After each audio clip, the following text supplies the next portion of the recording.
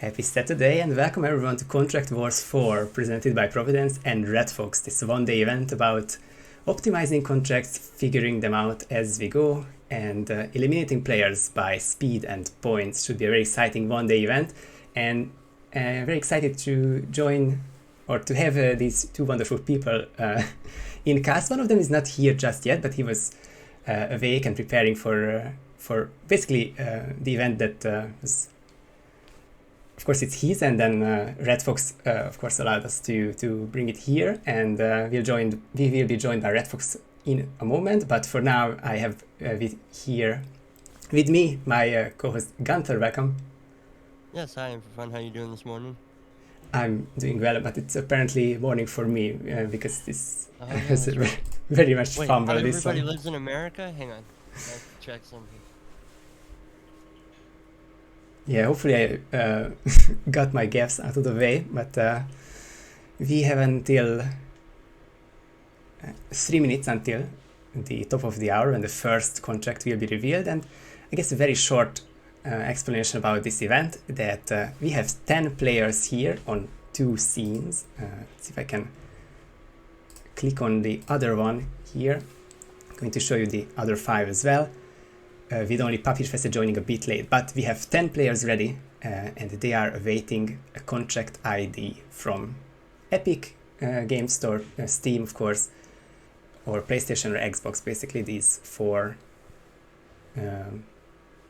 types are represented, and they have 45 minutes to get as good of a time as possible on their contract. They do not know what this contract is like. But yeah, that should be the fun of it, right, Gunther? Yeah, and do the players know what maps they're going to be on, or is it's completely they have no information whatsoever? The maps were not revealed either, Awesome. so now they know that it's in Paris, which was added in the match info channel about 10 or so minutes ago. But it's similar to the good old roulette strategy. Well, in the case when the RNG maps the old way, when you don't know until a few minutes prior, they also don't know until a few minutes prior, but they will see the ID in just under a minute, and then we will see how they perform it. Yeah, and I mean, 10 players going to be chopping at the same contract. They're not allowed to stream snipe or anything like that. They're not going to be able to see what anybody else is doing. It's all about individual optimization. And I mean, the only way to really prepare for this is to just have played dozens and dozens of contracts so that you might have seen these targets before. So it'll be interesting seeing how they go about it, seeing the knowledge that they have going into it, if they are able to remember, oh yeah, that's that guy who's by the garage in this one part of the map. Like that's gonna be a lot of fun. I see our messages just come through from random, and all at once, mouses and cursors scurry as the players start entering in their IDs and getting into these individual contracts. Yep, we could see the copy paste from the PC version. Of course, it takes a bit to type out, and I'm just going to change scenes to keep it on the first scene for the first 10 or so minutes, because we have 5 live players on this side, so it's a better chance to catch someone. Let's see, I guess the sound for starters is perfectly fine. He was the first to sign up, and he will be the first one with sound, I guess. So about the contracts really quickly is we made sure all 5 of them are any. You don't have to know any specific puzzles or kill conditions or any specific complications you need to fulfill. No timers, no mandatory or auto fails. Just try your best and get as good of a score, which will turn into get as good of a silent assassin time soon enough as possible. Right, and specifically with the Any, we wanted to make this competition way more about the routing, and I think that a lot of these contracts, having played several of them myself, they're really good, and they're a lot of fun to approach.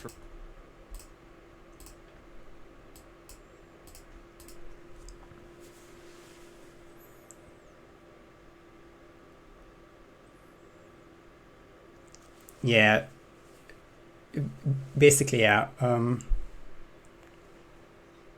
the different disciplines they excel at. I think we have one Redfox finalist in Papier, but basically all 4 of them were in some way interested. And then besides that, I think a lot of contract experience and competition experience will make this a really nice and fun real-time event for sure.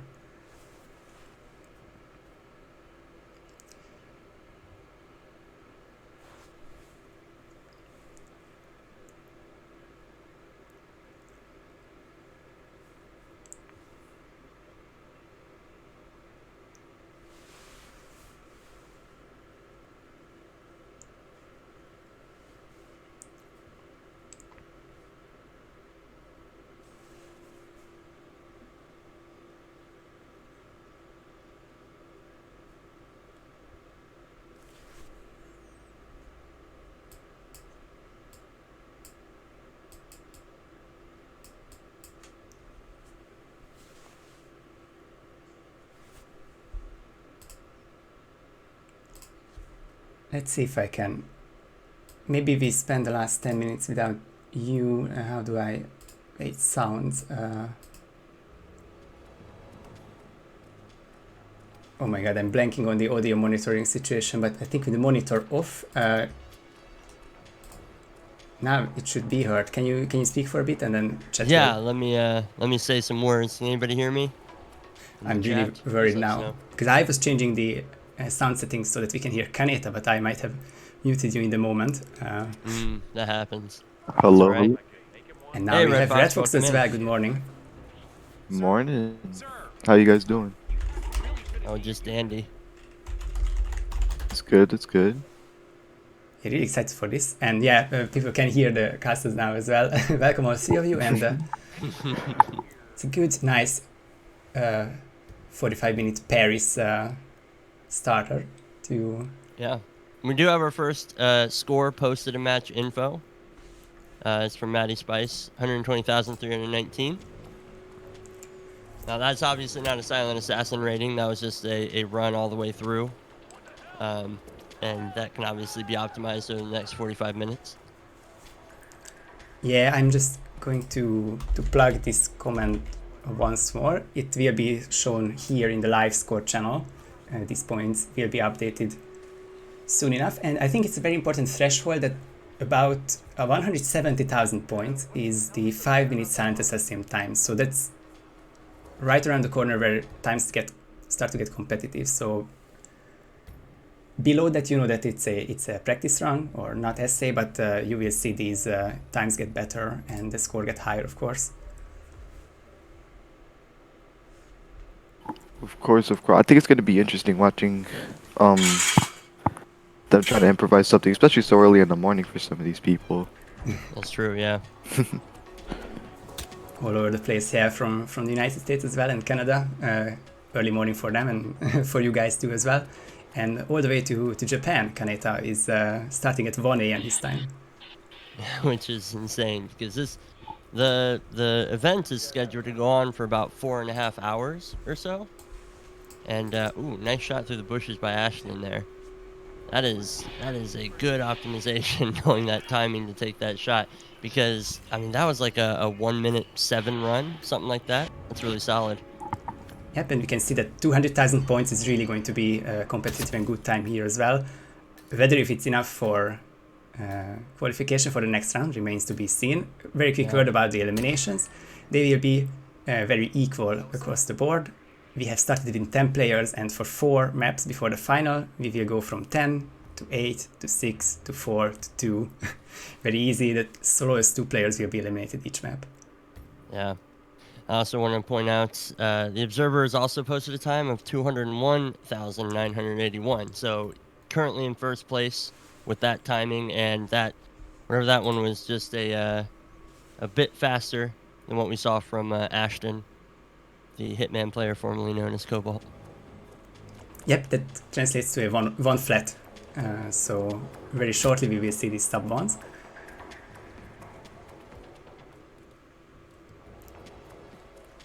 So of course as streamer, and this is a PSA for my co-casters, I can switch scenes anytime. Of course, if there is some great play, we might not see it in time, but just let me know if you want to see the other 5 players, and then we'll switch. From map 3, it won't be an issue because all 6 of them will fit on one screen.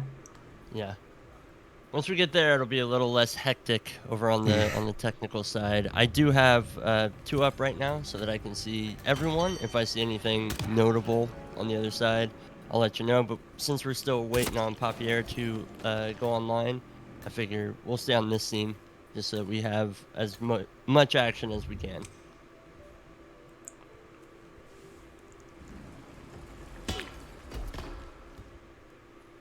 Observer's time is being updated to a 52-second run, so Oh my getting goodness into sub-1 territory. So this first contract was made by me, and all of us made at least 1 contract. Which one of us did 2? I think Gunther did. You did? Yes, I picked up Pidgey's because Pidgey got busy with something else. Mm-hmm. So I have just a small extra knowledge of expectation of... I knew this was going to be the first map, and we were thinking of these 3, 4 to 5 targets decently close, or of course less targets further away, or more targets a bit easier. And so I was looking for 3 targets which aren't obviously easy but not too far away, and was expecting this to go under 1 minute, but I'm curious to see how much further we go until this 52-second mark by Observer. Yeah, I know. I mean, that's got to be a tough score to beat just because, you know, at a certain point you're getting to where you can't really get to an exit any faster, you know? Like it's just going to be the walking time that it takes to get from one end to the other. I really like Mika's poison kill there. Doing the bump into the seated tech crew. And the two quick poisons there are really, really fast by Mika. Yeah, I think it goes without saying that if there are guard targets, the taser would be the fastest way, I guess, the easiest at least. And then there is, of course, the pistols and the accidents. But there are 2 basement targets who are civilians, so poison seems a natural plan B for them. And I want to also point out that, oh wow, David Red Sox just posted a score of 204,604. So that's that should be our new number 1. But I wanted to point out that it doesn't matter necessarily if the players finish number 1, number 2. What matters is I think it's 2 players are eliminated every round. Correct me if I'm wrong. Yeah, just the slowest 2. Yep. Mm-hmm. So as long as you finish top 8, you're good. Yeah. So that's the goal for this first round. Is everybody wants to make that top 8 spot.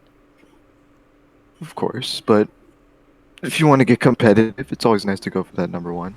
Oh yeah, for sure, for sure. Okay, Canada posting a score of 202,827. So yeah, we're optimizing those sub 1 runs. David Red Sox with a 40-second finish is right now the most impressive, with the second place finish being 12 entire seconds after that. And since I heard that Papier is live now, and we have David, current first place finisher as well, was this... I guess I just wanted to check the other scene as well for a bit. And yeah, absolutely. We figure out a sound source for that from Agent Snail. Ooh, Papier posting a 51-second run.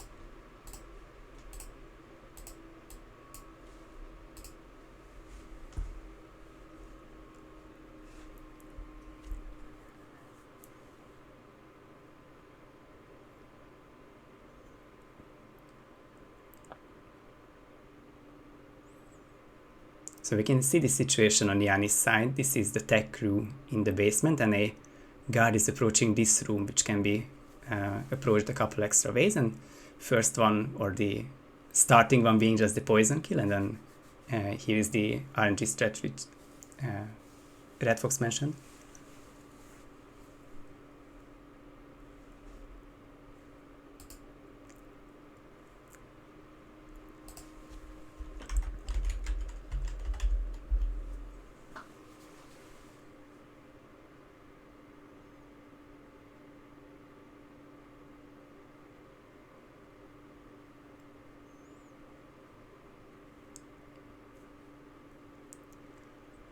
8 players with scores already, 7 silent assassins, David Redfox leading with 40 seconds.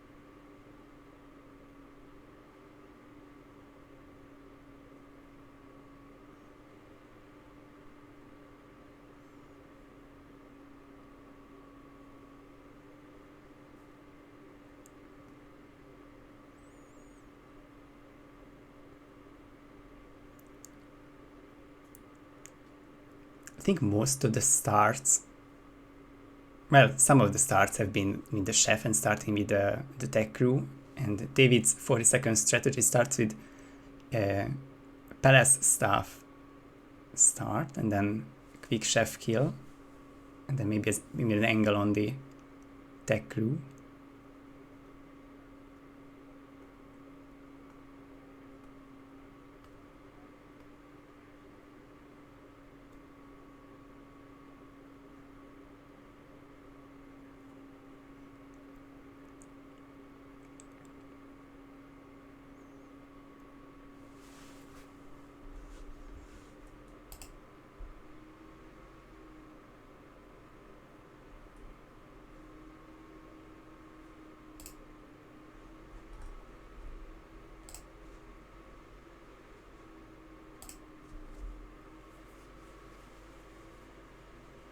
Don't hear co-casters now. Oh my god. Keep scaring me now.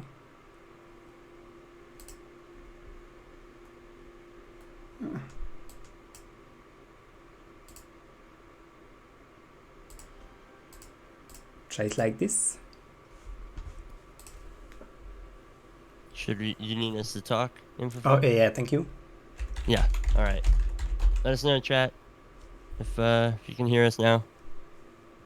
Oh, that's not a great start. First 15 minutes of Paris. That's alright. That's alright. Nobody here should judge.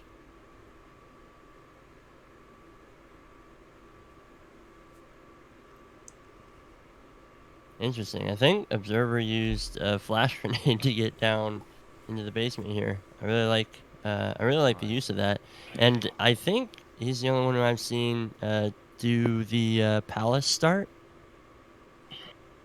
Observer The garden start.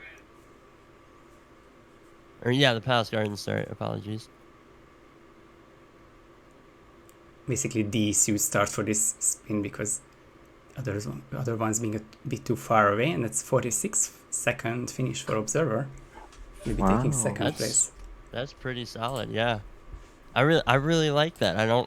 It's interesting because you see all the targets in the basement, and a lot of these players are starting in the basement because obviously you get 2 targets down there, go to where it's most concentrated. But I really like that approach, you know. You see Popular Priest is doing the same thing as well. Ooh.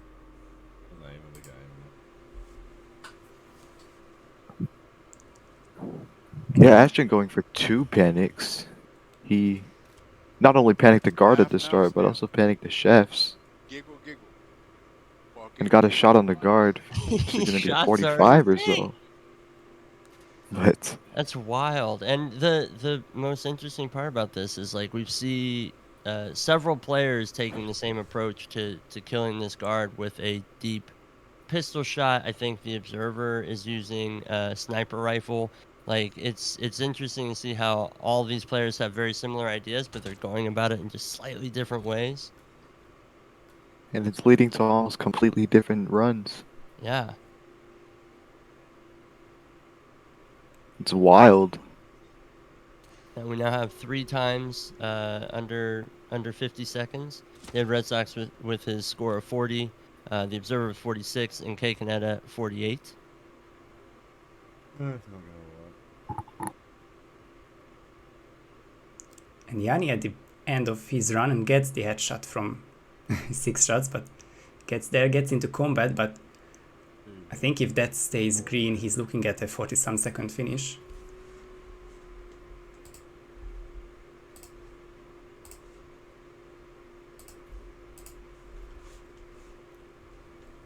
And we have, so the only 2 players, I know that they have finished a run, but they've yet to post their scores because they didn't quite get him Silent Assassin.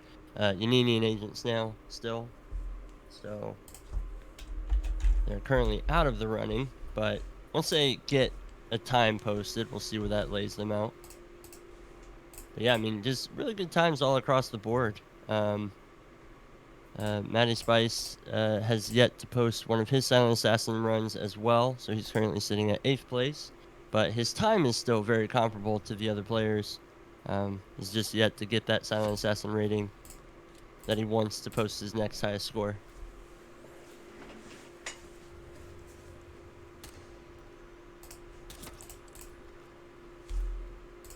Did we have a observer update, or was just a general comment? Yeah, that sub 40 getting close, and with a original start.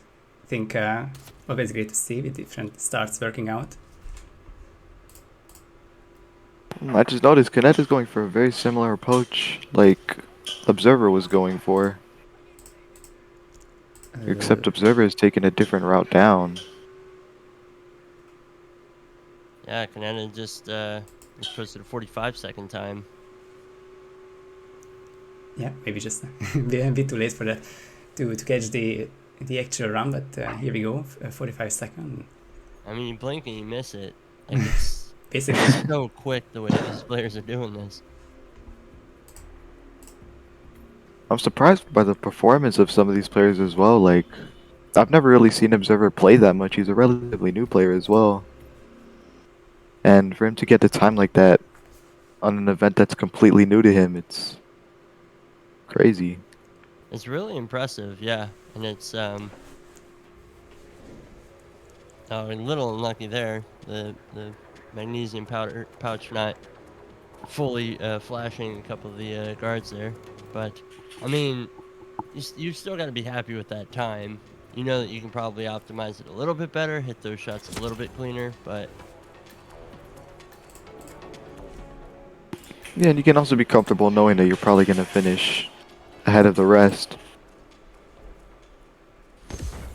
Snail comes pretty close to getting himself out of here with Silent Assassin, but unfortunately, body gets found in the basement, so that will be red guns for him. And at this point, it's still worth adding that score, because 4-star SA would currently give him 8th place. Matty doesn't have an SA yet. He was the first scorer, but has been optimizing since and doesn't have an SA just yet. Yeah, hasn't posted an SA score. And, I mean, Kaneda just posted another updated score, 204,212. So And Yanini with a crazy strat here, like panicking the entire bottom floor of the palace and getting a clean snipe on the bodyguard for a 45-second time. That's just so solid, and he's approaching it different than the other 45-second-ish times we've seen so far, which is really cool to see. Of course.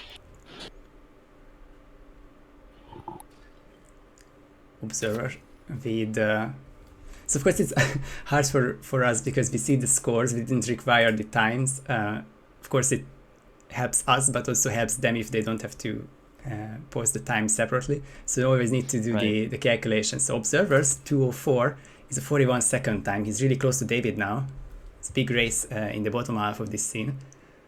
40 seconds versus 41, and Yanni 45 now, getting to 4th place. Was 3rd for a second, but Kaneta also improved. And yeah, I think this part, the midway point of this 45-minute timer is when the strategies finally come to fruition, and you can get those consistent-ish SA times, which are also not that bad. Observer having some difficulty with the exit buffer, but gets another 41-second time. Started trying the buffer at about 39 seconds. Didn't quite get lucky enough with that.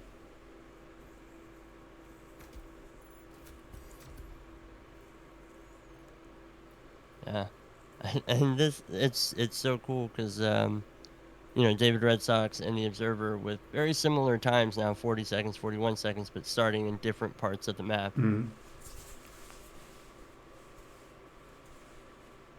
Of course, you maximize the chances of this happening when you purposely put the targets close to exits and starts. Yes.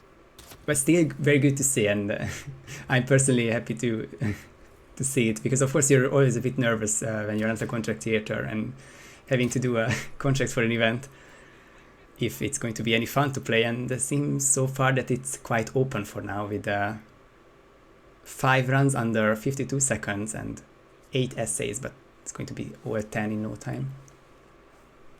Nini posting a 45-second time, I believe. It's went under 45 now, 44, but yeah, still 44, fourth place. yeah. But I think it's a good warm-up practice if you are in a good enough spot, because it seems unlikely that all 10 people would get sub 50. So I think we can be fairly confident that David, the Observer, Kaneta, Yanni would be through, and you could make a case for Papyr's 51-second time. And I think at that point, it's just, you can just warm into it and get the mechanics down, and those will carry on for other maps if you have the good aim and the good mechanics. Yeah, and speaking of, like, if you get to a point where, you know, because like I've seen a couple times now, the Observer and David Redfox have just kind of, even when things go wrong, they still kind of run through it to see what the timing would be. And they're getting to the exit about the same amount of time every time. At what point do you put up your controller and you go, you know what, now I'm comfortable with this time, I know I'm going to move on to the next round, I'm going to prepare myself for the next map?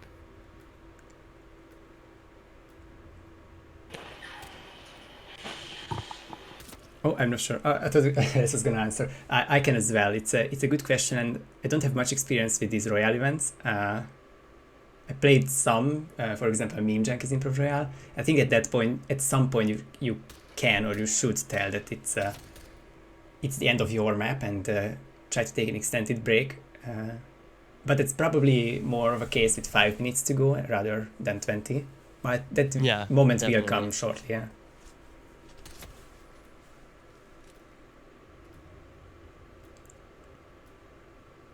Yeah, but I love the idea of using it as kind of your warm-up, you know, making sure that you can get those snap aims, making sure that you can get any panics, any distraction shots you want, make sure that, you know, you're feeling your DPS on your mouse. You know exactly what you need to do to manipulate the game for you. Absolutely. A good point by PG. It's a different strat for David, and a bit different than before. 30 seconds in and already going towards the exit. Just needs to turn this, or well, shoot the chef, and turns red in the end. But that's 40-second possibility for him as well. Or actually, he already had a 40-second timer, but can shave another second off for sure. Yeah. Like I mentioned earlier, I know that we saw Observer was at the exit at the 39-second mark and just needed the kills to catch up.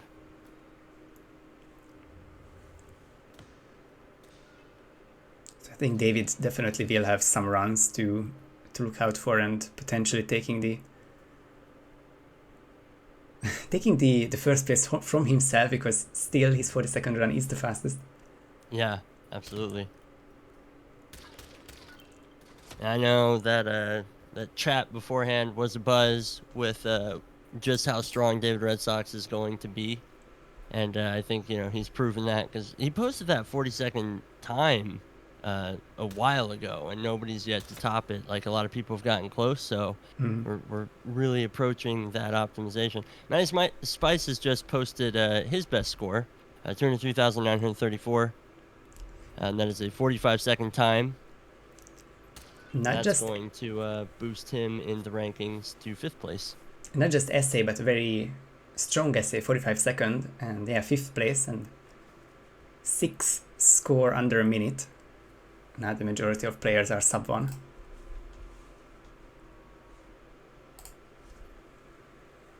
And a bit of a slower strategy, but I really enjoyed Snail tossing the propane flask and shooting it mid-roll in order to get that kill on the final guard.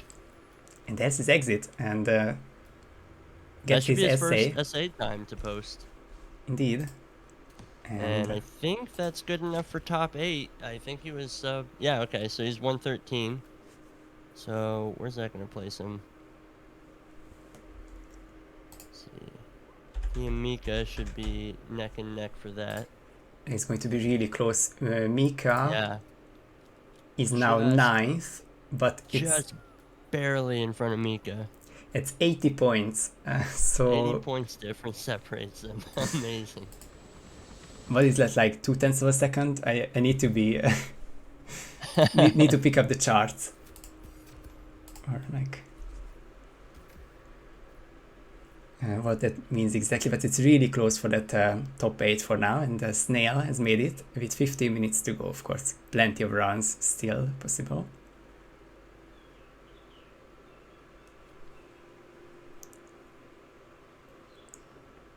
And I think while... So did David get this? So, okay, PG confused me because David is going for the 37-second strategy, and I'm afraid to look away from this now because I think this would be the highlight of the first map if it happens. David with this Palace Garden.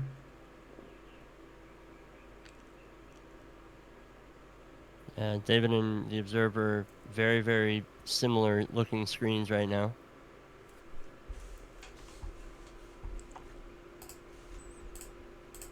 And there we go, when we started to mention when will players start to break. Apparently it's 15 minutes to go for Yanni because he just wants to make dinner, and he should be very comfortable with his first map time. So Yeah, definitely. Well, and he just posted his that 41 seconds. Like you can feel pretty good about that. If you don't make top 8 with 41 seconds, then you know it's just not meant to be. And you could see the evolution of the garden, the palace garden start with the sniper first, and now David can make it pistol only. Of course, just need to hit those shots, and this doesn't hit, of course it won't be a finish, but David can route this a bit more. 32 seconds when he gets to that chef, 2 shots, possibility to get that last green gun kill, and that's definitely a 37 if he can get all 3 done, all 3 kills. Wow, that's staggering.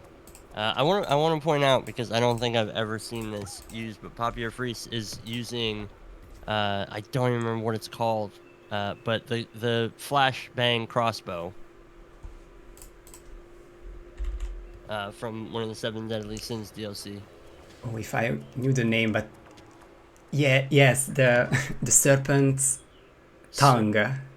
Is that what it is? Because or is the that the explosive? serpent's bite, I think, because it's bite. Okay, I think you're right. Anyway, point is, like, yeah, it's awesome use of it at the end because he doesn't have to worry about the pistol distraction to turn one of the chefs away. He can just go straight for the kill. Yeah, it's about the item usage as well, and surprisingly many flash usages. I think it was Papier as well, but I wouldn't say Kaneta started with the magnesium pouch, so that's another flash item to use here, and yeah. Snail is having so I'd like to point out, because Snail has also started doing his Palace Garden start, getting that snipe shot early on the wandering bodyguard. He is on a controller, so it's a lot more difficult. Is there anybody else in the tournament who's playing on a console right now? Very good question. Looking through the names, they are all PC players in my tournament knowledge, except I don't know Conrad much just yet, and he might be a console bracket rookie from this ongoing Roulette Rivals 8. But if he has mouse and keyboard on the other scene, then that would make Snail the only controller player. Yes, Conrad is PlayStation according to the signups. So yeah, so Conrad and Snail, both on controller. There's small competition there for the best controller position. And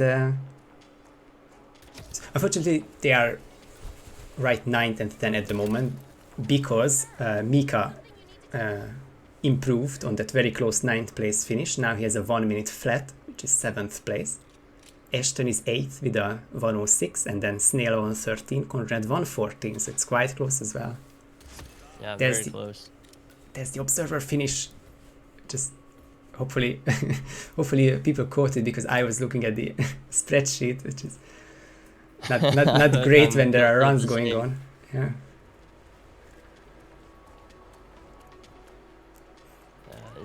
Let's see here. According to the sheet, it's been updated to the observer has a 38-second run time, which now puts the observer in first place. And we've seen 37 is possible.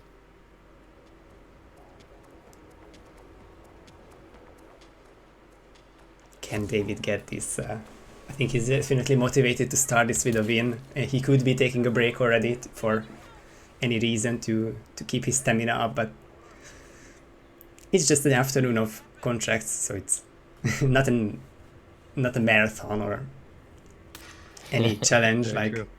You have to survive. And David Redfox green gun combat, but that's just the server's not catching up. Yeah, so this is the thing where players can be too fast. So he does that pistol shot to get the security guard stood up so that he can take the shot at the tech crew without being noticed, but his animation standing up was just a bit too slow, and because of that, David Redfox, being cracked as he is, aims way too quickly, takes a shot, and then he's going to get himself into combat. It's unfortunate when you are being too cracked. Exactly.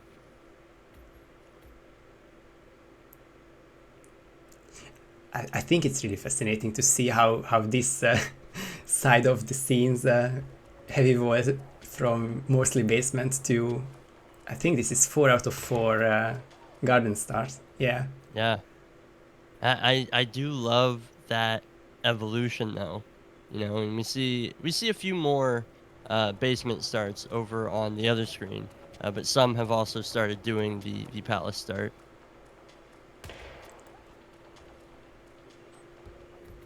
Oh, David gets him down the ground but not kill him.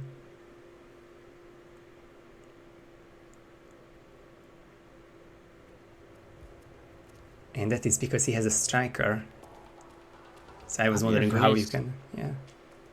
I'm sorry. Papier Freeze is going for I think he's tossing an explosive to get that guard. He tosses the explosive early, gets downstairs, goes through the rest of what he's doing, and then triggers the explosive like a couple seconds before his exit. Mm-hmm. That would be my guess as well, because otherwise he's sort of in a secluded area. Just of course a hassle to get there. If you finish with the helicopter, then you have to be very specific with your routing. Of course, you've seen some runs with in around 40 seconds with the helicopter exit, just a bit different. I think it's not much harder or easier, as Redfox gets the 3 green gun kills and exits 39. Oh wow. And how about that body shot to make the first chef fall to the ground so that he can't see the other shot do the kill? That's brilliant, like usage of these items. Very strong. Who thinks like that? And I saw before he even went into this, he unequipped everything else in his inventory except for his gold baller. Like he didn't want anything else to be accidentally selected, but he also didn't need anything else. He's just like, no, I can do this whole contract with a pistol. Yeah. Question about the contract design. For this competition, we are forcing any style, so targets with any method in any disguise and no complications, just strictly on the routing. And you could always diverge from the route to make some complicated contracts, but not for today, not for this event.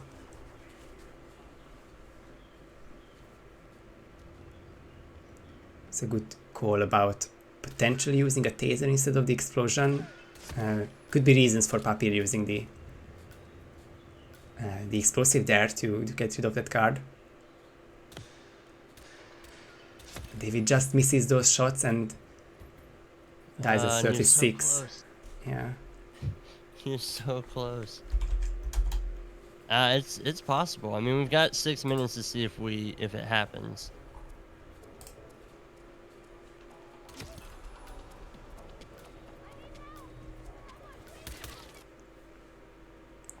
Yeah, we have Server more. Gets out at 38 again, but that might be a faster 38. So it's 8-9-1. Yeah, And 9-14 is his best one, so... Oh, wow. Oh, man.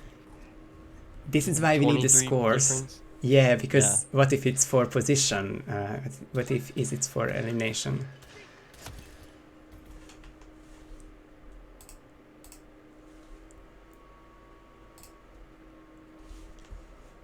Yeah, I'm pointing out in the chats. I think he's using the duck because it's not suspicious. I think it's a very fair reason. It's just there will be so many things that goes by me because barely the basic contract knowledge. But indeed, the item. Yeah, I think that's the reason. Just thanks for going through this one as well. Now places it in the briefcase. Also curious if that flies better or.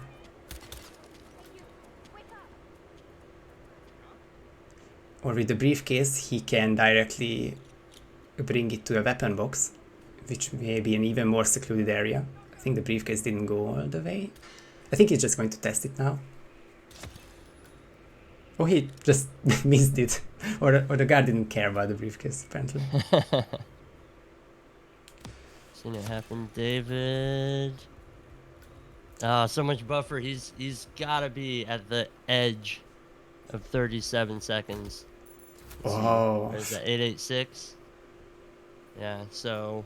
Still 38, but it was 37 until the very last breath.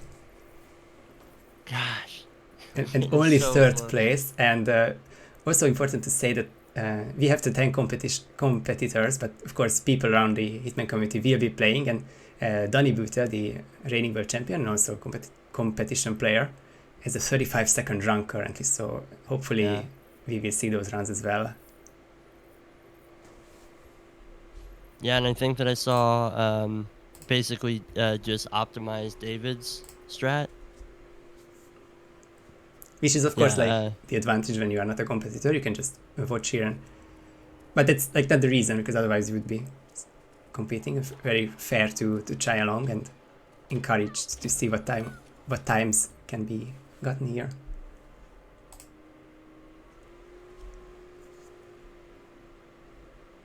Final 5 minutes. Yeah, and we have Cake and Edit in the chat. Has gone back to the menu screen and is just waiting for the next map. And that is allowed. Players are allowed to stop by the Shoutcast. They're not allowed to stream snipe or see anything going on in the first place, but they are allowed to stop by after they're done, as long as they're not attempting any further runs. Yeah, and they are very welcome to join and tell us their experience so far and their map. And of course, for the first 2 maps, we only really catch half the action. We try to go back and forth between the 2 scenes, but for this last part, it was just really fascinating to see the fight for first place, which is going Observer's way, but by less than a second.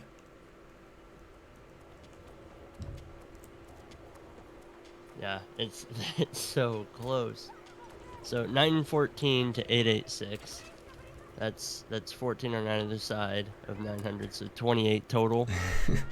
Point separates those two, and in 28 points, when you're talking about a score of 200,000 plus, is nothing. Absolutely not. I was just mesmerized by David attempting the hyper boost, I believe it's called, with the violin and the breaching charge. It might have been just a reason to get over that ledge, but it almost turned into a skyrocket to the outer space of Paris. Yeah, I think that's all you want. Yeah, that's a quick hop. Oh, wow. And another couple of seconds spared. And combine that with the first kill being with green guns. Yeah, and he doesn't have to worry about the security guard standing back up from a seated position because he's already stood. And I wouldn't be surprised if Donny's 35-second strat is something similar, because that was a shot at 32 for the last kill. Always the 3 seconds you have to wait out for the exit, but there's the potential. He did miss his first shot on the actual target. It's another 100 points you can gain there. But 90 seconds to go. Yeah, actually true. The Observer has just posted another run, 204.968. So just very slightly increasing his lead.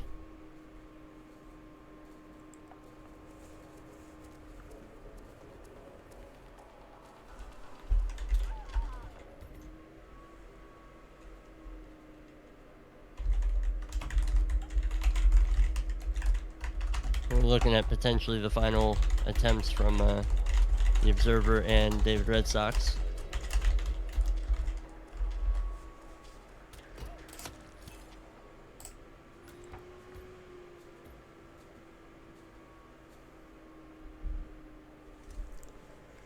Yeah, just looking over the scores in the last minute, just keeping it on the match info channel. If we see some other runs, we'll be hopping over scenes for this last part. On the bubble are Agent Snail and Conrad, and Conrad has also finished, and Agent Snail will likely not have a run by this last 15 seconds, so they will be the first ones eliminated. But one with 13 and one 14 in 45 minutes. I think it's very impressive and just shows how high the competition is here. Yeah.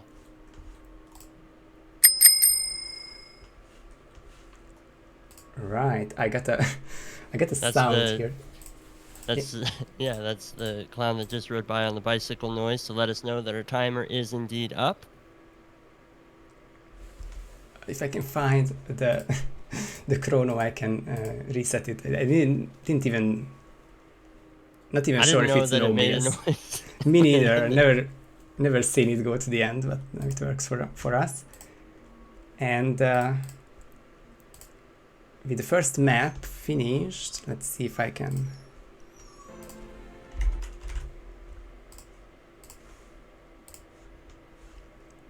Wonder what's the best way about this. I think I'll show the results for the first map.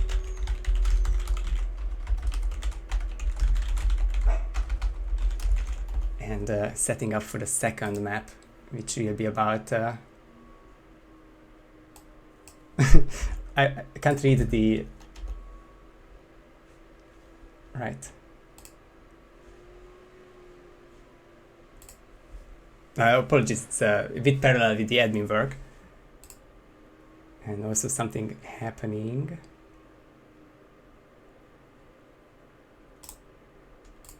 So we are looking at a start at 50, and that will be in Berlin.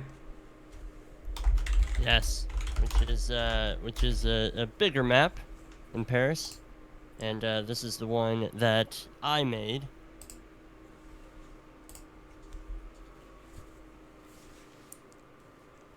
Excited for it as well. So we will be saying goodbye to Agent Snail and Conrad for this next map, but still well played. You know that you're in it when a time of just over a minute for 3 targets is not enough to get you in the top 8. Very strong competition. I think we've seen these 40-odd second runs. Will be absolutely crazy to see how they will perform in these subsequent maps. And what I'm doing in the background, unless I'm messing it up horribly, is that adjusting the scenes, that from the 5 players per scene we go to 4. And that has to be done with some transformation, so I won't be talking much for the next couple of minutes. Let me know how you guys, both of you, feel in this first map. Redfox and I will break it down. So, yeah, I mean, I think that the better times that we see here are from the people who did kind of migrate to that Palace Garden start. And I think that it really says something that we can see over the course of time. These players all kind of got there, but you know, your top placements are the ones who got there faster. They had more chances to kind of iterate and run on it. We saw at the end there, David Red Sox was trying with that boost as well to make it even faster, get the potential 35-second time.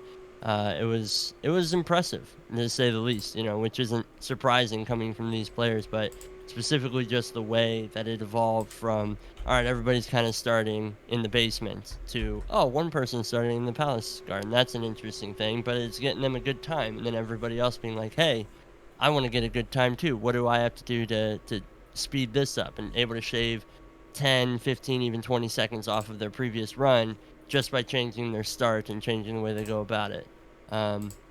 I really liked the long shot kill that folks went for on the bodyguard as well, because that, you know, especially using a pistol, you got to do a pistol snipe from afar, but everybody kind of moved to that. Everybody was like, you know what, no, this is the way that it's probably going to be best if I do it. Yeah, just really cool play from all the players.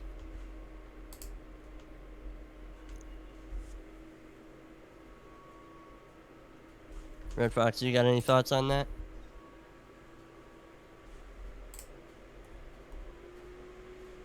Hopefully not Redfox muted. says no. Oh, yeah. There it is. Nope. I was just hopefully that he's not muted so far, but yeah, he's he's not muted in Discord. So Redfox, if you're with us, please say something.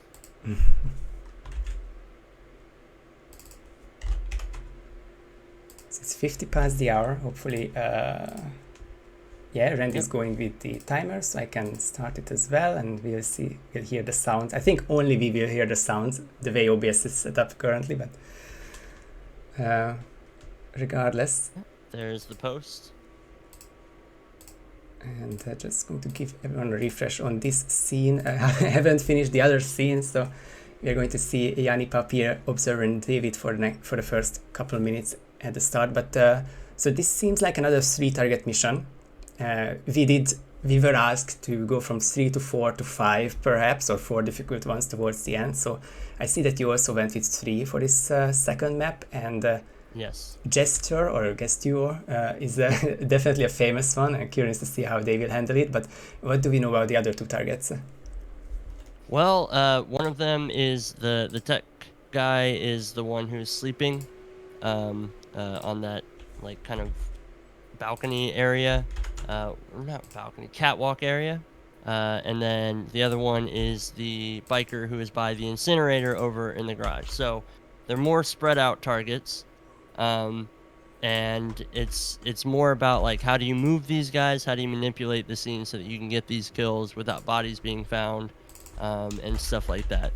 So it's also, it's interesting because I ran through it a few times when I was trying to figure out what exactly I wanted to do, like when I wanted to get these kills done and taken care of. And multiple starts are viable for this, and I'm really interested to see how these players go about it and see if there is kind of a definitive route that can emerge from taking care of this. So Mika has done what was my first instinct, which was, okay, start in the biker garage, take care of the biker. But it does put you kind of out of the way for the other targets. but also with the motorcycle exit being at the end here, this would make a very viable final kill. So it's interesting across the whole board. At least this is the type of contract that I would see that I would want to play, and so that's what I tried to make for the competition. I think if you like it as a experienced Hitman player, it cannot be too bad for competition. So very excited to see this one, and actually it seems like a natural progression from Paris, also with targets close to starts and exits, and just takes a bit longer. You have a bit less tries, bit fewer tries to optimize it, making it a bit more difficult. So I think it's all working out so far, and I'm curious to see how these 8 remaining players will figure this one out. Yeah, absolutely. I think it's gonna be good. Like obviously, like I'm not super super speedy when it comes to this stuff, but I do think that any good speedrunner is gonna be able to take these and make them as fast as they possibly can. So something that I would consider a good time on this might not necessarily be what we see at the end, because they're gonna blow that figure right out of the water. I'm loving the dichotomy here, because we see several of the bartender starts obviously for the jester kill, and that's one of the reasons why that target was picked, because everybody knows who he is. There's nobody who's played Berlin who doesn't know about the naked dancing man. For sure. But it's interesting, because that's kind of what you go for. Like, oh, I know who this is. This is the target I'll prioritize first. This is how I'm going to get myself comfortable with the map. I think this channel's pretty cool. Well, excuse me. Yeah, and so I was in a bit easier situation in the first map, because I knew what I was... Like, I knew which starts they will go for, perhaps. Anticipated all 3, which we see in the 2 basement starts and the Palace Garden, but now I need to think about that. It would be of course, for Jester, the bartender start, the biker, of course, in the biker area, and would be basement, right? I forgot already, but DJ would be the third solution if it's a basement technician.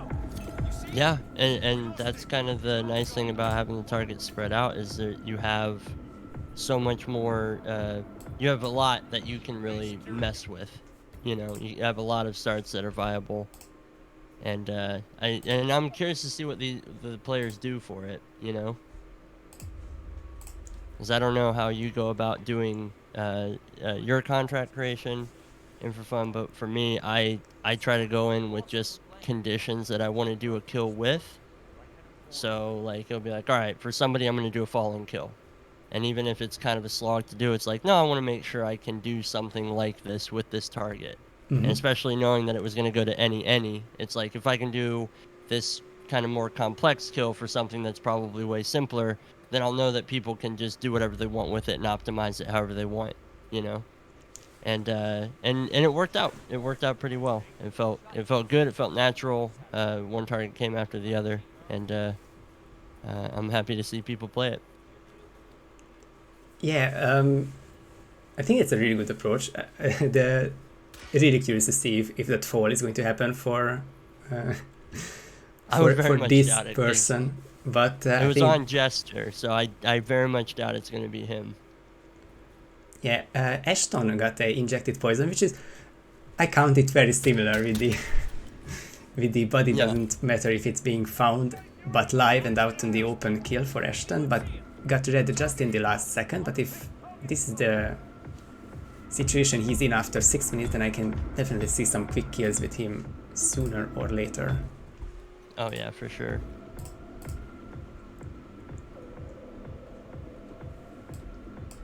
And the hard part about Jester is obviously going to be, how do you move him? How do you get him somewhere where you can make him vulnerable to get the kill that you need, but he can be found, but it's not that much of a burden. And we've seen some Seekers getting him to move somewhere, but he does just go puke over that balcony, which isn't ideal. Yeah, it will be difficult, and I'm really liking that Ashton can just potentially turn these 2 around. Actually, turns everyone around, including Gesture, and for that reason there is the window for injected kill, just not window is not wide open yet, but we'll be there soon enough. So on this scene we have the Kanata, Ashton, Mika and Matty Spice on our side. It's 2 bartenders and 2 bikers, so definitely not obvious at the start, and I'm sure it's good to see as well.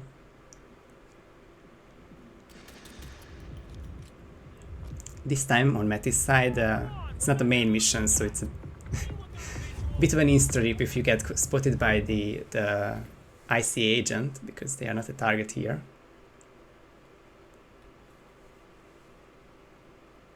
And Maddie's running into, going for that biker first is obviously a good way to get a kill down early, but the timing with the agent that walks through here is such that it's not going to be that quick, because you're going to have to either wait for him to pass, or you're going to have to distract him somehow, or you're going to have to take out the target before he even turns the corner.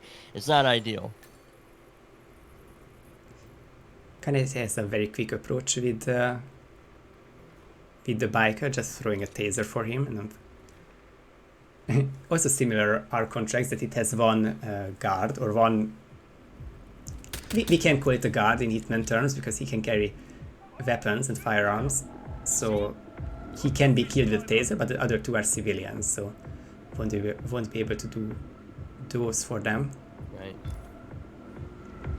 Kill already at 40 seconds, but this won't be sub 40 seconds, I would say. I would be very surprised, but you know, never know with these players. Just a bit further away the target.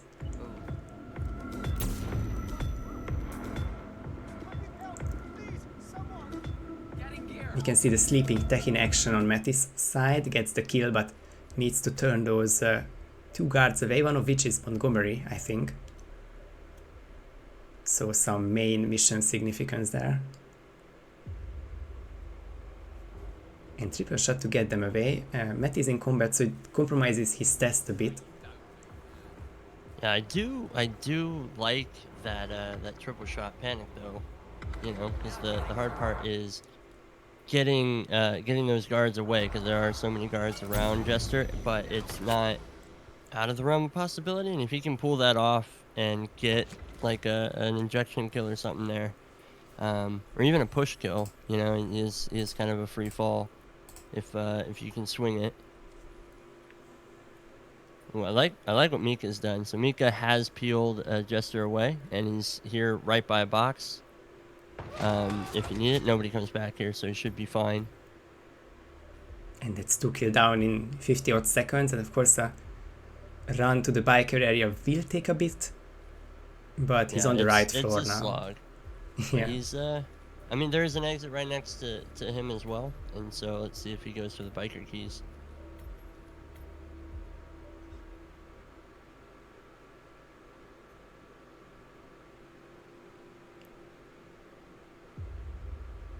Still SA, and just as I said it, Mika turned yellow. Caught on the cameras. Caught by the cameras. Yeah. It's a negligible camera. You don't think about it until it's too late. Very good call. Very good call.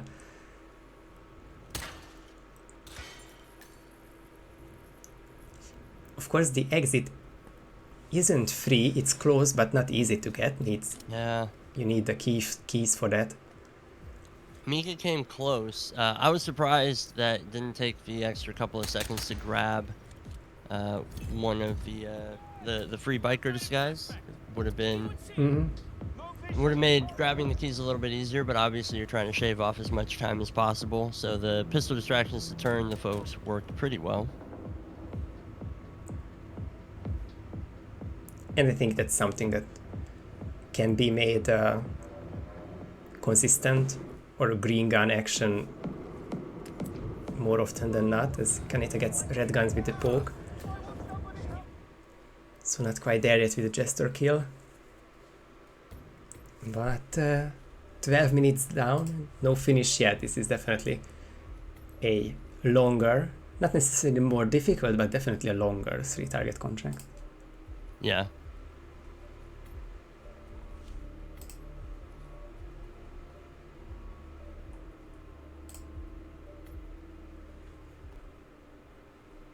Observer is going to not finish. This is on the other screen, but did manage to get 2 kills. Stayed green guns for the most part, but wound up having a body found on his way out. His timing would have been about 135-ish or so. So really solid routing from him.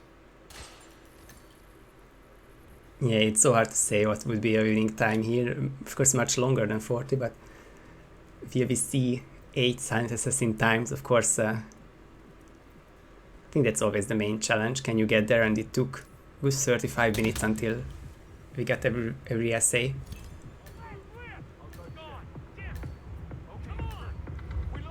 So, yeah, I guess we can look at the other 4 for the time being. Yanni, Papier, Observer, and Red Sox.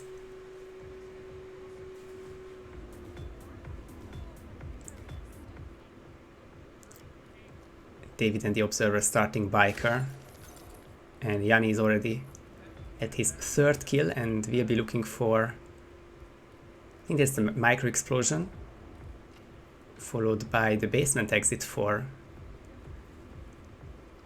I would say it's a... Yeah, I mean, around 1 minute 40 time, but yellow guns, so won't be 5-star. But he keeps those yellow guns, so just needs to make sure that it doesn't get caught on the same camera, which we didn't see, of course, at the start of his run. But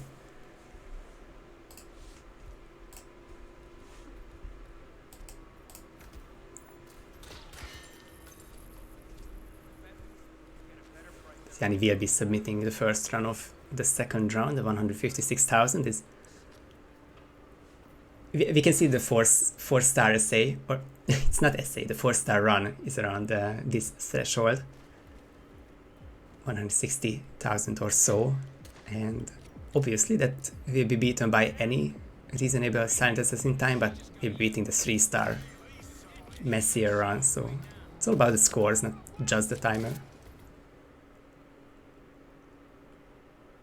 And Papier Fries was really, really close to an exit as well. Unfortunately had some bad luck with the body getting found on his way to the final target kill, which was that biker. Some combination of darts and pistol shots for Papier. The tech doesn't die to the first shot. That was a miss, but the second one was a hit. Still a Napoleon to do for the biker target. And now the area is cleared out, so he has the right disguise to get to the biker compound, which is the fastest way. I think this is the one that people have been saying always, that this is the nice shortcut, but now he has the disguise to actually get through here. Yeah, definitely. And yeah, really, really solid, and just it's a nice... Oh, but clipped by the cameras as it goes Same, through. well, not the same camera, So but also by the close. cameras, yeah.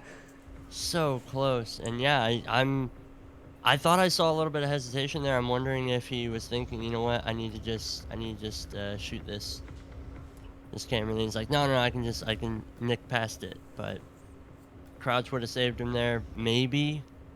I mean, if he gets out, like, what was that, like 120 something? Like that's 134, I solid. think. So it would be beating Yanni's in-game time. I think it was a higher 130. It's of course also the race for the first essay, but the best essay is what wins the map. And yeah, reminder that the Observer took the first map with a 37-second time. I think was a bit too hectic with the scene changes and trying to make it ready for the second map, but the Observer won the first map and David got second with 38 seconds, and then Matty Spice, Kekaneta, Yanni got third, just order is a bit messed up here, but Yanni third, Matty fourth, Kaneta fifth, Ashton sixth, Papir Feste seventh, Mika eighth, and then Agent Snail ninth, Conrad 10th. We'll take some extra time to show the results after the second map, sorry. No, it's fine. We yeah, we're not seeing nearly as many finishes as quickly this time around, which is to be expected. But hopefully we'll be seeing some more rolling soon. because we have 28 minutes on this timer. Obviously, a do not finish is going to place you at the bottom of the barrel as well. And you know these players don't want to go out like that. That would be quite a situation if no one had finished this one. I think Yeah. this channel's pretty cool. Not my problem.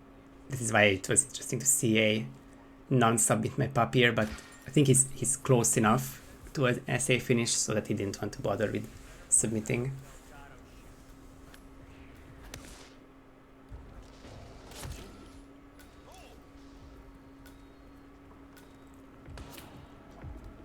I'm not sure if we mentioned the Napoleon usage from Papier.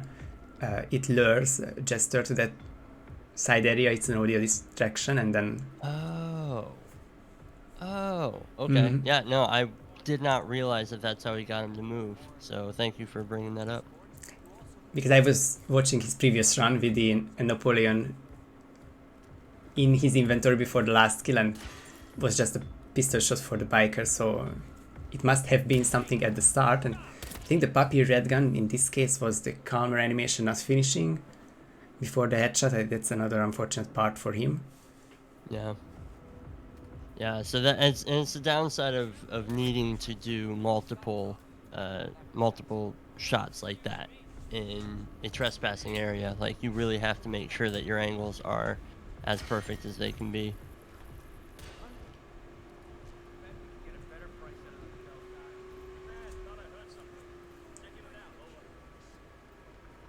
Yeah, I love the use of the coin by Papier as well. Setting down the coin so that Jester has something to go to.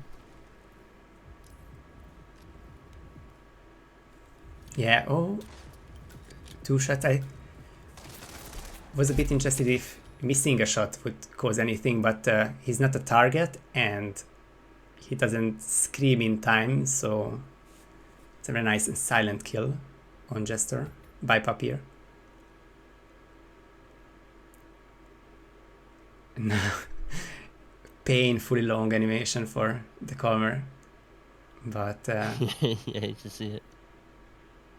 that will do it, and the biker disguise acquired. Yeah, this should be good. If I mean, he was close before. If he hadn't got clipped by that camera, let's see what he does to change this.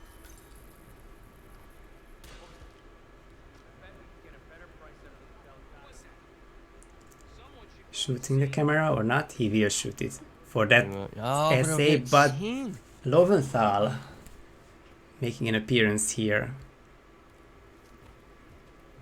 Oh man. And I'm wondering if that pistol shot was like, if the hope of that pistol shot in the TV loadout room was specifically to get him turned. There was another biker there, but Yeah. I wonder if, yeah, maybe both should be turned around. Good question. I don't know, because at first I was like, oh, he's shooting the camera. Is he going to go around this way instead? And yeah, that's gutting.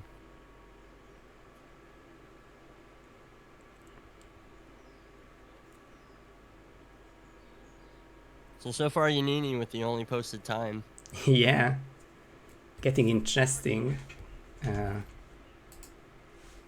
you see how many finishes. Yeah. Well, I can certainly say when I made this contract, I didn't expect only one finish so far. Yeah, but so far, getting to the halfway mark, There's still plenty of time. It's Yeah. a lot to figure out. It's 3 individual targets in completely different areas with no cycles. So you have to move or take care of those around every single target.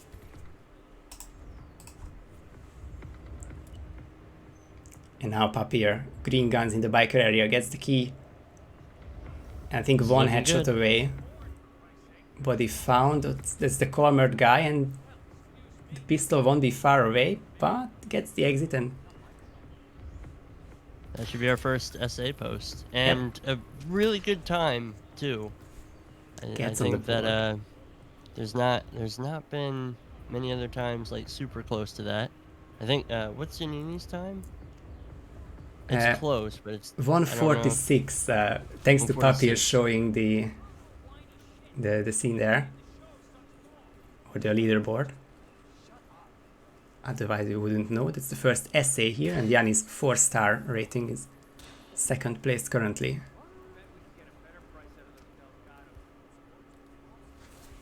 Yeah, so definitely not bad at this point. Not that the players necessarily know who else has posted a score unless they're paying attention to the match info chat.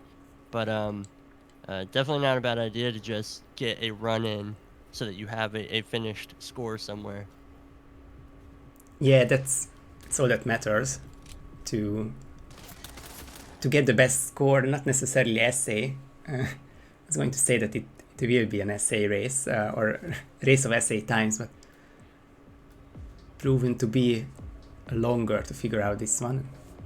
We've went through the halfway mark now, 21 minutes to go.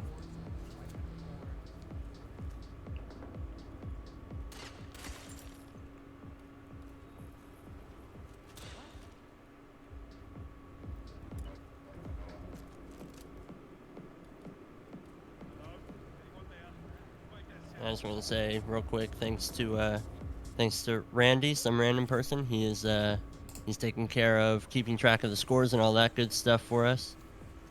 Yeah, behind the scenes as well, helping the players as well, and of course the scores for sure, and Posting making sure the everything IDs and is all that stuff. yeah. He's a marathon man.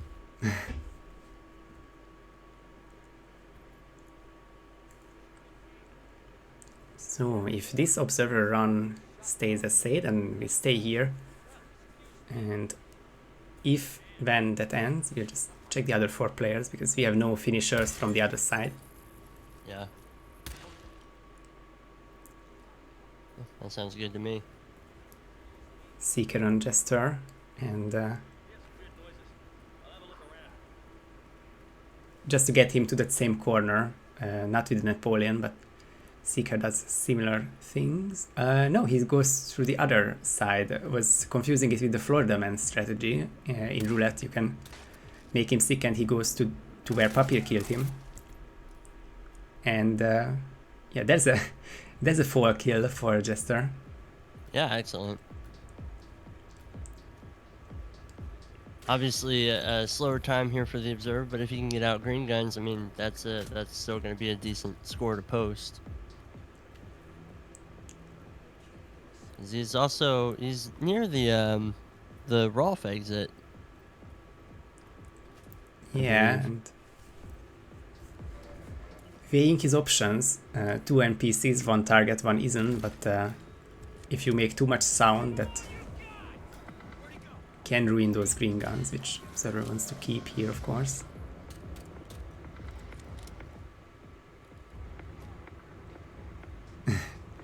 Just wait it out until the potential frontal shot,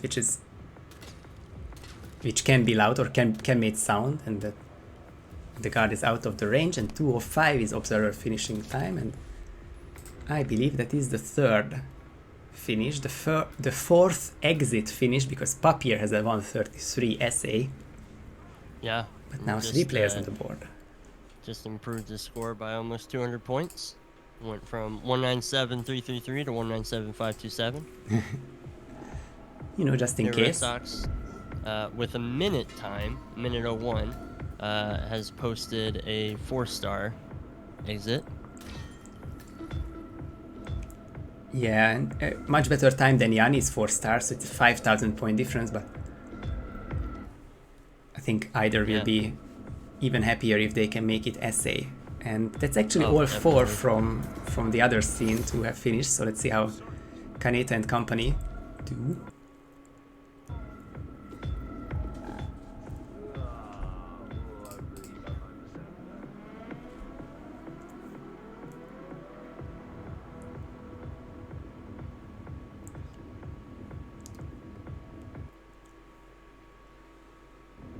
Mika with the propane kill on the biker is his first one after 15 seconds. Can also pick up his hidden stash, which is emetic device for Jester, most likely. Almost got caught by the enforcer there, who was panicking. It might have been a combat even, but stays green for the time being. Mika needs to dodge the biker. Still green, scary things, but Ran is still alive.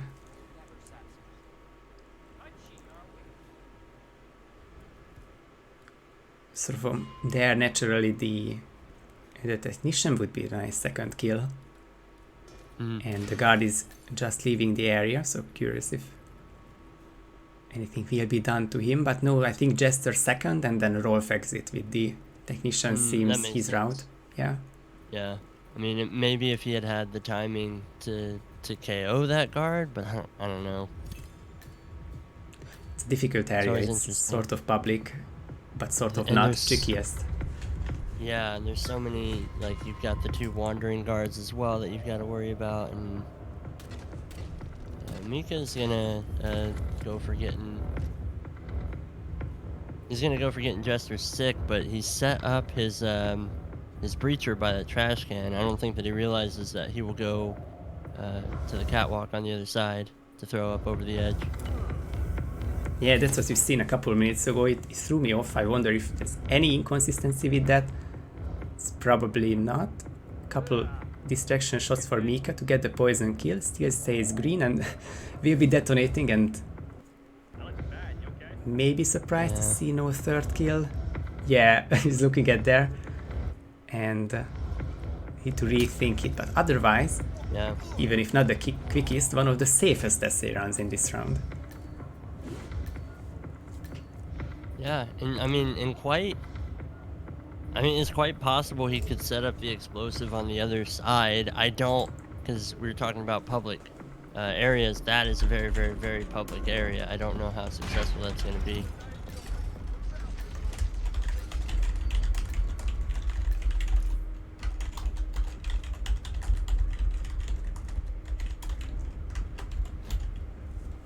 So with just 15 minutes to go, we'll see if we can make some reminders for them, if that's even needed. But Kaneta is out 155, so we are getting those essays, not just the finishes, which we were really hoping for, that no one gets eliminated without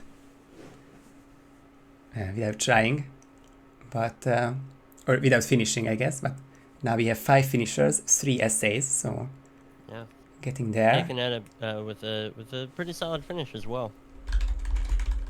So 155 SA. I mean, it's definitely competitive so far in this contract.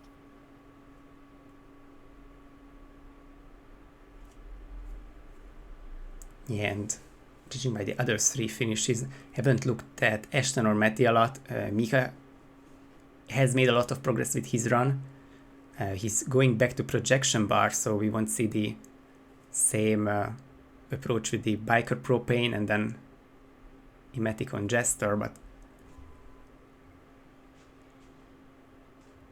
things are working out for him. And Ashton has a nice long ranger there, but misses the headshot and turns immediately red on that kill.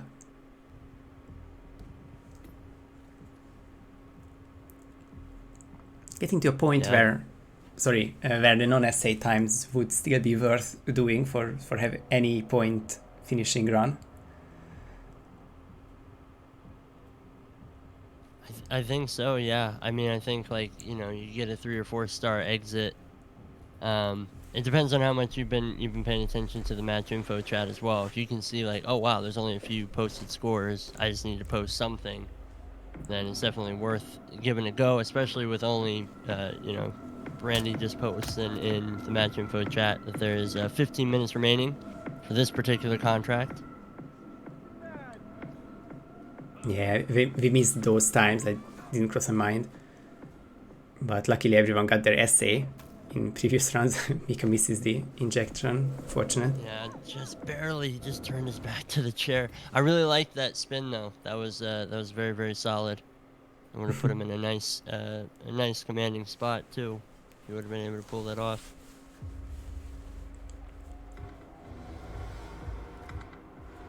reminder of the scores, which can be approached with the live command. Papir Presse leads by a 1 minute 30 second run, Keikan is a second 1:55, Observer third with 2:05 essay, and then we have 2 4-star runs, David and Janini in order. Currently 3 known finishers.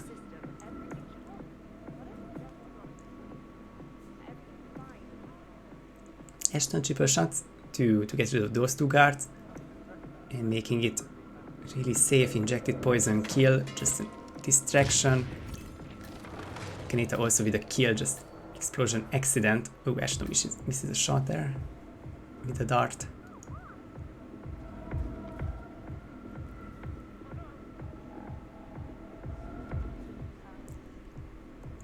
So Ashton took 3 bullets to kill Jester, and that panicked some guards around the area and turns into combat, but it's so close to entering the area with green guns. Could be really promising.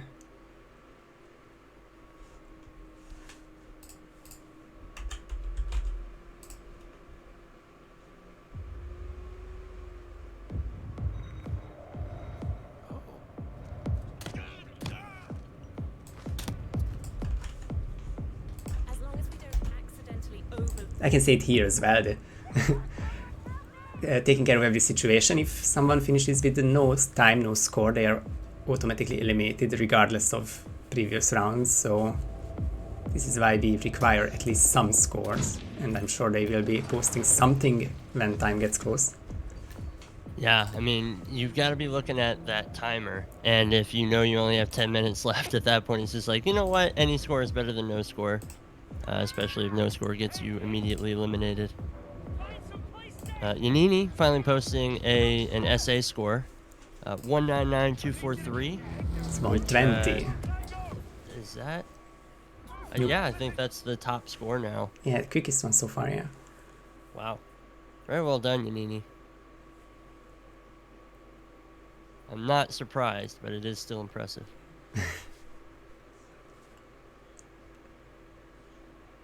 4 essays, 1 a non-essay by David, and 3 non-finishers from this side. Once again, Ashton, Matty, and Mika.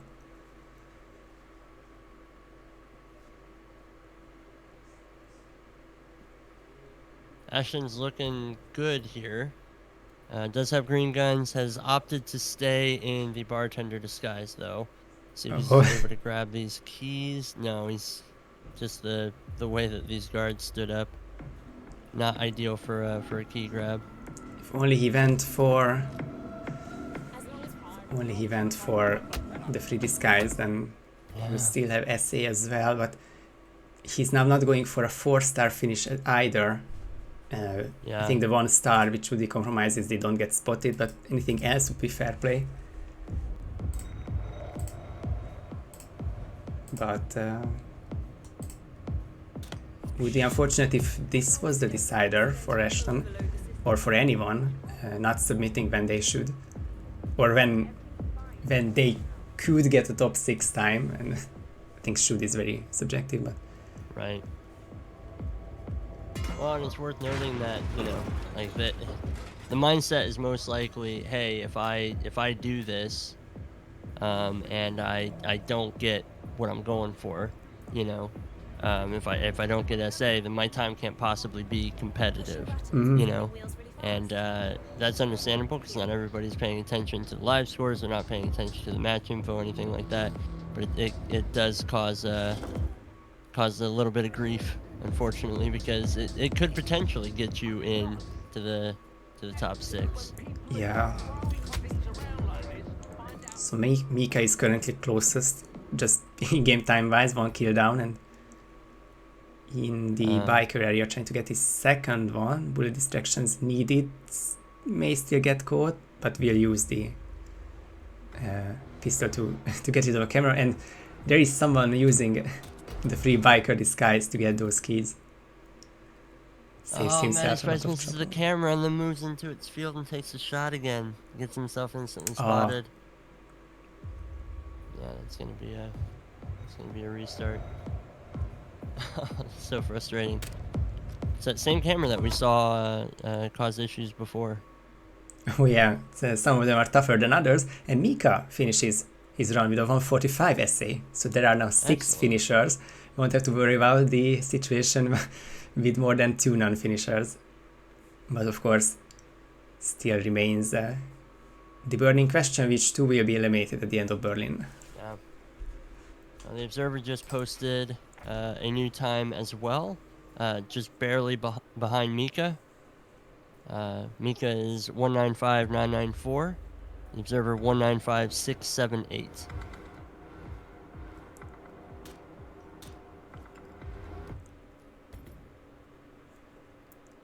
So now it is Ashton and Matty Spice's turn, and they have made some impressive progress there. The gunshot heard by Matty is just the civilian somewhere else. Both can make this run happen. Ashton turns red. Keeps going though. Probably knowing. It might also be a situation of that he wants to go with 4 stars, but now that he got spotted as well, that's only 3 stars, and that would mathematically be just not enough score to advance. Matty though, 137 at the moment, still a silent assassin, of which we only have 5. So once he gets this last kill, and he has the injected poison here. Oh, but gets a punch on him. Couldn't wake him up with that shot. Oh no. Yeah, with only 6 minutes left, you're looking at a couple of really good runs left.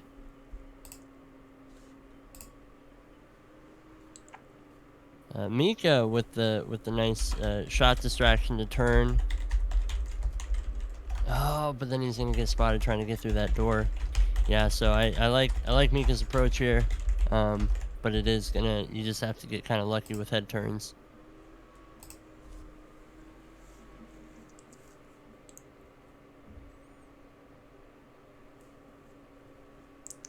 Matty now starting biker.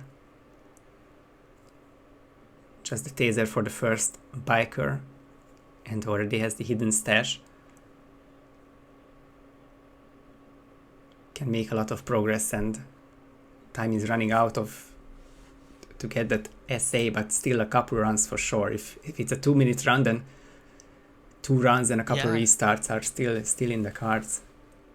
Yeah, completely. It's really going to depend on when players want to restart, you know.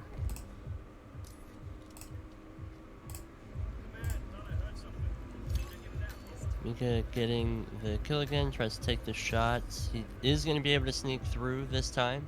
So that'll be him to the biker garage at least. See if he opts to go for the free disguise on this run. But he's on for a decent timing. Yeah, just over 1 minute to reach this area. Free disguise, 1 kill setup, and then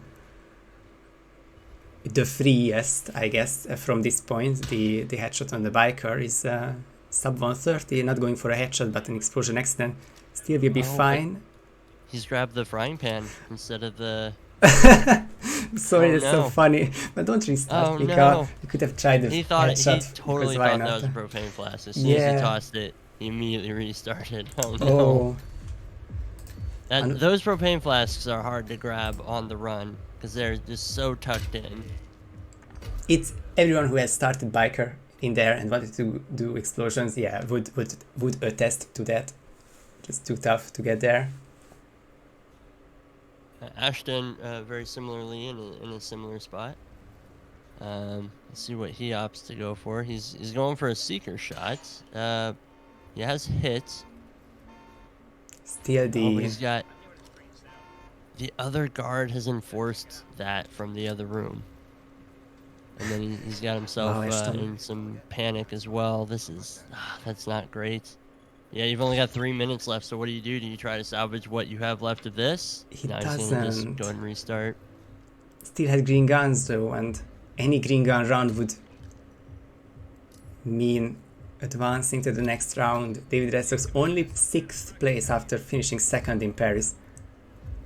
If either of these players it's score, surprising. yeah.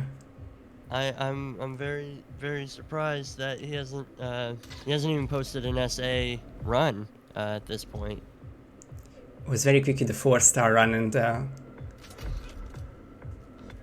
I'm sure his next idea is just so much quicker and could be potentially 1st place. But yeah, he's working on something right now. He's got the tech crew down. He's working on making his way into the biker garage. He's gotten past the enforcers. And he's grabbing the free biker disguise. So he has a chance for an SA run now.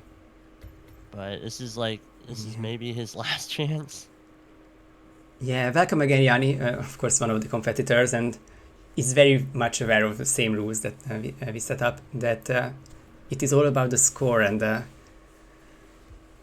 currently the cutoff is not even an SA, or yeah, not even an SA score. So any SA would get you in the next round.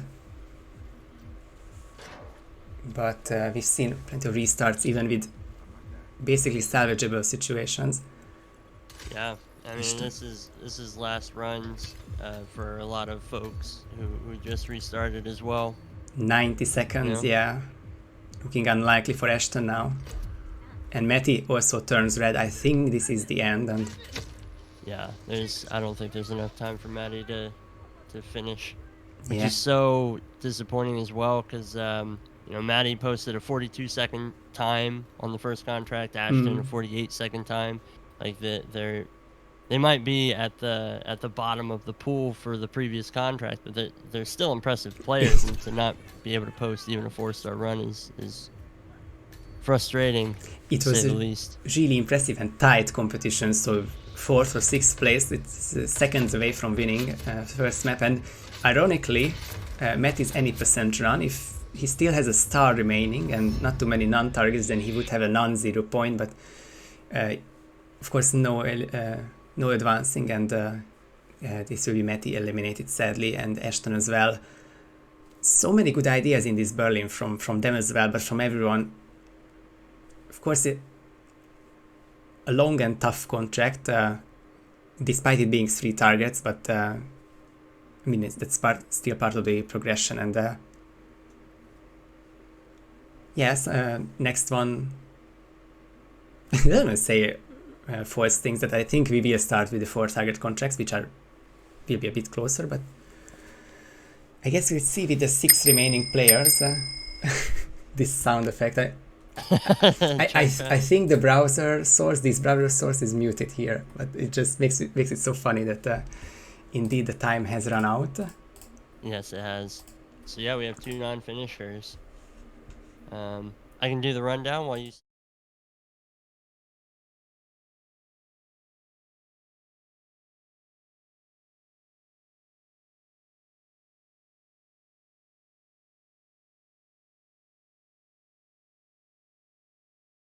No sound here apparently. That's oh my god.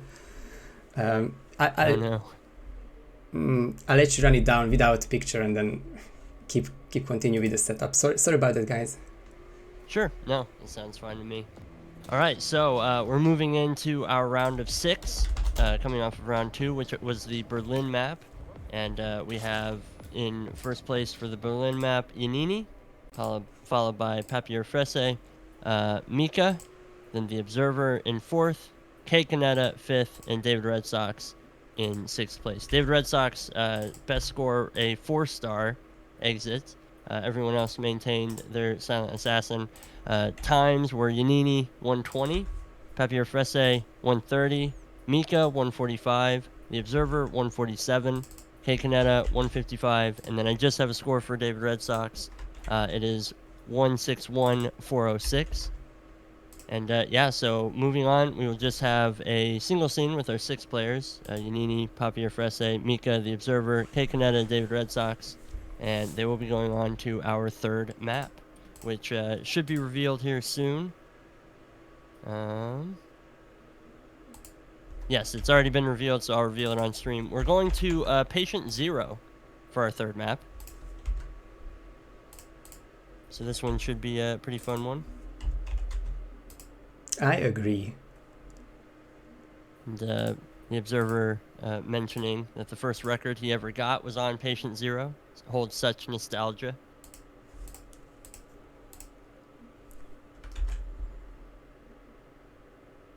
So let's see if he can bring that nostalgia and get himself a win.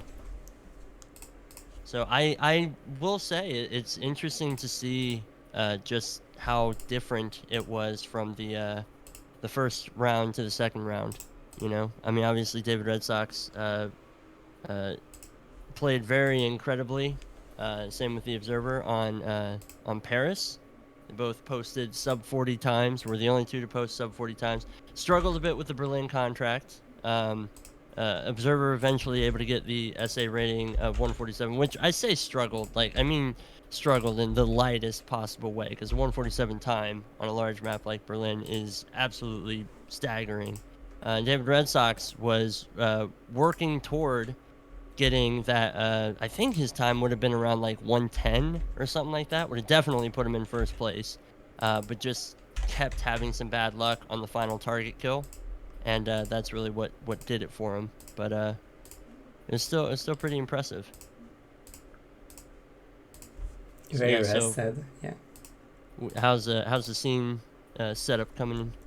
I don't see 5 of the 6 streams. I'm having a meltdown over OBS. I'm clicking a bit more buttons, but a couple minutes I will require still. But I can say that Redfox is as much time as you need. Yeah, Redfox is. People are looking for Redfox and wishing for Redfox. We haven't heard from him for 1.5 maps, so I think at this point it is worth pinging and DMing him, which I will do as well when the map starts, especially because we were originally planned to rotate with Gunther so that Redfox can keep talking in the... He wanted to be here for all 5 maps, so we just said that, okay, then we alternate and take breaks, and such breaks never happen for us. So it's not complaining, but it's a bit different than what was the plan so far. And now I have to rename these 6 streams, sadly. So we did say 45 past the hour, right? I hope so. At least. 45 past the hour. Nice. So I can keep talking in a way that we will have Kaneta in the same position. So he's been consistently 5th on both maps. Of course, we'll be hoping to get past this round with a better position than before. There's Kaneta's stream. We won't have Ashton anymore, and instead of him, we bring the Observer here, the winner of first map.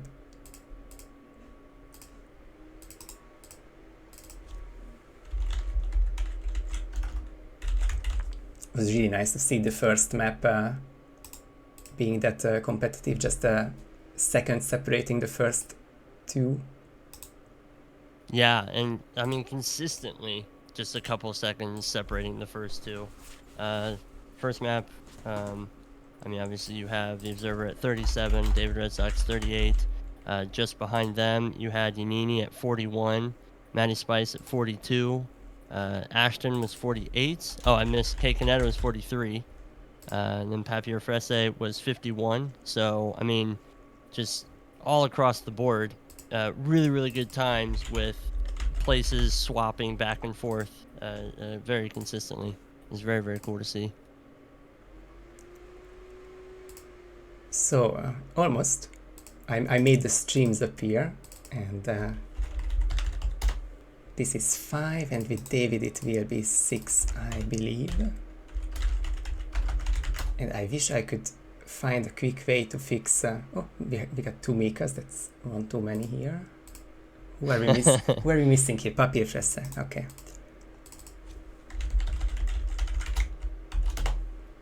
Almost there now. And Randy is confused why his stream was there. He has a really nice background, which I always use for these royale setups, because it's very distinctive and can help work out the the dimensions. So this is the 6, and I think I won't have to change these scenes a lot anymore. We'll have to figure out the scores situation one day. I think after the next map I just jump in there and have a monologue and fix the sound in the 30 seconds. But as you ran it down very nicely, we have our final 6. And so yeah, 3 more minutes until the start. Yep. So we're going to be going at 45 past the hour, and be going to patient 0, which this is one that I know the plan was to kind of throw folks. I know that patient 0, the contracts on the patient 0 storyline are pretty new. And so a lot of players don't have nearly as many hours playing these contracts and stuff like that. Targets aren't as well known, and it's going to be interesting to see how they go about it, because I'm guessing there's going to be a lot of recon and stuff. This should be a fun one to watch.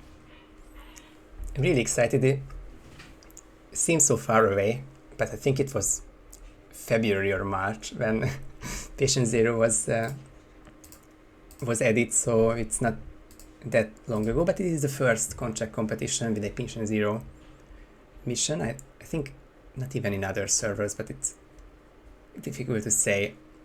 It will be very novel, and I'm sure there was a short period when everyone was trying out the new Patient Zero themed feature contracts, or like contracts only there. But that's also been a while ago. So definitely I'm curious to see. Of course, contract like this can be a lot of ways, and I would assume that the way you set up this contract will have something that's not generic Hokkaido, but part of the revamped hospital area, which I'm curious about. Yeah, I'm hopeful that this one goes a little bit better than my Berlin, because I don't want to see people struggle. Like the idea is not to make something that's hard. The idea is to make something that's fun. And I think I did a much better job with this one than I did Berlin, but now I don't really know. So we'll see. Excited as well, but I think you shouldn't feel bad. The contracts are same for everyone. It was a different experience. I'm sure it was clearing. It was the challenge and not optimizing it. So it was a bit different to get into the mind of. But these players were aware of that, and all of them went for safer strats towards the end. This resulted in 2 non-finishers still, but everyone had their ideas, and just not a lot that you can do in 45 minutes. And we have the timer started. I start the chrono as well, and we are going to patient 0.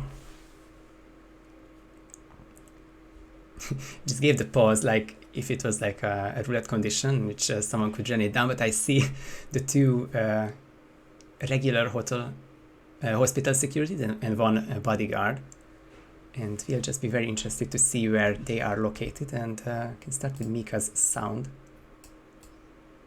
if he has some. I see a bit more from Papier, so start it there. Yeah, and all 6 players immediately into it. There's not multiple starts on patient 0, so all players are going to be starting from the same spot the entire time. It's going to be a matter of figuring out how to best get into the map and get going from there. Okay, my apologies. I had to dip for a while. We noticed. Yeah. Welcome back though. Well, hope welcome everything is back. okay. Yeah. Well, I did manage to catch the end of the Berlin, and for that contract, it looked very limited, but there were a couple approaches to it. I just saw that players were struggling with how spread out the targets were, and having to spend like the first 20 minutes testing with the Jester, because it's a very difficult target. Anyways, on to the next bit. That was last.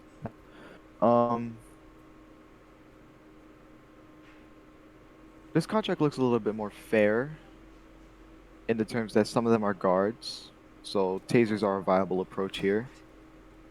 But I wouldn't be surprised to see a lot of um, pistol sniping if possible, because there are a lot of opportunities on this map for chandelier kills and snipes in spots that you wouldn't really expect. Yeah, it'll Gunther, be yeah. interesting to see how the players go about it. I know that just from the little bit that we've seen so far, the guard that is in the little sky bridge area, I've seen a kill on that guy. He's a good kill to just kind of do and leave, depending on your timing, because you don't have to worry about anybody finding him. And so it'll be interesting to see how these players go about actually taking care of that.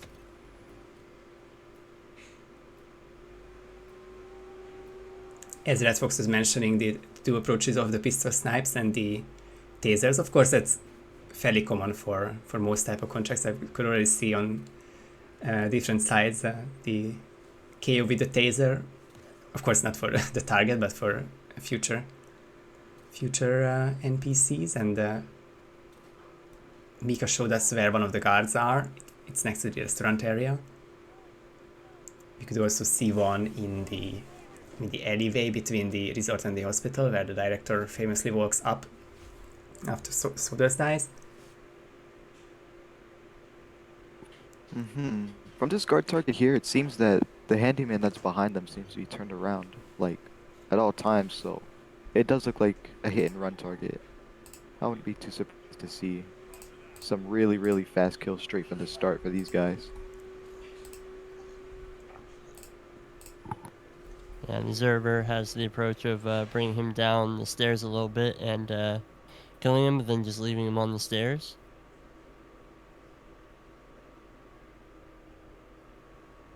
Taking it with a restart here, but yeah, it's cool to see how the players are trying to figure out the timing. So Papier Fresse has kind of gone with your approach, where the handyman keeps his back turned, so he just knocked out this guard, missed the shot, and unfortunately the panic from the guard alerted the handyman, so he did turn around. But I'm curious to see if that handyman will stay turned around the entire time.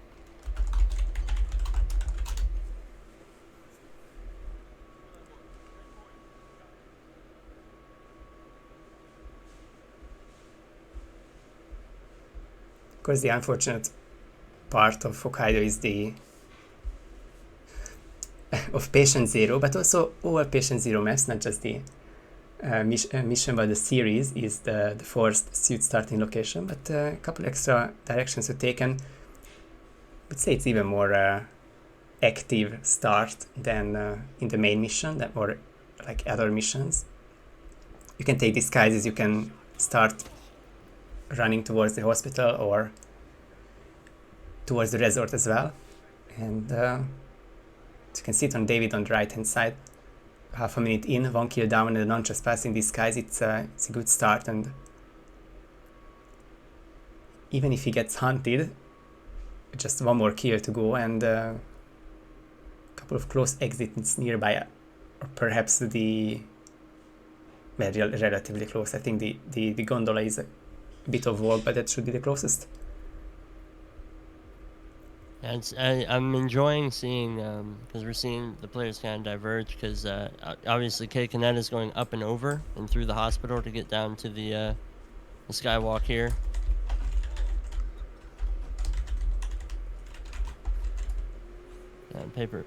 Papier Fress and Yanini, same thing, going up and over, but the Observer and David Red Sox going down low, taking care of the resort security guard first. Nini's actually taking care of the resort security guard first. We didn't mention, but Yanni has the first finish already with the 148,000. I think that would be around 4-star, maybe even just 3, but finish is a finish, and important to be aware that scores count, not just essay.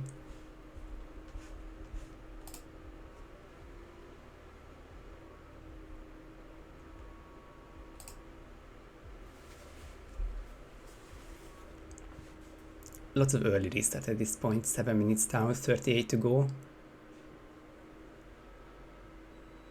And just planning and replanning, of course. Yeah, getting a feel for the contract itself. And honestly, like, I think that this is the way to go about it. You know, if you're not entirely familiar with the timing or how you're going to go about the targets and stuff, take the first 10 minutes. You know, don't get in your head like, okay, this is what I have to do, because, you know, you don't want to get yourself stuck in a certain way of playing just yet.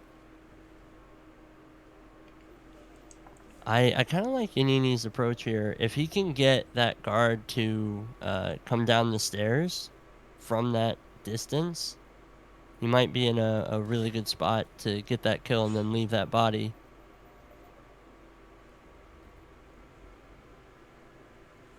Yeah, we can see it in action again. Of course, it usually depends on those pistol shots.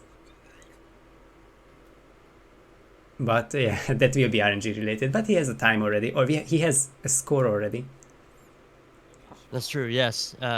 It's just a 4-star exit, but still, I mean, that's enough to keep you in first place with nobody else having anything posted. So, and that takes a lot of the pressure off, because now it's not about, hey, I've got to get this done. Oh, David Red Sox is going to get spotted coming around that. Handyman just did a bit of a large head turn there. That was an interesting approach. Looked like he did a shot to lure the guard above.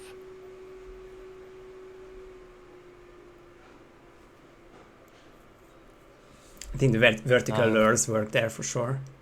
Yeah, Kinkinetta getting a little bit unlucky, taking a shot around the corner and getting spotted doing so.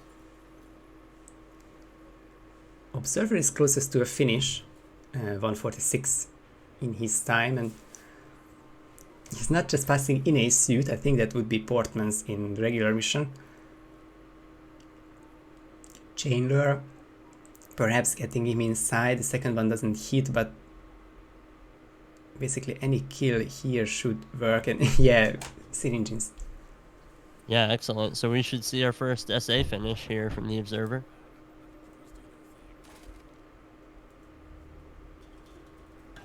Yeah, that should be it. And 215 to 20 now. But sort of a reconnaissance run. If there are SAs, he and everyone else will bring it further down, and especially some quicker kills like Mika. I think it was a triple shot on the first guard and a proxy taser. Not for the guard, not for the dry execution, but an explosion kill on the propane tank. Oh, excellent. Mika's taken a very, very dangerous route trying to run through the hospital here, or the morgue, excuse me. It's a if it works, it can be pretty quick, but it is a risk and a half, because it is just so dense and there's so many corridors and there's so many glass doors and lines of sight. It was funny to see on David's side, sorry to go for a different topic, that you were still occupying the first place on the leaderboards with the 155 SA. Didn't know that you were playing in this competition. Me? Yeah. Yeah, just testing it, I know you. I tested it, and I was just messing around with it, and I had a horrible run where I just ran through, killed a bunch of non-targets, and I wound up posting a 0 score, or like a 20,000 score or something like that, and I was like, I don't want people to see this. So I was like, okay, I'll just play it till I get it. And I was like, okay, well, I could probably do this a little better. And then I was just like, oh no, I wasn't thinking about it. So the one bonus is IO in the recent patch removed the leaderboard position thing on the score page, which that was my biggest concern, is that players would see, oh, I'm not number 1, or wow, there's 2 people ahead of me, or whatever, and I would be marring their opinion of their own score. Only for a little bit. I'm not that egotistical. I know that these players today are going to beat the score that I posted, but still, yes. All that to say, it was an accident. and I apologize for it. There's absolutely nothing to apologize for. I think it adds for another small, nice story to me, or something to talk about, to see how they were compared to that time, because I didn't do anything for Paris, and I'm not sure if you had any benchmark time for Berlin, but now we have something for patient zero, and we know that we can look at that time and see how much better they get within 45 seconds, if they get better in 45 minutes.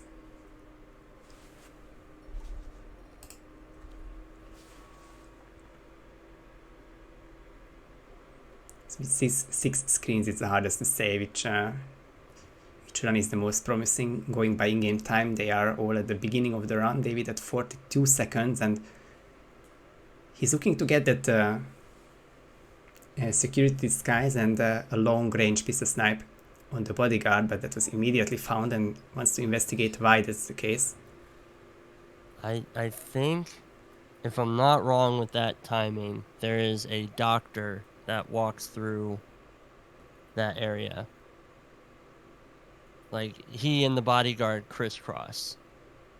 And so I think that long-range snipe is viable, but he's got to figure out something to do to move that doctor that comes through.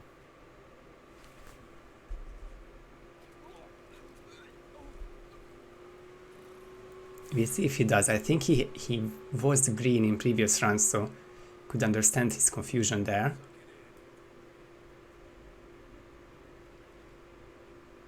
Curious to see observer at 50 seconds in, and in the patient zero edition, the hospital area, or the contamination area, I guess. Just exiting that, he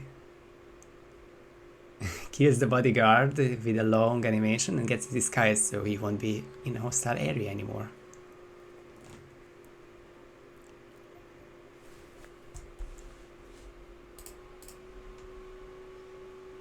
Yeah, that's a good use of disguises from your kills by observer. His timing is really good for this target as well. So I mean, I'm curious to see where exactly he's gonna isolate him. It looks like he's gonna grab him in this room. Yeah, that worked the last time. If the lure works for the first try, I think it does. I'm not sure if the shot will be investigated or where it landed. It was the mirror, so it's an even quicker kill. And close to sub 2. I'm not sure how close the gondola is, but very close to 2-minute run for the observer. Yeah, that is a solid run. Some random person just posting 30 minutes remaining for this contract. And that's going to be observer score. I think that should be first place. I think, yeah, because the observer already had first place, and he just shaved 18 seconds off of his run. Yep, 2:01 is the winning time and the only time that is Silent Assassin.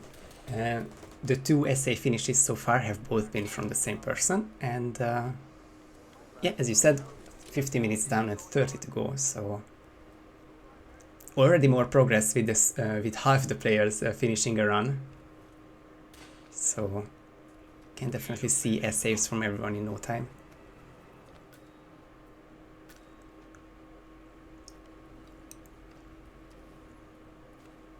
And the observer is he's knows that he's gonna get out of here quick enough, and yeah, he shoots down. I love the body shots to get through the morgue here. It's such a quick way for him to get to where he needs to go. It's a big spot. It's not gonna be a full spot. Gets there, yeah. Hostile area.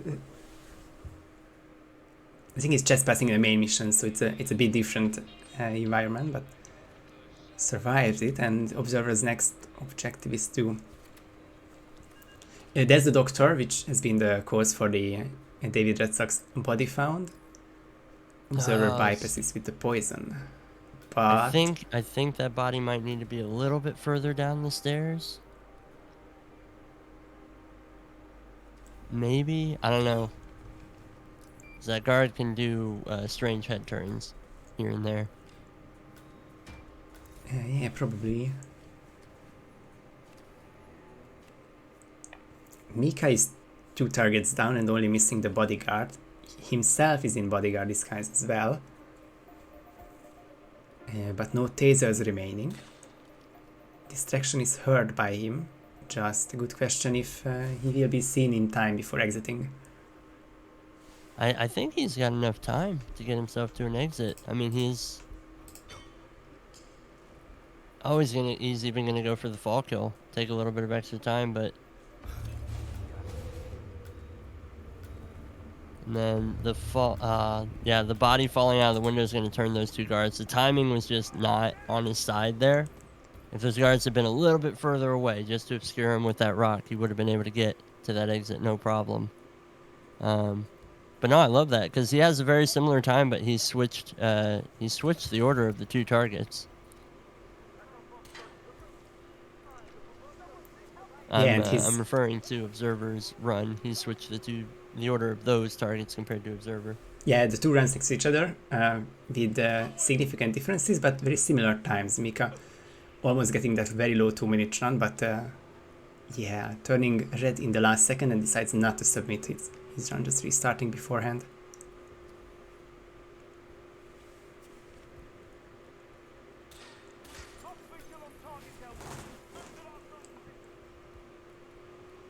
And Kaneta is going towards an exit that could be a remote kill, and there's a taser 134 when the last kill happens. Yeah, that's the buffer. Yeah. But yeah, he's gonna get out with 134, and that's gonna be the new best time on the leaderboards and elsewhere. It's a significant lead of 25 seconds over the Observer. 197,138.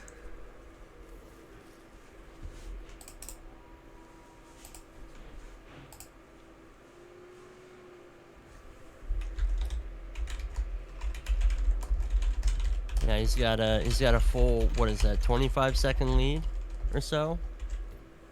For the time being, yeah. And yeah. Didn't see Yanni's time. We'll see now on the scoreboard 127 4-star. And that improves on his score, but not the star, nor the position, I think. But getting there, getting closer. And the crowbar is changed up for the bubble queen, sorry. So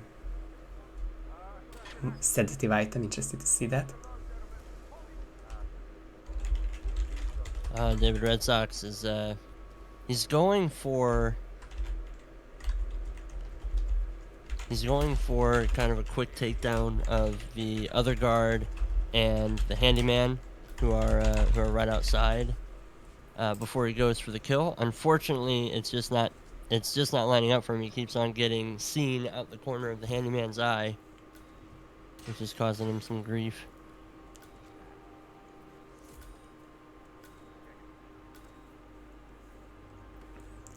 Back to this Mika's chat of dropping but throwing the taser for that guard near the restaurant, bottom of the stairs. Will be the second kill very shortly, and I think it's once again the bodyguard that's remaining, and maybe from a different angle he can approach this kill differently, and I didn't see him use the pipes before, so this seems new from him. And looking even quicker than that 2 flat run, or similar to 2 flat. There's the last kill, and if that was heard, if that was not heard, but hostile area barely, and if he gets off the pipe, he's in the clear, so it's close to that green gun run. That pipe is so dangerous, and we've seen it on more than one occasion. But that should be any moment now when he gets it. Yeah. So I mean, little. And if he can make it work, that's sub 130. Like, that's easily.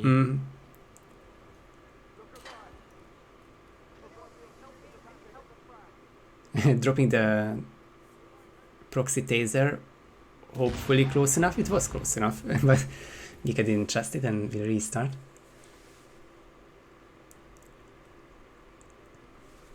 Okay, Kaneda with a nice takedown chain as well. Doesn't have to use any darts or anything like that. I do like what Mika is going for, doing a triple shot for the guard at the very start, and then dropping a proxy taser to set up a trap kill with the propane. That is really solid. Yeah, and depending on RNG, which result in him restarting fairly often, but early restarts, of course. That's a very quick first kill with basically no setup, just running in a straight line.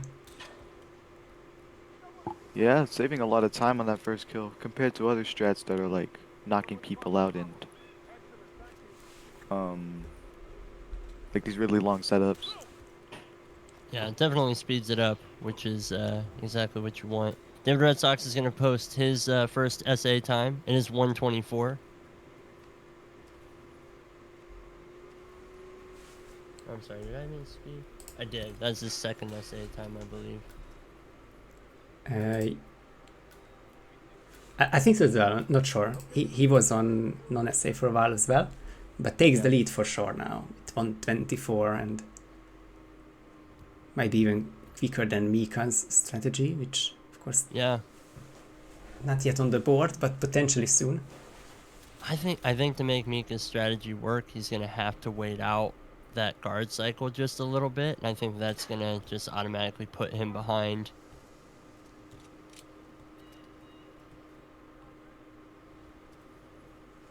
I think so as well. And then we have Papier with no run yet, and Yanni with no SA run, but Yanni is at the exit waiting for, or like hoping for nobody's found.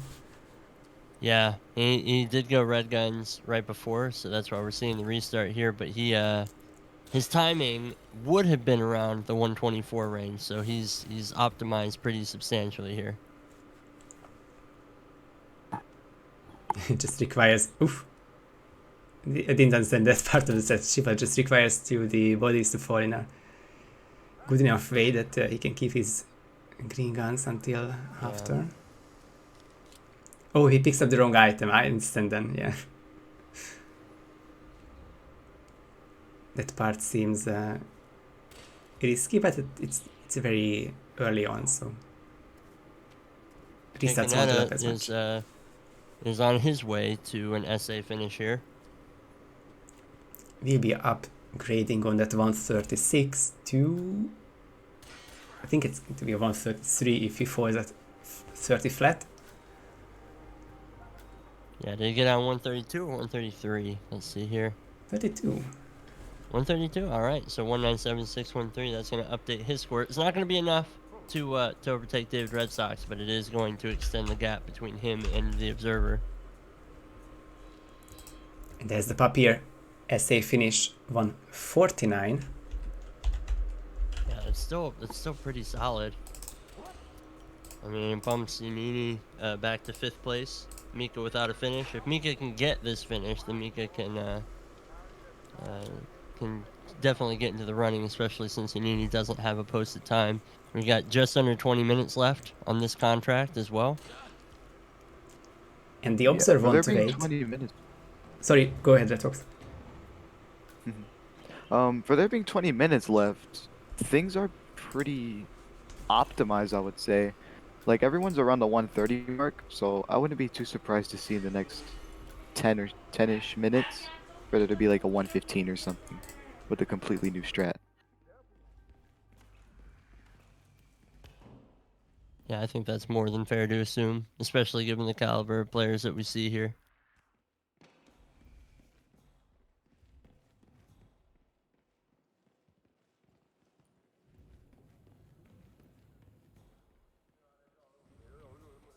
The Observer has posted a better time as well. Now sitting at 144, moves him up to 3rd place.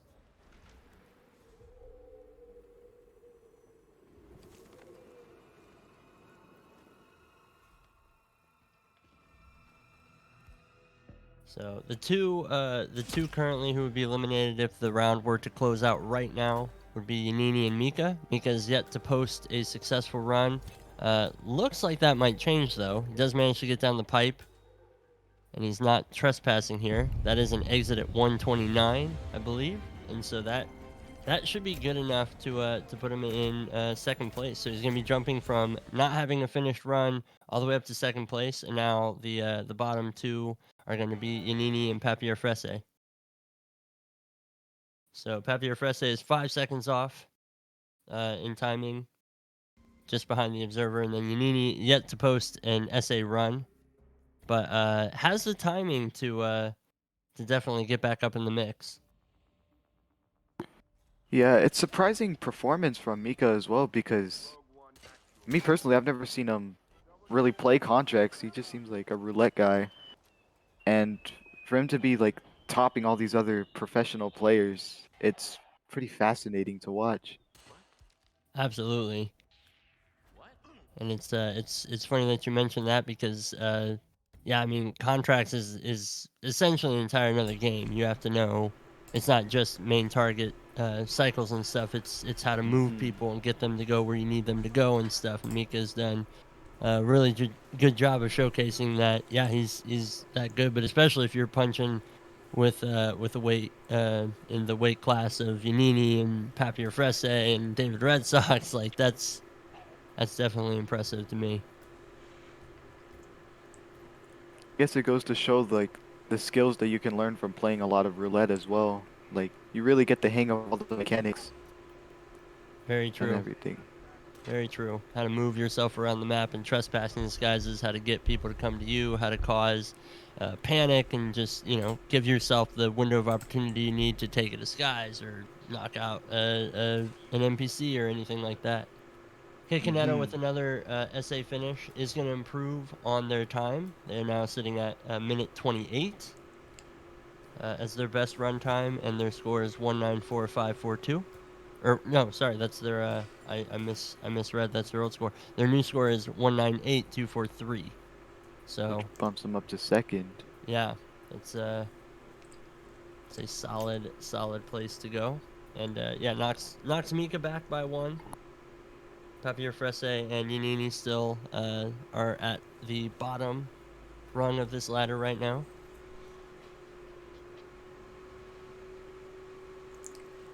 Competition is really heating up. Yanni still cannot get this SA strategy, but if it's not around the 130 mark, then he'll be in danger even with that. And otherwise, David leading with the 124, maybe not for so long, because Mika 115, all kills down, and will take the lead with the 120. Wow. Wow. That's solid. I don't know how much faster you can get it. Really like how viable that strat has become, because initially it was going to be slower and obviously having to wait out the guard cycles and stuff, but now that he's sped up everything else as much as he has, he's got himself in a really good position. I really like the idea or the option to trigger after he's taken the pipe down, because you can get ahead of the guards that way, but also, that kill is a gimme at that point, which is really nice. And I was just going to mention how quickly the positions change and the times get better, and then this 120, I think that will be definitely safe. And then Red Sox 24, Kaneta 28, Observer 36, currently the cutoff. But with Papier and Yanini going for that sub 130 as well, I think it's anyone's game for this last 15 minutes, with maybe Mika being the first top 4 finisher. Yeah, and it looks like Mika might be trying just a completely different strat.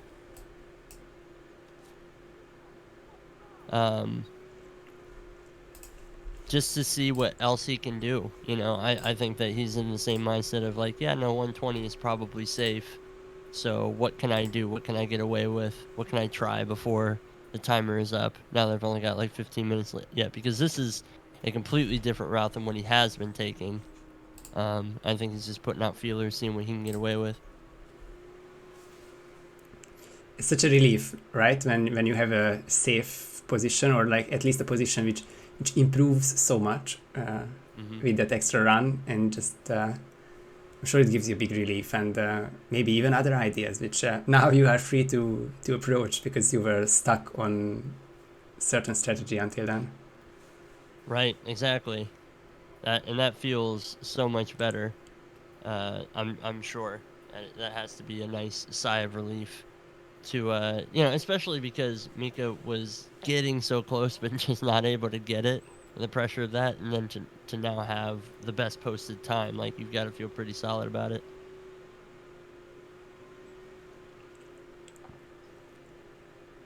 Trying to think of Yanni's estimate, he was like 15 seconds away from the gondola at 105. He didn't like something with the taser detonator in his hand. He maybe didn't get the right person, but didn't detonate, so good question about that. Nice vertical lure on that guard up there, and then just eliminating him from a whole different angle. Question is if he can get it as well. It's a hard pistol snipe, but he got it third try last time. Not unlikely he can do it again. Yeah, firing error can cause many a problem when you're going for as fast a contract as you can. And a nice bubblegum usage there. Yanni used it on a doctor or a nurse or something of sorts, Oh, because she would be the one. I think it's a she. that walks through. Yeah. Yep. Very, very smart use of that. And now it's an even more promising angle, but immediately found by someone, and it was the body was flown out of bounds. It's just funny. Papier Fresse struggling with the door, trying to take a shot, but door kind of closing pretty quick. Turns red, but what a pistol snipe. I think it's not unlike Papier to hit those. As he takes a look at the contract leaderboard, once again led by Donny. Didn't see the time, but mentioned that his strat would be basic. Really hope to see them in one of the channels after the tournament. Yeah, definitely. Their Red Sox just posting a 110. 110. Which is amazing. Wow. Yeah, so Redfox called it that, it wouldn't be unlikely that we see a 115, but I don't know if 110 was on the cards. No, definitely not. I mean, his strike could go lower. I wasn't thinking that this would be too fast because he's spending a lot of time at the beginning knocking people out. Yeah. But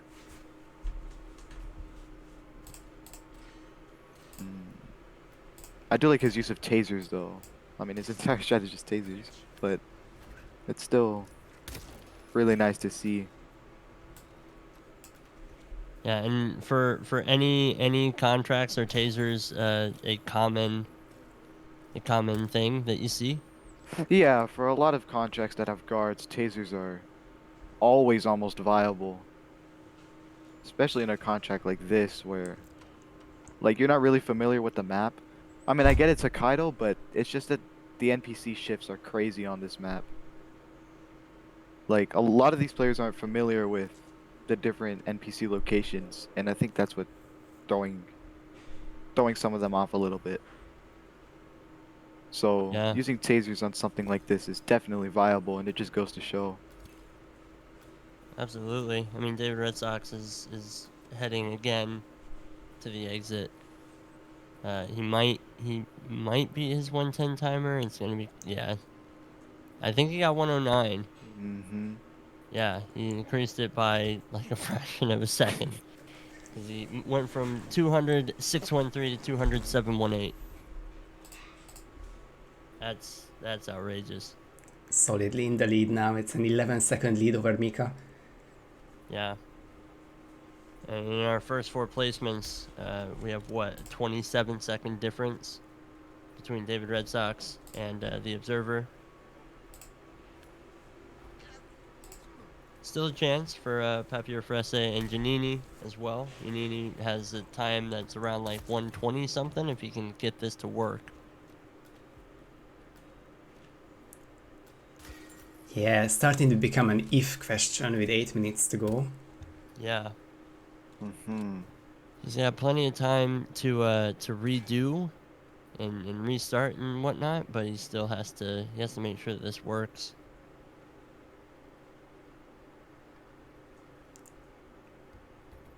Yanni still has yet to get a solid run, but Mhm. once he figures out this snipe that he's doing, I think he's gonna be in a really good spot. Definitely top placement. Waits a lot for the shot. Forced Gets try. the kill. And falls out of bounds, and that won't be found. Only the Yeah, bodyguard that's could a hidden be. body. This should be it. He should be out. Obviously, it's going to take him a little bit longer to get to the exit because of the delay in the actual deal. But Still needs the last kill, there's of the taser. course. And he's not looking at the taser. Ooh. That's the unfortunate setback, and That's very disappointing. He should still be good if he can get out before 136. Then he's going to push the Observer into 5th place. wow, that's 136 as well. So 197, 170 for the Observer. 170 Yeah, last Ridigic. 173, that's 3 points for Giannini. Oh The my lead God. for the last That is position. outrageous. That is absolutely outrageous. That's the closest in any lifetime comps I've ever seen. Oh my Wow. god. Wow. Almost to the millisecond the same time. Very impressive. And this is why everyone should buffer in these competitions, or like try to do the inventory skip as soon as possible, because every little can count, and so far it does. And now Observer in the elimination zone. Yeah, that's big. I mean, Observer has had that time for a while and just has not been able to get a better run since, unfortunately. Yeah, he was the promising early leader, just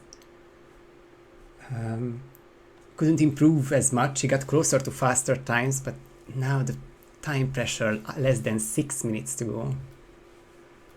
David Red Sox changing his exit strategy. He's going for the spa exit, and this might improve his time even more than we thought possible. Yeah, definitely. 105 now, yeah. 106. Yeah. 106, yeah. Yeah, there. So 201, 189. Unbelievable. In the 200s. Mm. Ooh, 7 digits for David Red Sox now, fixed to 6.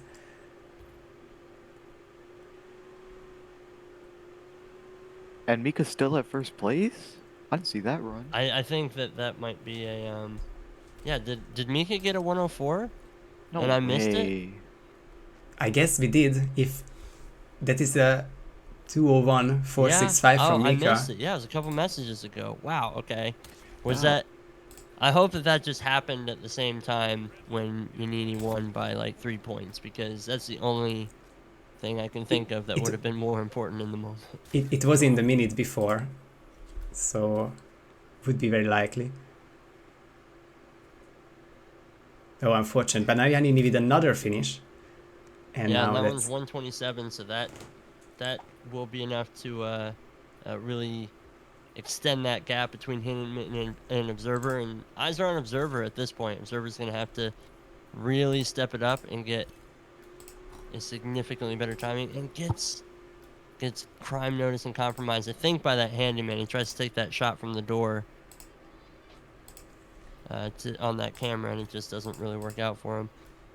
David Red Sox trying an even faster approach to get there. I think he beat his time of 106. Yeah, he got 105 on that one, but that was so risky running through the garage. I mean, at this point, sure. you know, if you're forcing something to try and be a little bit faster, though, like, that makes sense to me. Yeah, I think Mika's gonna do it again right now. He threw a taser for the one guard and fortunately got the pistol glitch, but oh man. But at least we know that the time is legitimate. Not that it was ever in doubt, but now we know how he can do it, and has 3.5 minutes to do so. And that's actually first place. That's so that's crazy. 201, 200. David Redfox 1 second away, and may not have gotten the essay score in Berlin, but when he does, he is one of the fastest. And of course, just a second behind Observer in Paris, now second behind Mika.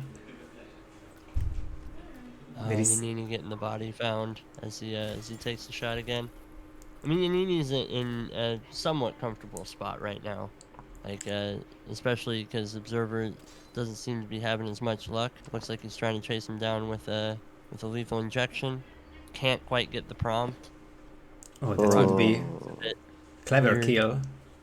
But yeah, I liked the approach on that. It was a nice way to not have to worry about the doctor that walks through the little bridge there.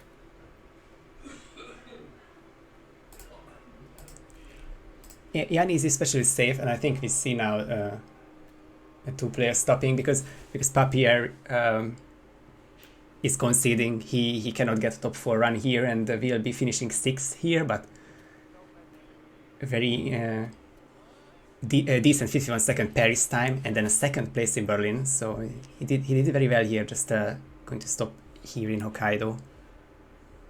Now Mika, 58 second, 1 snipe away. Gets the hit. What? There's 101. There's He's on the other side. Oh Mika. no! Yeah, it's not the delivery bike in Berlin. I mean, that's still just very impressive. You know, like if he hits that pistol shot, I still don't know if he gets his 104 time or not. But that's really, really solid. His run has everything.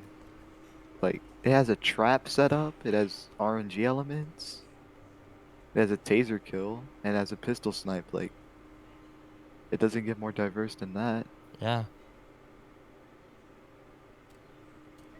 Observer, 1 minute to go to.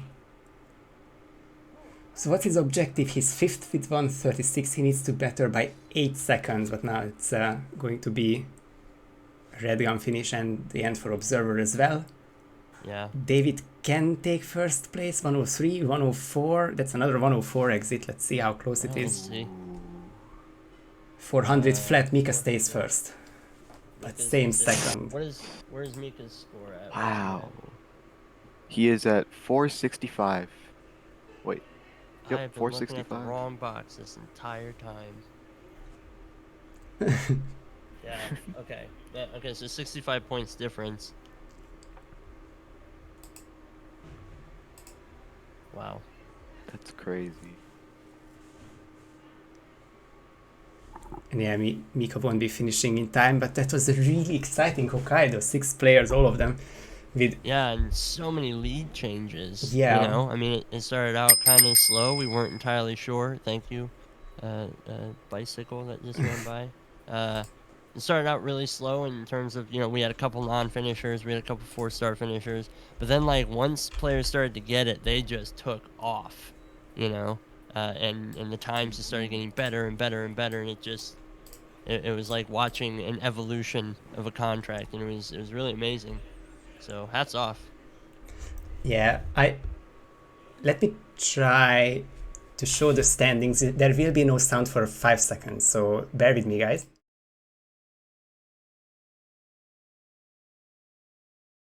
As I add my voice and I add my co-caster's voice, there should be everyone set here now, and I think that's Yes, testing. Let us Fenium. know if you can hear the co-casters. So now I think this would mean another refresh, just in case. Now here we have it. Some import not going through the way I wanted, but yeah, Mika winning with 104. David Redfox same second 104. Yanni 127, just 1 second ahead of Kaneta with the 3rd and 4th finishing place. I'll leave it in this screen as I set up the next. Yeah. Oh, that sounds good. I mean, that was just really, really good optimization across the board. You know, I do want to really. This is the thing that I want to focus on, though.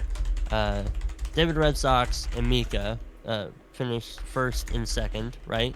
But specifically, very similar times, completely different strats.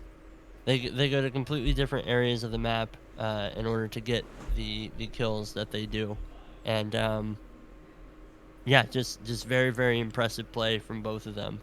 You know, to be able to devise completely different but still totally viable plans, and I think that shows just with the timing. Yeah, it really shows like the amount of approaches that are possible in a contract. This one was the most interesting to watch by far.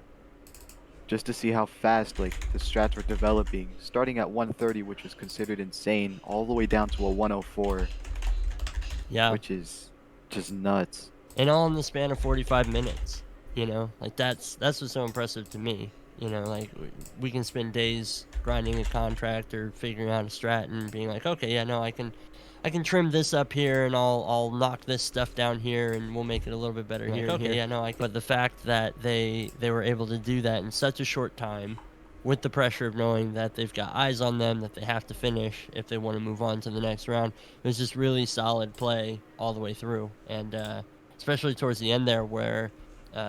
You know, Mika and Red Sox had a couple of times where they were just every time they posted a score, it'd be a couple minutes later, and they'd post themselves a brand new score. Because they're like, oh, I can do this one more thing, slightly more optimized, and just keep on going forward with it. It was really amazing.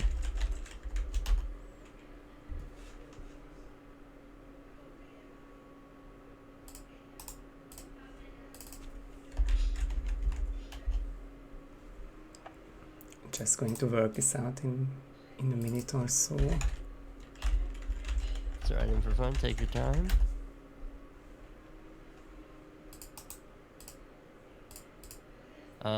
Our next map is going to be Miami. Miami. Mm-hmm. And this is a 4-target map that we're going to be going into. And who made this one? This was believe it made by Randy, no? Hands, actually, is the one that made this one. Millette. Nice, nice. And this should be back. And okay, so I don't think we can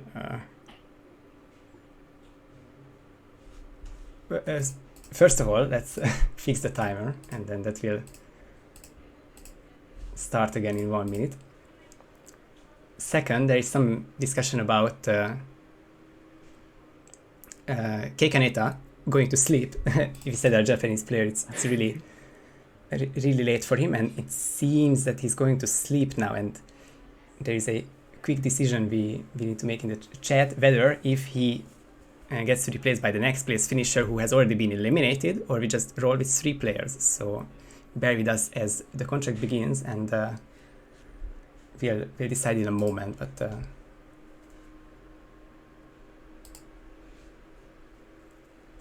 The more the merrier, no? The more the merrier. I hear that.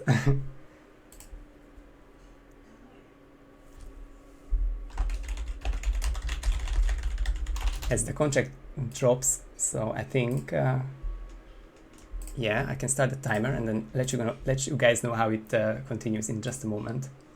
Yeah, absolutely. We do have it posted, so we can see players already working in on it. And David Red Sox and Yanini are obviously loading right in. Same with Mika.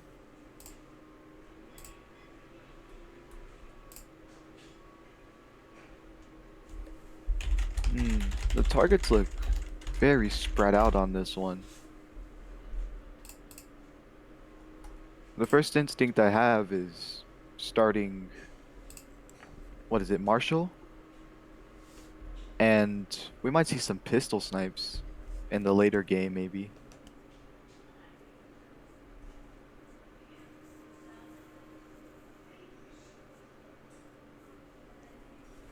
And now we reach the 4 targets part, it's also worth mentioning.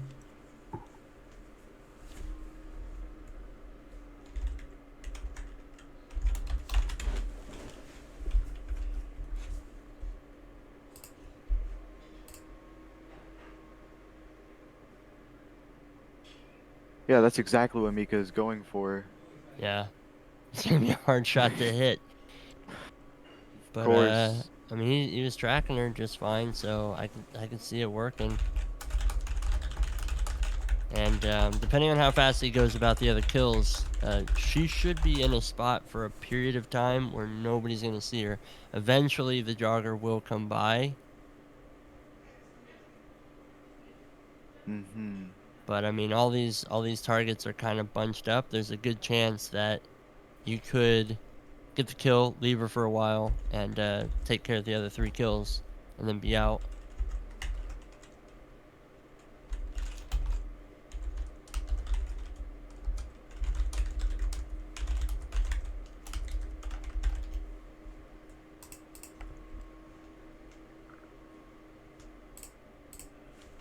Yeah, I don't know if you guys were there for the Atrioc competition that was held in Miami, but the contract was pretty similar to this one with 5 targets spread out all over the place. And the top time by Johnny was all pistol snipes. Oh wow. So I wouldn't be too surprised to see it, but I would be surprised to see a run that like works because something like that takes a lot of testing. And with 45 minutes on the clock, it doesn't seem very viable, but if someone gets it down, that's just gonna be insane.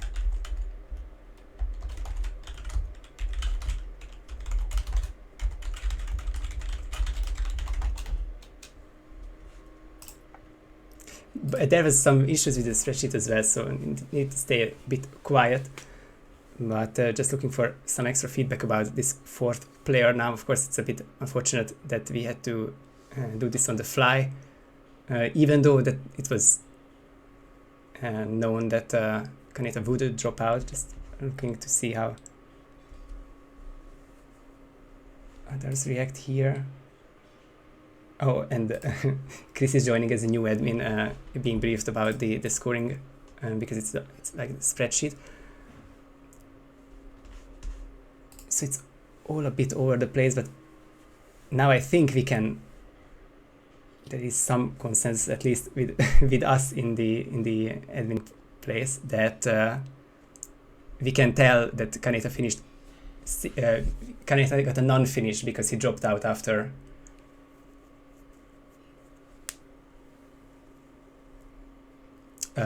Sorry, let me restart. So after Kaneta dropping out and going to sleep, we're just going to presume that he didn't even participate in the Hokkaido contract, and that elevates Observer to 4th place, and then he can play. Which I think that sounds fair. Yeah, that's solid. And just took a bit longer to resolve, and this plus the 5-minute break, which is not even enough for roulette sometimes. But when we just switch maps, but we got that to the end, and I thank you to everyone too about the conversation. And just let me update this one to the Observer.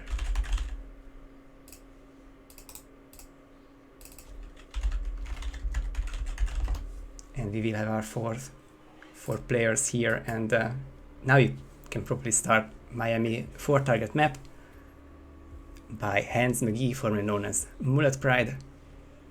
And I see medics, I see race marshals, and a couple of civilians, so just to see how big of an area this covers.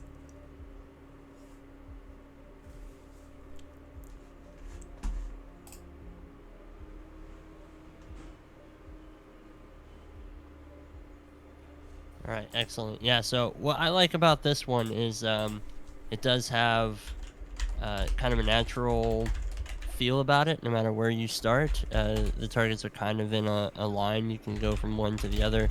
There's not really a whole lot of traversal with where you go. I think Observer there was going for he's trying to knock out the non-target and accidentally locked onto the target, so he knocked out the target instead. And that's going to be the cause of that restart. David Red Sox is opting to use a sniper rifle for this.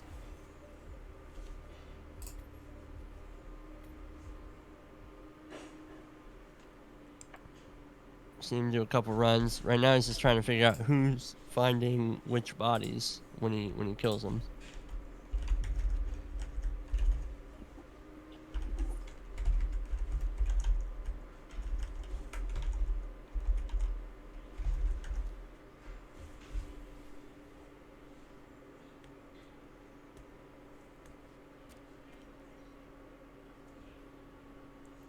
Yeah, so far we're seeing almost all different starts, but I wonder if it's gonna end up boiling down to like just one from all 4 players. But Yeah. from what we're looking at right now, I don't think that's gonna be the case. It might be a similar situation like last time where we get really similar times but completely different strategies. And Yeah. I think that would be really cool to see. Yeah, I really like the observer's approach here. So he starts medic, and he's been starting the other end of the map, whereas the other players have been doing some form of suit start. Yeah, so seeing mostly the marina start, I believe, is what we've seen here. But the observer obviously got caught there at the end with the extended illegal action of doing the lethal injection. I'd really like to see David Red Sox's sniper thing work here, because that would be very, very cool to if that could get to work somehow. David's game crash? I'm not sure. Yes, he did. So he's got a restart here. I do like what he's going for though. It's almost all wall bangs for the people across the way. He's trying to minimize time by staying on one half of the map. Yeah, and I think that's especially because there's also an exit here by the boat. So I think that he's obviously trying to get that as quickly as possible. It's gonna be difficult, but if he can pull it off and make it happen, like that's gonna be really, really cool. Yeah, it's definitely going to be one of the topper times. Especially with from what I've seen so far, he can get both of them down before 50 seconds. And then taking 20 seconds to get to the exit, possibly. Would be around a 110. Which is a really solid time. Yeah, absolutely. And that's where you want to be at this late stage.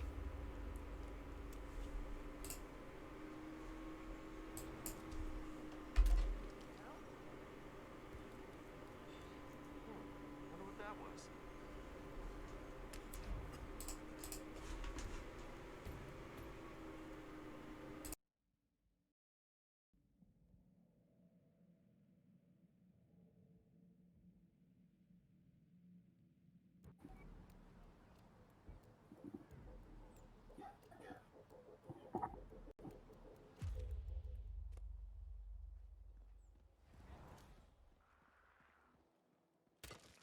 All right. So, nobody's managed to get like a good clean run all the way through just yet, but we are seeing that the players are figuring out a lot of this stuff as they go. David Red Sox is obviously still in kind of the I need to figure it out as I go stage, and he's just trying to see what he can get away with, see what he can do in terms of timing and moving some folks around. Yanini has gotten this guy, Brian Batista, sick. And then I'm guessing he's going to see where he can move him from there.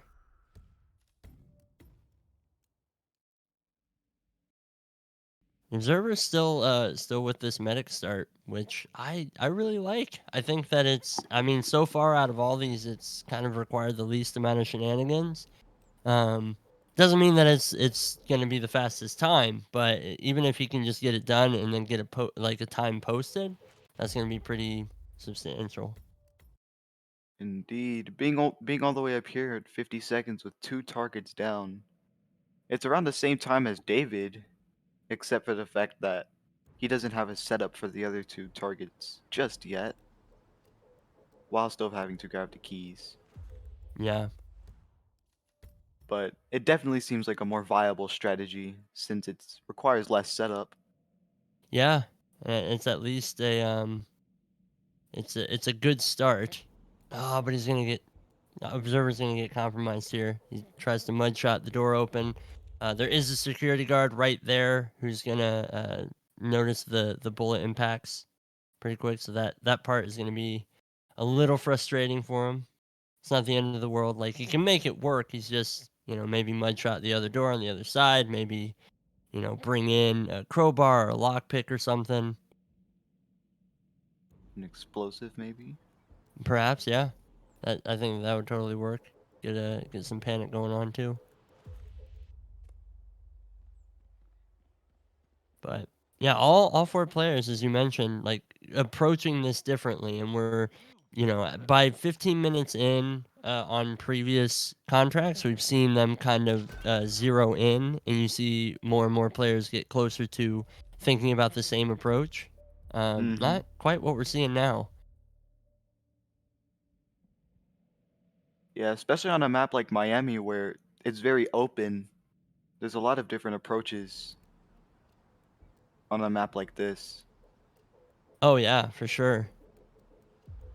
And all the targets are kind of isolated by themselves at some points. So it'd be interesting to see how they piece all of that together to possibly just get shot after shot after shot after shot and then exit.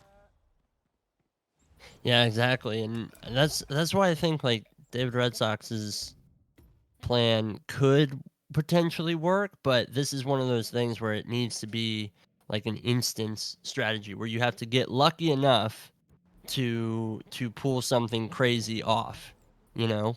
Like it's not going to be a consistent thing. Like some of it's going to be luck being involved. Of course. Something I was speculating a little bit just now is possibly getting the keys first and then boosting onto the roof.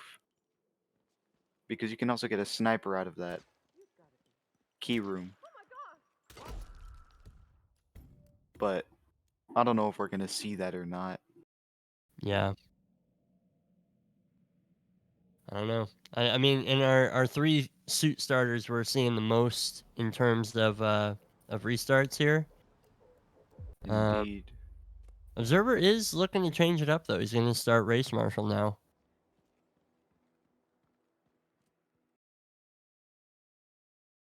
Mika going for a long-range coconut kill.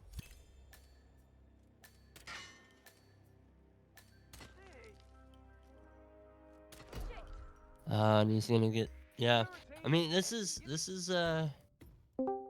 pretty solid from him. And yeah, I thought he selected the race marshal start, but looks like he's changed it to Marina.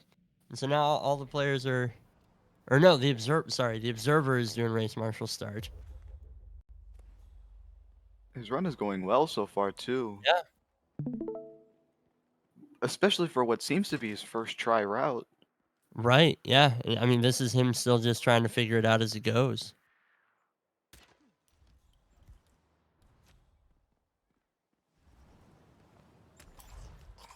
Let's see if he can get the timing here on Brian. I mean, it's pretty good. One of the main people who will enforce this is walking straight over all of the geometry. He is red guns right now. I think that was from the Marshal Oh, who that he he body killed. shot? Yeah. Yeah, it's just a delayed compromise thing. I thought that he managed to get that shot off in time. That's good to know. Ooh, okay, so David trying to get an angle on this this medic. And he kills a non-target somewhere between the medic and himself. I'm not sure what's between him. I think he's got those road barriers there, if I'm not mistaken.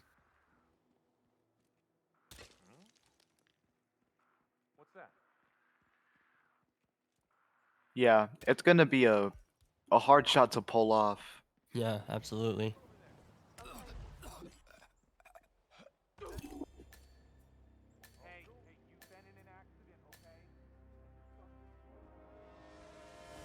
I do like where he's going with it though, getting these really niche blind spots for the first two targets.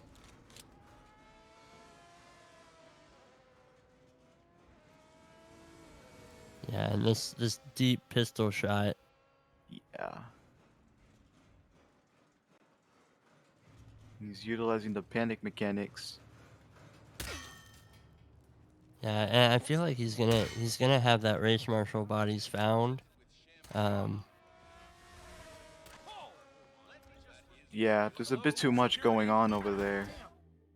But you know, he does also have this guy. He's got him on the run. Like I mean that he's got the panic going, and so with that panic, he's not gonna keep going and find that body, which is pretty good for him. And then his timing here is flawless. He should be able to get this syringe, and then the last target over here is I mean, she's free if you can get her away from the food court, because she goes in places that are isolated that not many people are going to find. You have plenty of time to get to the boat exit, plenty of time to grab the keys and leave if you can get that timing down. But he switched back to medic, so whatever it is, he doesn't like it. Mm-hmm.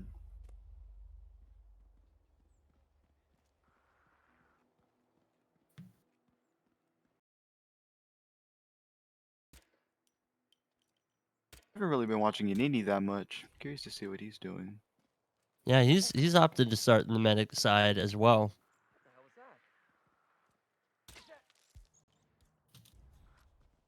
Yeah, it looks like him and Observer are doing similar-ish strats.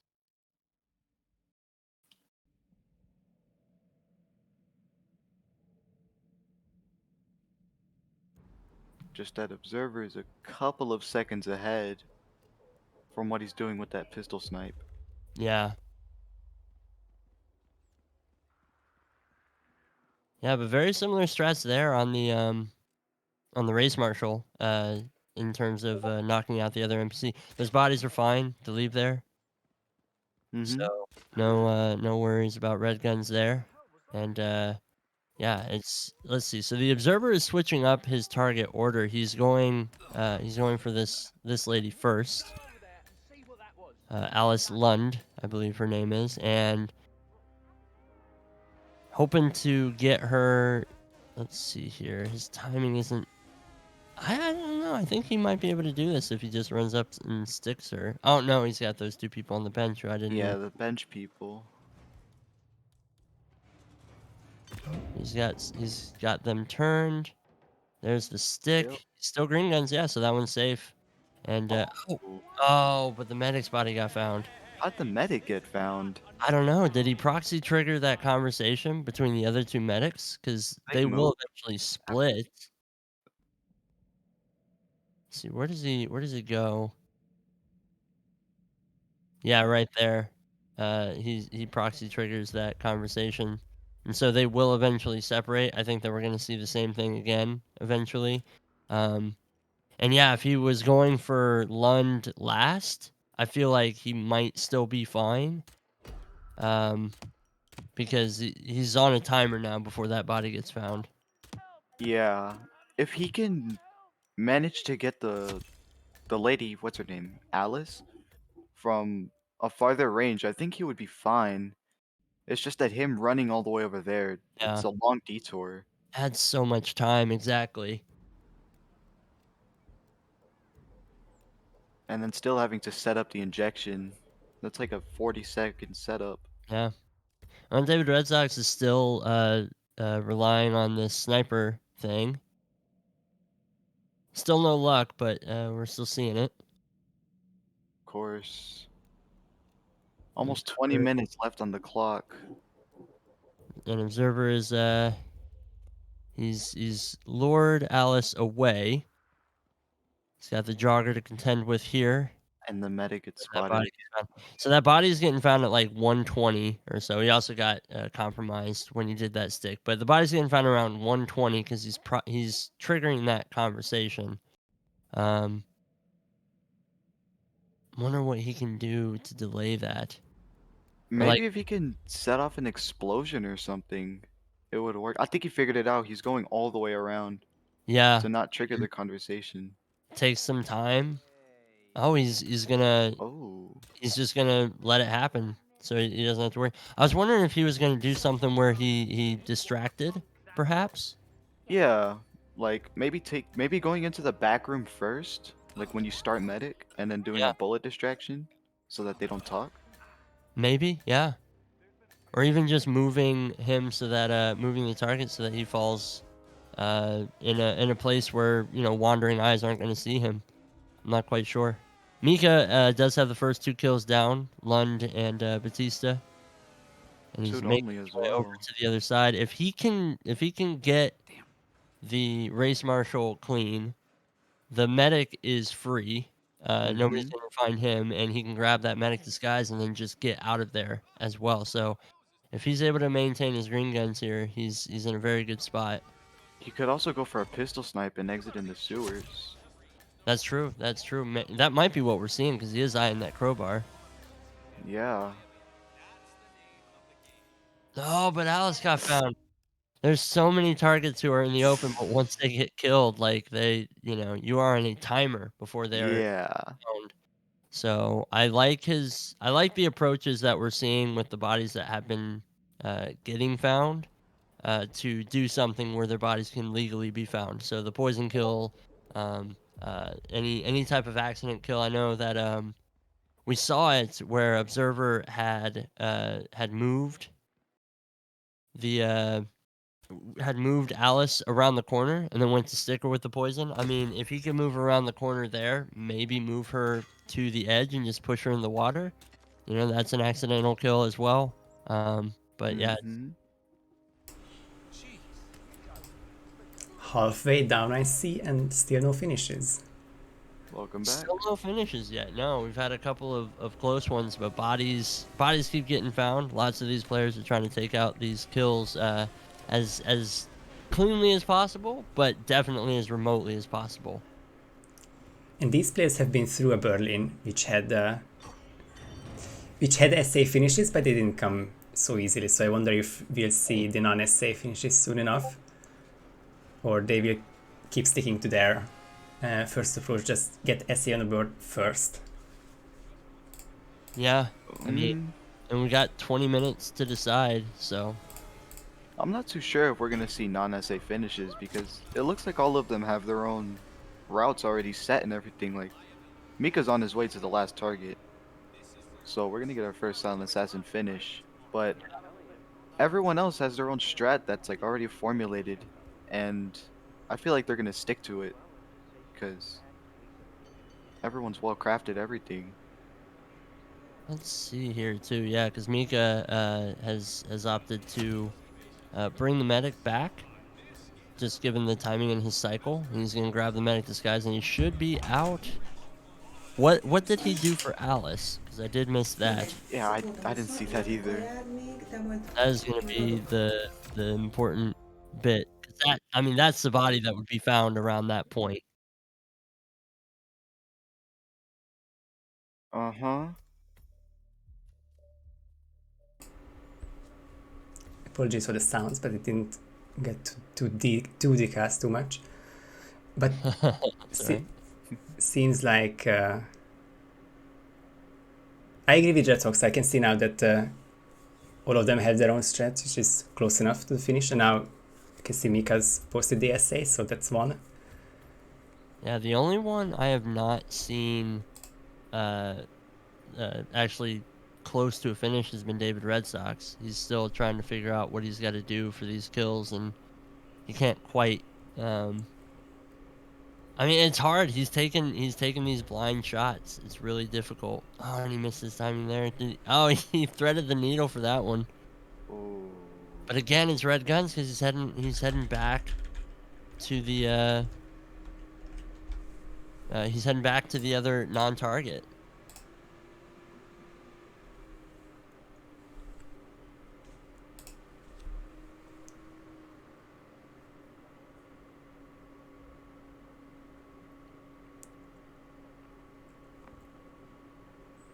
Indeed.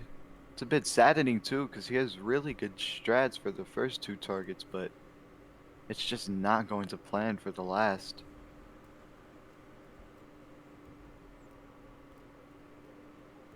It is impressive, like the improvements that he has made, though, because this would seem near impossible for most people.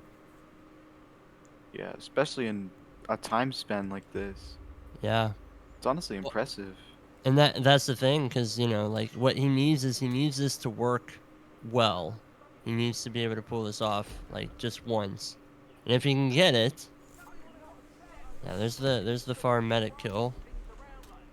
There's the marshal kill, but he's not in a he's red gun. Somebody had found a body, um. But I mean, it's just if it's just a body found and not like a notice kill thing. Like it looks like he's heading for an exit. It looks like he just wants to post. Yeah, I think he just wants a time now. Yeah. Just to be on the board. With the body being found and getting spotted, it should be 3-star. I guess we'll see in a Yeah. moment. See. Yep, it was a 3-star. Better than nothing. So Second that should score still only. be no notice kills though. It's You know? better than nothing, but unfortunately he has to finish top 2 in order to qualify. Right. And with a time like that, that's just... He's gonna have to go for something better. Yeah. One, especially because we do have 2 of our players have had SA finishes. The observer with the medic strat was able to get out, I believe. And so yeah, so now we have Mika sitting in first place with a time of 1:43, and then the observer with a time of 2 minutes sitting in second place. Nini yet to finish, and David Red Sox yet to finish with SA.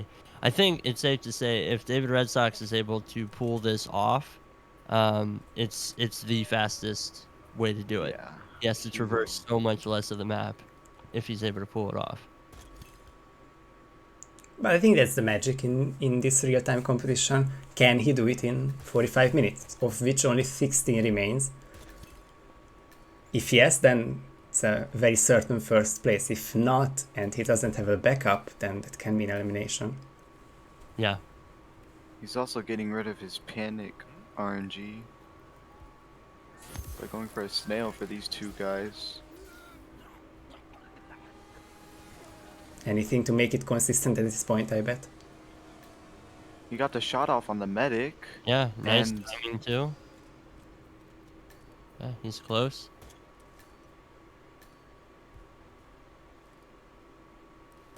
Ooh, But he's looking very tight. it's gonna depend on where this this target runs He's to. gonna have to finish really fast. Yeah, that body's Oh, and he gets spotted by the guard Oh, as no. well. and he was so close too. The body does. He's starting to get bodies found as well. Like he's gonna need to Then basically it gets so, yeah. to the exit by the time. And honestly, like as it's so risky. If he's able to get out of there, grab the keys, and then leave, you're looking at what, like a 120, 125 time maybe. And so it's only markedly faster, but that's what you need. Like you need the increments at this point. Yeah. And with 15 minutes on the clock, the time pressure is really kicking in. Yeah. Yeah, and I mean that's the danger of going for strats like this that do require kind of some luck in a way. You need everything to go perfectly, and you need to go perfectly all in a row. Mm-hmm. Theoretically, with 15 minutes, these guys can only do 15 more runs. Which... It's just even more to think about. So many factors in this run. So yeah, not a lot to try out as well. And Observer was on route to tie his 2 flat and got red in the last part of this run. The match info channel is nice and even so far. No finishes until the 30-minute reminder, and all of the 4 semi-finalists, I guess, posted 1 run so far, and of those, Mika has a 143, he's leading so far. Observer is the second with a 2 flat, and Yanni has a 4-star run, with David has a 3-star run currently. So the cutoff is a nice 2 minutes at the moment.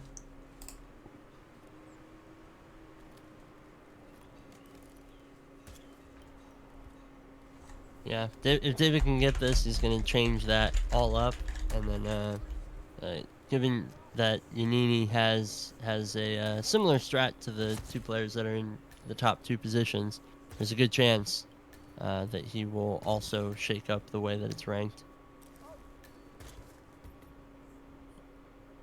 Mika hitting a really nice pistol snipe. Really consistently as well.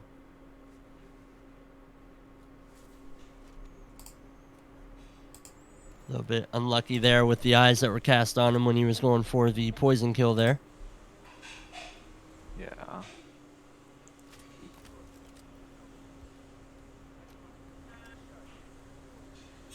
David going for his panics again. I think he's starting to feel very, very pressured. Yeah, the final 15 minutes, and he needs the run to work out for him to stay in this one, and he doesn't seem to have a plan B. You can't make it slower but more consistent. Not by a lot.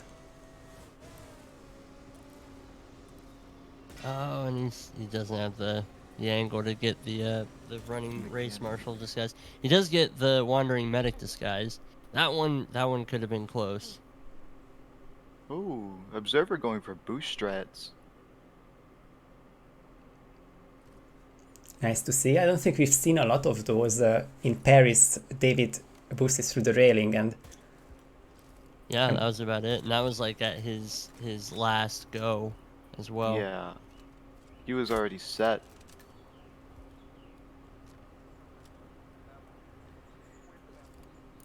just checking if he has the angles and on which targets. I'm not sure. I'm not sure if he has the angle on Alice from up here. He might need her to move a little bit. Indeed. Yeah, and he does the pistol distraction to do just that.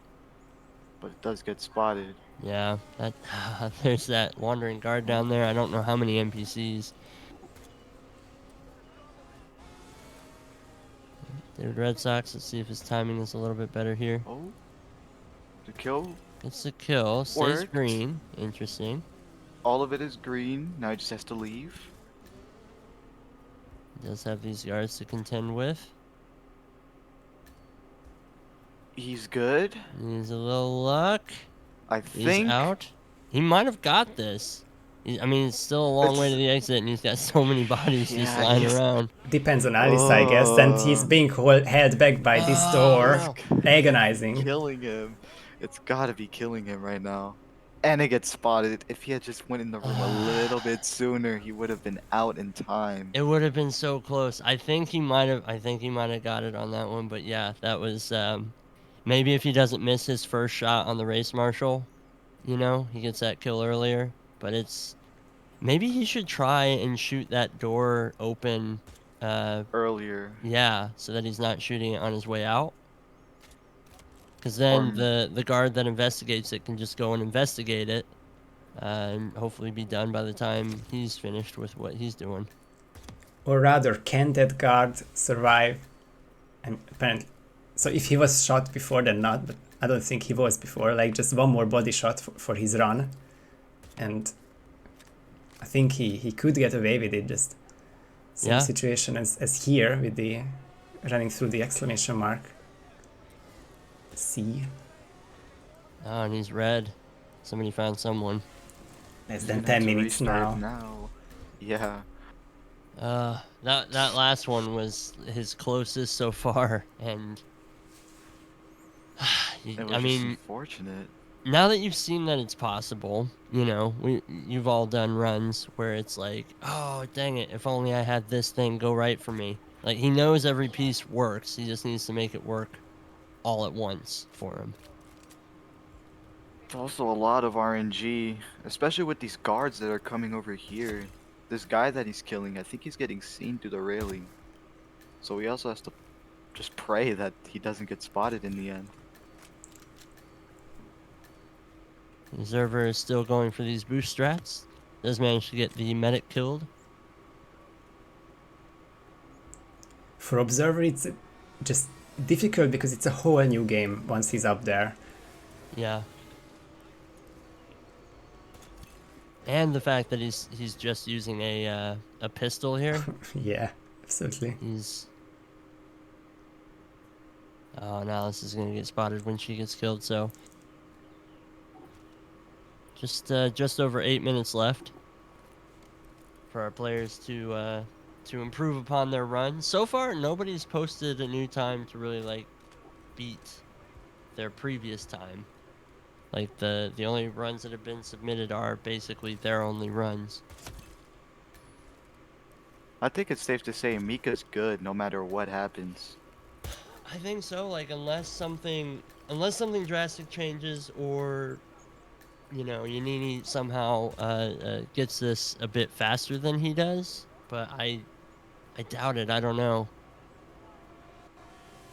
Because a lot can happen in 7.5 minutes, but, like, how many risks are you willing to take to kind of change up your strats and stuff? True. Man, I feel stressed just watching David like try and get this to work. This I can would be only imagine how he's huge. feeling right now. I mean, it would, and yeah, it would be absolutely massive if he was able to pull this off, just because this is such a ludicrous strat to try and pull off in 45 minutes.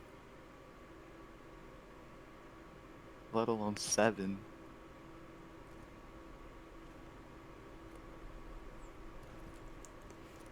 Yannis 3 targets down, still green guns, and has the agency pickup in here, but of course can match through this. Gets the key, and what other item he has to finish this run off. Let's see. David is really utilizing his time to the max now. He's polished everything for the beginning, and he's getting to the last 2 targets faster than ever.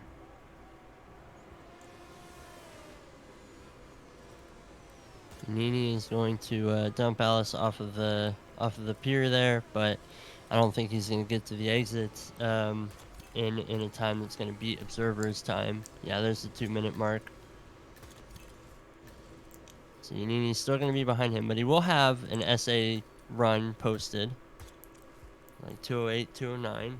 I can't quite see where he left at. And David saved the door again. Ooh. And that's it. He gets Oh, out, God. and the guard is far away. Guard is Oh panicked. Oh, this is my perfect. This is God. exactly what he needs. No! And he cannot get the green guns, and It's such a long way to go, because that race marshal will always be found at a certain point. Because even if it's just the guards coming after the other race marshal gets the guards from, hey, there's something going on. Yeah, he needs to be able to get out faster, but he's just so far from an exit when he takes those shots. that David run is his, I think it's his first 4-star run, not much consolation, but on the score wise, important to mention that Yanni did not submit his 207 or something, but he's really aware of the cutoff, the current cutoff of 2 flat, and that's the, like, his whole alley skill was around that. He wanted to do it safely with the push in the water. When he saw that the timer was getting close to 2 minutes or even further than that, he just went for a risky approach, but now he can see that the risky approach is doable. Yeah, switching up his strat. What was his agency pickup? He never unequipped that item. He just used the briefcase to lure Alice to the edge of the water. Yeah. It is an illegal item, whatever it is. David has figured it out. He's gonna go for the crowbar exit instead of the boat. Oh, okay. Which, I mean, 3 minutes remaining. It should be good enough. If he can pull it off right now, then he's gonna be perfectly fine. Is that not too late for the switch up? If he can do it, then that's a very nice last minute clutch, but he doesn't have a lot of tries for that. Yeah, but it just looks very solid. Like, everything works. He just has to get the run. Yeah. Yeah, but do you only have less than 4 minutes to do so? That's the hard part.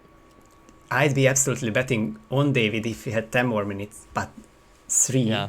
less than 3. Don't look at the timer. I sadly only started it a bit too late. Mm. And he's red He's now got- again. He's got one more shot left.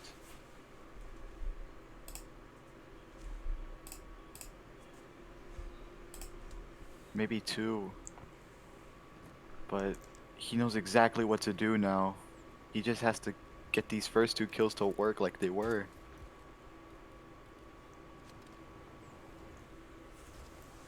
Yeah, and isn't that always the way? You get one thing working, and then you really want to get back to that point so that you can start testing the rest of it, and things just don't go your way. There's the first 2 kills down. Yeah. This is looking very good for him. If he gets this off, he's definitely going to be qualifying. Because this is really fast, especially for the first 2 kills. He just has to stay. Oh, and you need me with the late rip. Getting the Alice kill. I don't know if he's got time to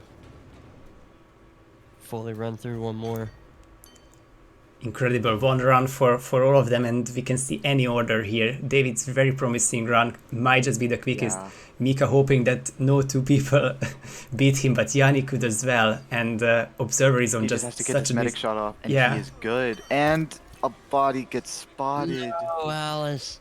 That's that.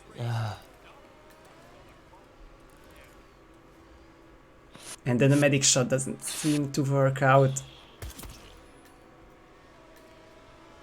But yeah, crowbar exit would be He's got one definitely much faster than the 1:43 currently the winning time, and likely the staying the winning time, because it is now less than a minute to go now. more. Yeah. There's no way. His route just isn't fast enough to be able to make it, even if it was flawless all the way through. I want to see it work, but I don't know. It's just not Yeah, gonna and happen. David's just gonna be reading the paper. He knows. He doesn't have the time to get the run done. That's so unfortunate, because you could see is. how like he was shaking his mouse when he was going for some of these snipes. Like he was really stressed. Yeah, and he was feeling it. That was really solid all the way through, and just an incredible strat, an incredible play. Just didn't quite go the way that he needed it to. And now he's out.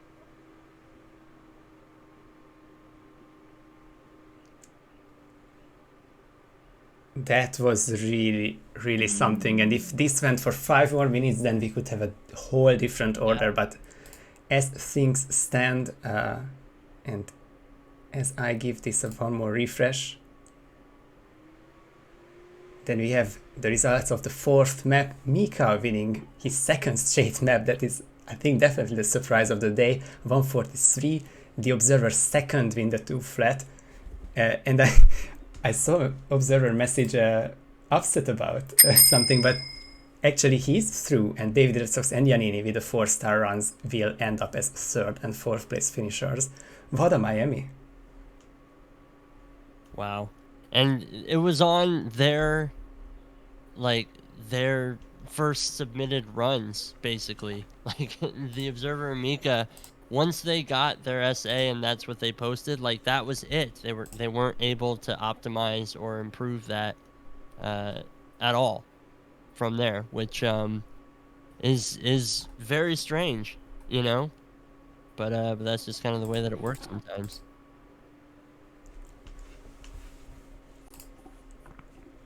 Mika versus the Observer. Now that's a pairing that I don't think many of us expected. Definitely newer players to the community, and apparently just cracked that contract, or which have a 45-minute timer at least. So now I can set up the final scene. I have no idea if the sounds are prepared for this one, so bear me the one last time. That will be in a minute or so. So yeah, last map is Colorado. I think that was already confirmed. and it is another 4-target map. Contract that I made. Yes, this one's made by Redfox.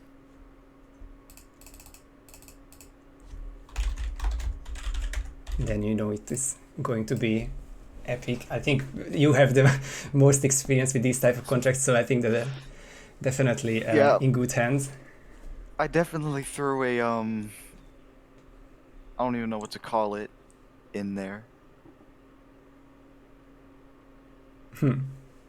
Because I mean, we've all watched the Colorado videos, and I saw that if I had picked some generic targets, then it was gonna end up being a water tower sniper contract, so I tried to switch that up a bit. That's appreciated. I think the last Colorado contract I've seen was definitely one. Not sure which competition, but it tends to happen with Colorado, any. So I'm going to be very interested to see how it works out.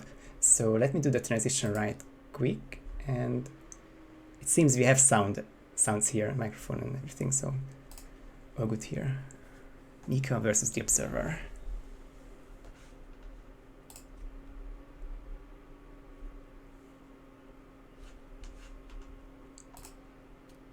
Observer will keep trying just in case.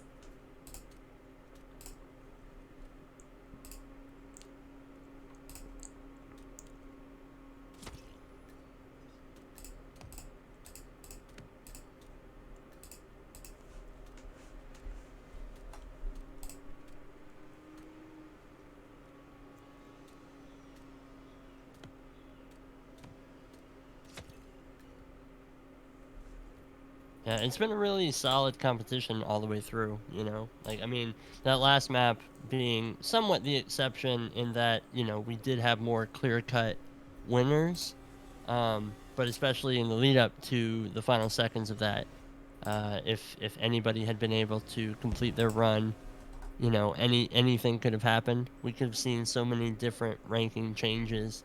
That one held pretty steady for a long period of time, but especially given that David obviously had a very, very quick strategy planned. If that would have worked out, then that would have been amazing. That would have absolutely changed up the entirety of the layout, and most likely beaten the current first place score by a full 20 seconds, if not more.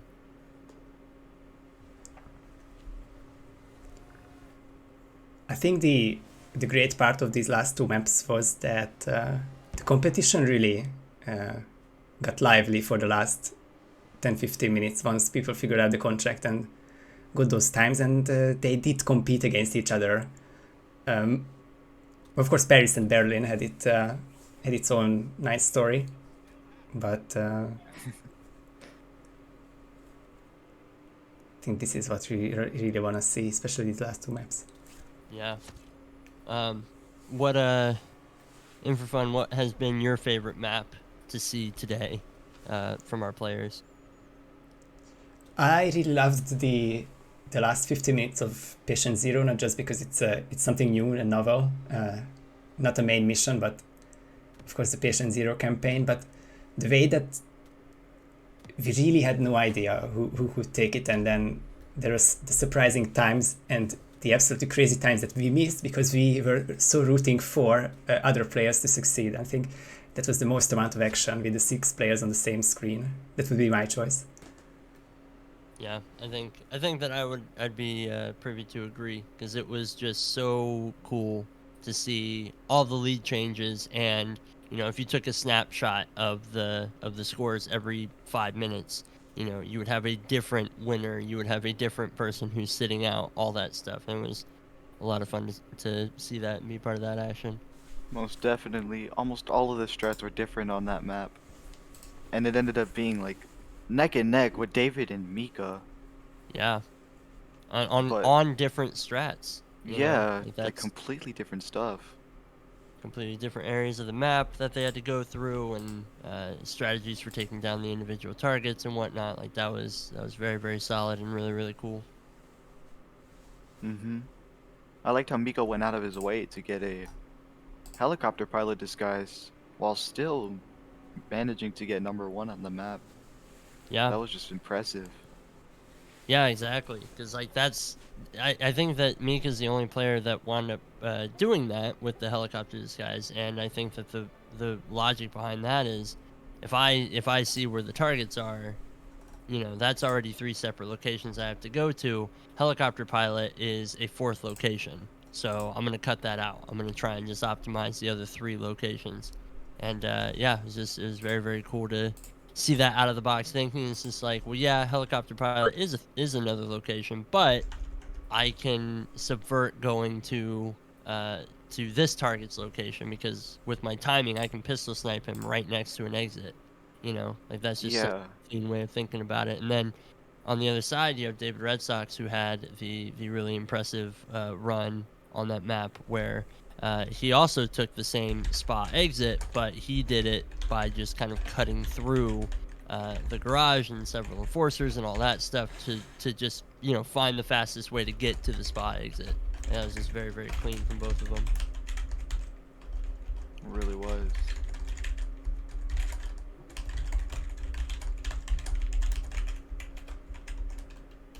I really liked Miami as well, though. Like, even though David didn't get to finish, that was the one map that I was just like on the tips of my toes, just watching. Like, I was invested. Yeah, Trying oh, to, absolutely. yeah, watching David try to get that thing to work was just, it was nerve-wracking, and I'm not even the one playing. Gets so tense for these final minutes. When, of course, it's tense enough when you know that you have a run, you just have to execute it. But I think with the 45-minute time pressure and the elimination time pressure, it gets it's really something. Mm-hmm. And so we reach the final, 30 seconds to go, Yeah. and Mika or the Observer will win Contract Wars 4 with this Colorado contract. 45 minutes on the timer, and whoever scores better, be it SA 5-star, 4-star, 1-star, or kill everyone, but someone will win this one. Someone must come out on top. And I'm just... I really hope we don't see it kill everyone for like our final. But if that does happen, I guess that's the way it goes.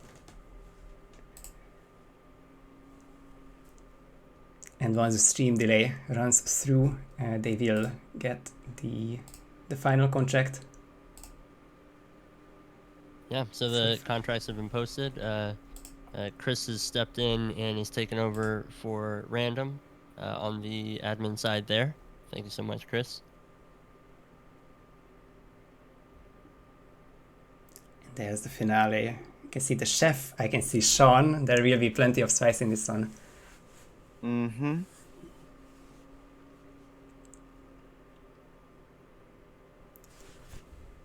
I wanted to go for a civilian that wasn't a hacker, so I thought choosing the only main mission target that isn't pretty much easy to kill with an accident was a good idea. Really looking forward to this. I think there's like always talk about the importance of main mission targets in contract modes, basically, but Sean has that decent cycle and interesting approaches, so I'm really curious to see what will happen here. Observer and Mika, fresh off the roulette knowledge, will just start with the hacker eye, so... Mm-hmm. Also that as well, just roulette knowledge.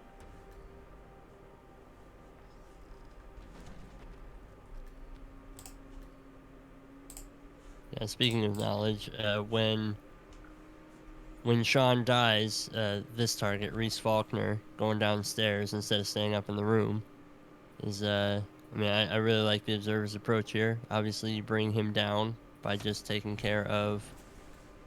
Wow, Sean fell very far away out that door. I'm just surprised he didn't get seen.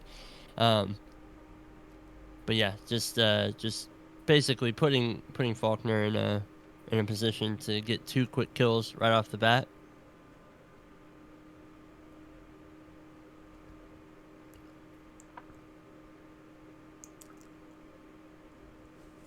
And Moody says it very well in chat. I think another great aspect of Colorado contracts is will anything beat Water Tower or make it any close with that. That was already mentioned that you had this one in mind and tried to counter it as much as possible without, I guess, being it too obscure the other way around. So I'm curious to see, and they are starting Hacker, and we could maybe see something similar than we saw in Paris, the evolution of starting locations from the garage from the basement, to the garden. Yeah, if they get comfortable with their times, then we might end up seeing a completely new strat change. The Observer opting to take out Faulkner right as he leaves the room. He does have to do a little bit of body dragging there in order to get him out of sight, but he does manage to do so. And that is pretty quick, because if you look at the two in-game times here, Observer has 2 of his kills down. Mika has just been spotted here, but Mika was about the same time and was still waiting on Faulkner to get to a place where he could kill him.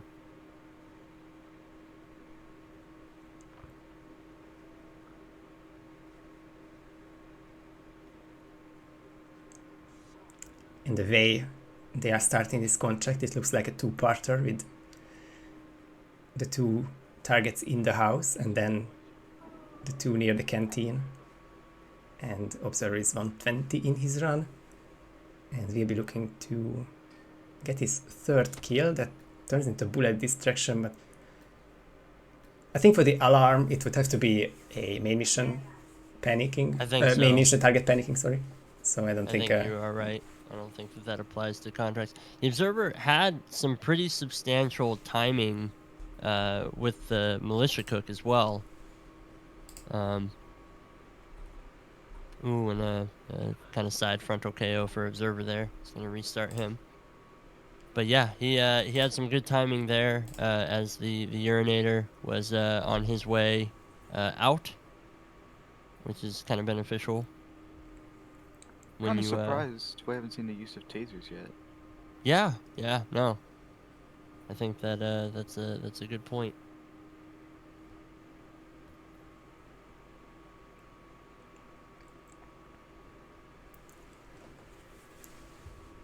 Another good call from Chad, this time by PG.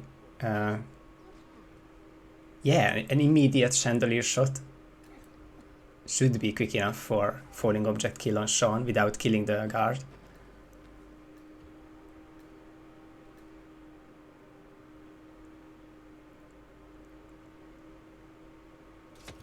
Not sure if they are not thinking about it at the start,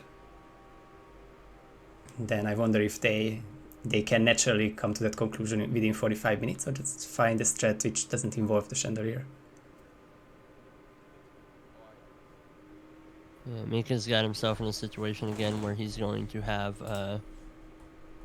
Faulkner come through the living room. He doesn't have a place to hide him, but he is going to go ahead and looks like he set the bubblegum down for underneath the chandelier, so he might be looking to get Faulkner knocked out there, take a distant chandelier shot, and get that kill there.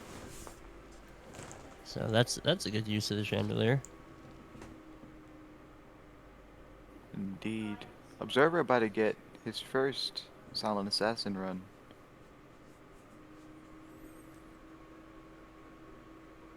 Does get some panic there, but he should be good. Yeah, and then here's the exit right here.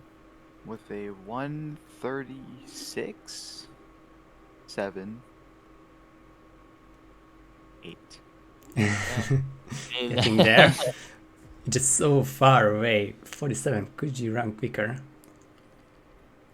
Let's see here. Let's see what Mika does for this.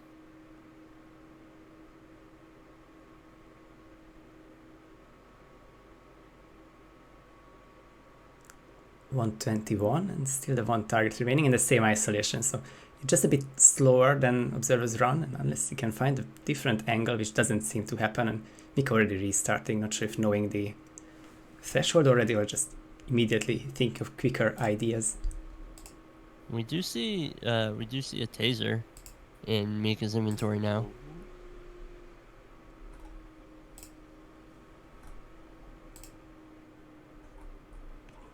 Observer using the poison to kill Sean. And I think that that's all just so that he can get up here and get Faulkner's timing.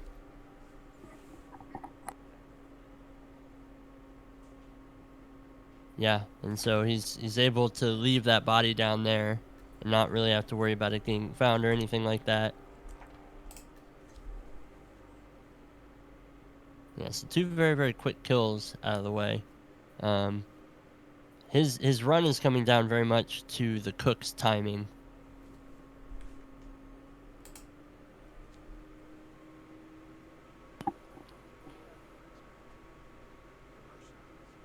Indeed.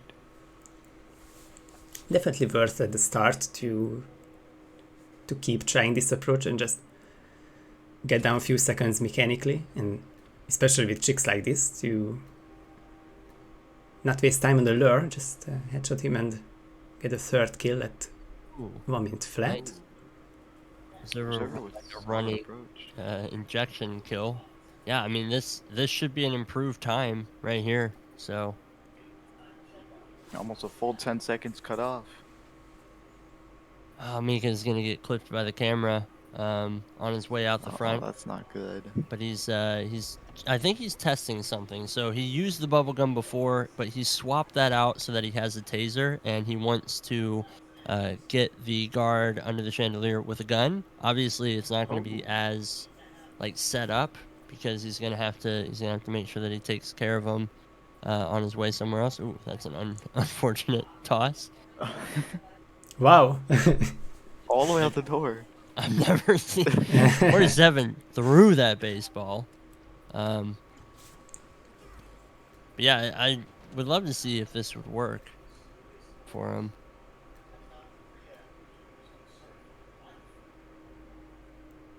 It's a nice way to counter because he does have to wait for Faulkner to come downstairs in this way.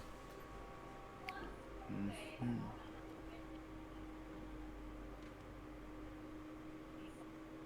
There is the setup for that. He'll avoid the cameras this time, and we'll see him get to a spot where he can take that shot.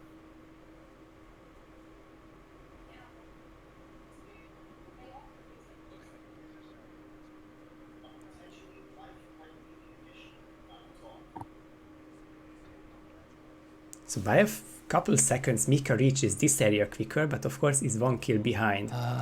On the other hand, he has this angle on the chandelier, but the gun has already been brought to the other room.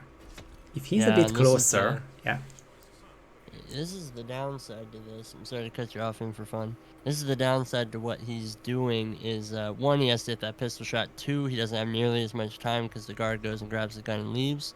The observer just got out with a 1:24 time. So that's his 3rd time posting a score to Mika's 0. Yeah, very, very one-sided matching for Channel 4 now. So he takes his 1 on the other end.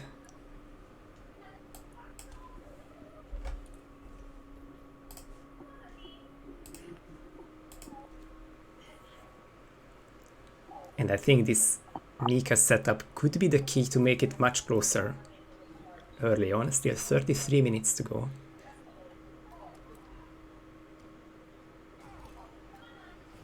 Yeah, I do like his setup, and I think it could potentially be faster since he doesn't have to spend so much time in the house. Yeah, it is really solid in that regard. He just has to time it right, which could be a problem.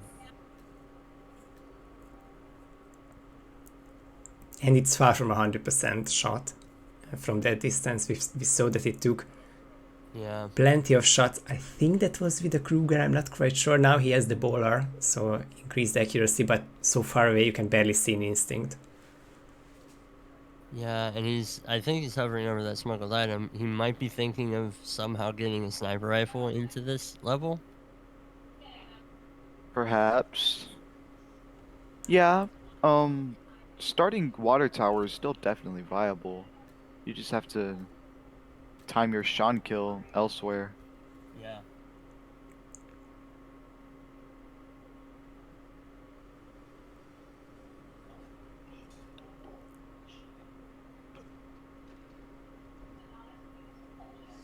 Wrong lock on, but if it's heavy on the early restart, it's still still a bit better than the unfortunate situation David found himself in, is that he had to do the whole run in Miami when the really risky part came. So I guess rather restart 15 seconds in so much. Observer might not get away with this one, unless the door closes, then he has a good shot.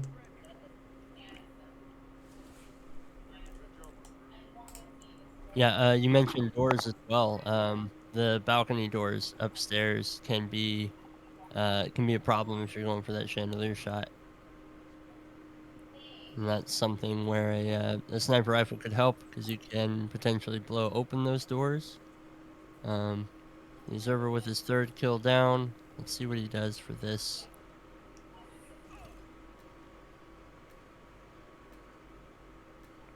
He is going to be red guns. Not quite sure who got found for that. The red guns, yeah, so it was before the kill, it was on the last person. Which means there's someone in the house. Who does he have? I mean, he's got Faulkner upstairs, but that was his run with the double shot panic a minute and a half ago. So I think that ended up with being the run ripper. Yeah. Mika's struggling with this chandelier shot. Yeah, it's a tough one. This is another one of those things where, like, you need to go perfect. Yeah. Unless you can get a line on the chandelier itself, then he's gonna have to stick to shooting the chain, which is just not gonna work out very well. And the observer is he's delaying one of the guards. He's got both kills. Potentially a better score posted for him here. He has two bodies out in the open, so he does have to be a little bit worried about keeping those green guns, but he's close.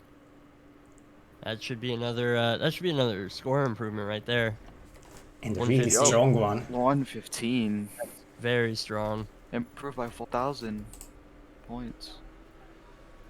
That is very, very strong. And yeah, I mean, where do you go from there? You know, he's definitely not wasting a whole lot of time in the house outside of having to do the body drag after he gets the kill on the guard from Sean's room.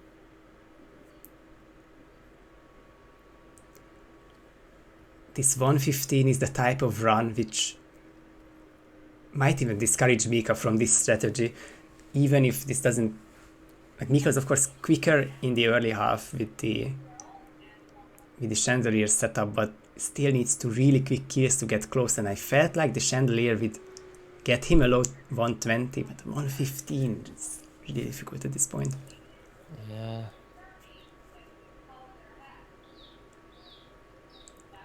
And our timer is accurate, correct, then, for fun? This time, yeah, I made sure it started, yeah.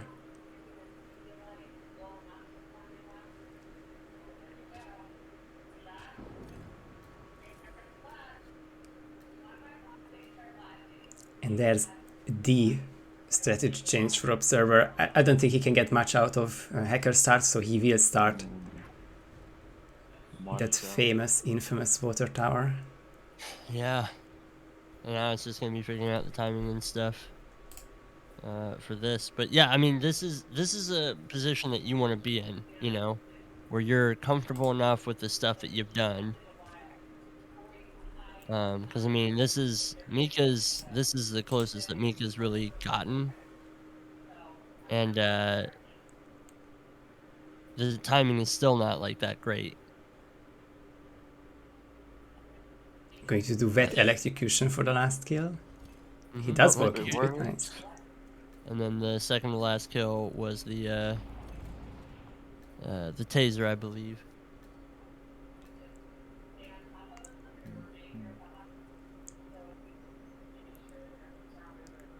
I want to see if Observer can make this work, because I really did try to make it so that water tower isn't viable, but if he can get it to work somehow, then that'd be pretty amazing to see.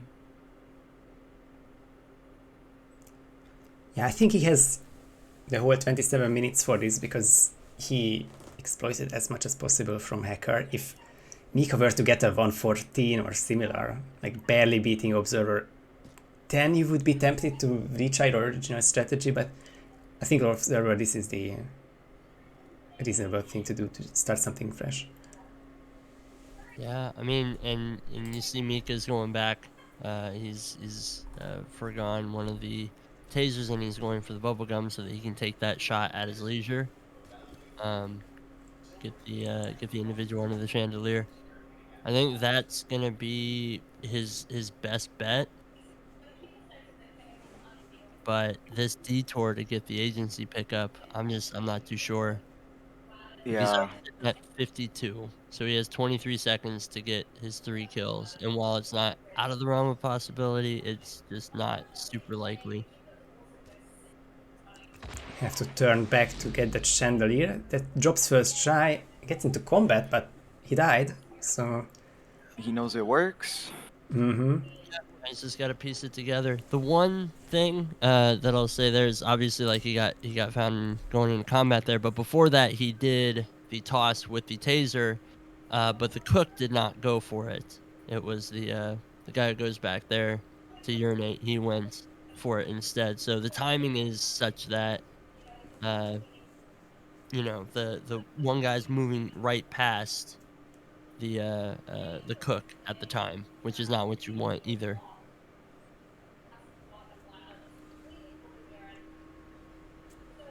Observer hovering over another loadout, so it looks like he might be abandoning this water tower start. Yeah, there's definitely a lot of viable starts here. It's just that you have to be comfortable with your Sean kill. Yeah. Otherwise, it's just forced hacker.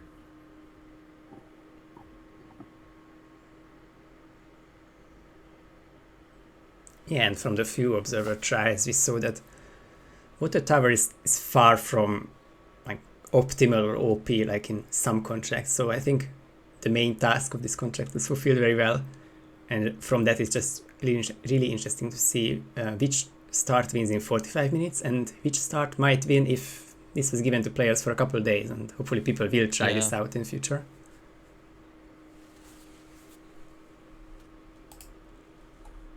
Observer with a very, very long pistol snipe on the gentleman in Sean's room.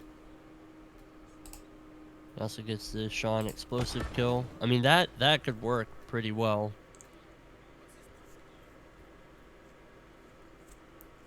Barely running into the Enforcer. chandelier. Okay, he does eventually get it. It takes some goes. But yeah, so Mika, I think Mika's timing it has to be like so perfect so that he gets that chandelier shot right when he needs it, because he needs to get ahead of the cook.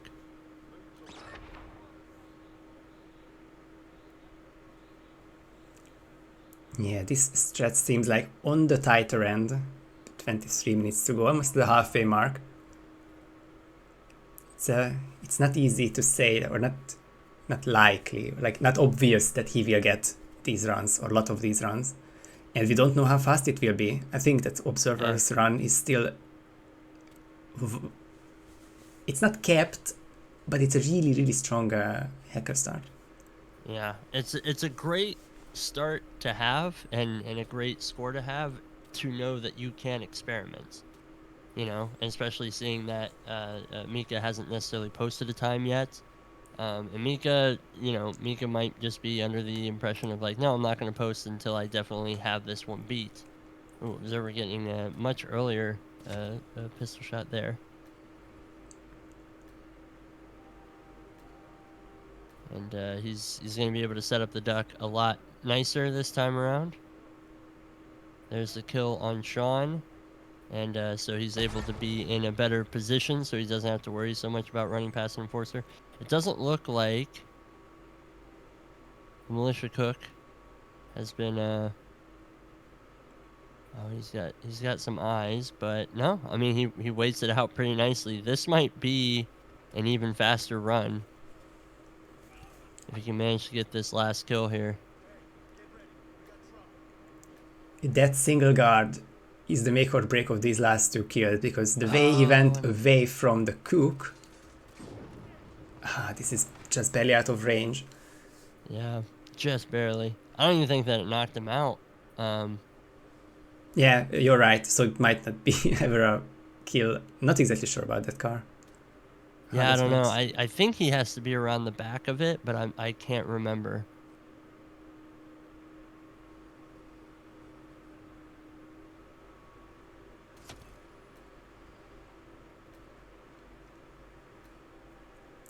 Yeah, Mika's just not on good grounds with his timing. Even if he does get this down, it's gonna be way slower than what Observer currently has. Yeah, unfortunately. I mean, this isn't like a bad time. Oh, but it looks like The puddle is not working this time. Either the taser not in range or the guard not working into it, but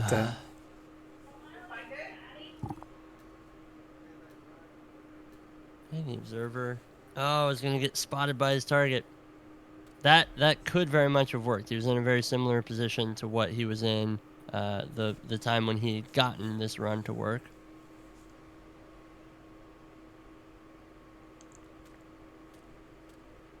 Yeah, I think it's very heavily reliant on getting this first pistol snipe out of the way.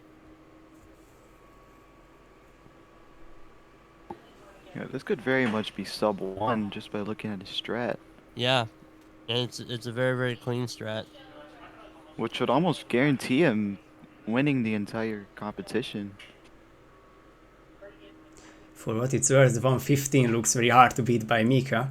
But Yeah. if it gets close to the minute flat time, I of course can't call it early, but it will be really, really hard to overcome. Yeah, absolutely. Oh, I think that was just some poor NPC timing. Was his guard ahead of Sean? And that happens as far as I know. Yeah. They have this RNG that They were standing inside of each other. And his guard was just a little bit ahead.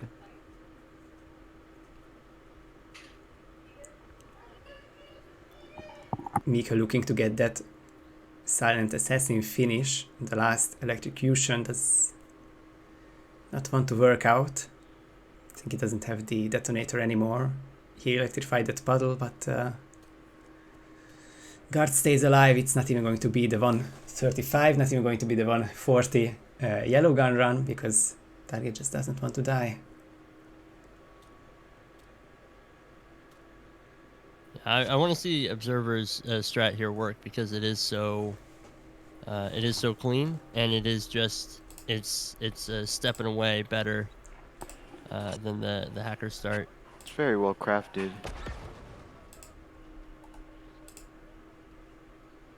I just love how the timings are working out so nicely for him.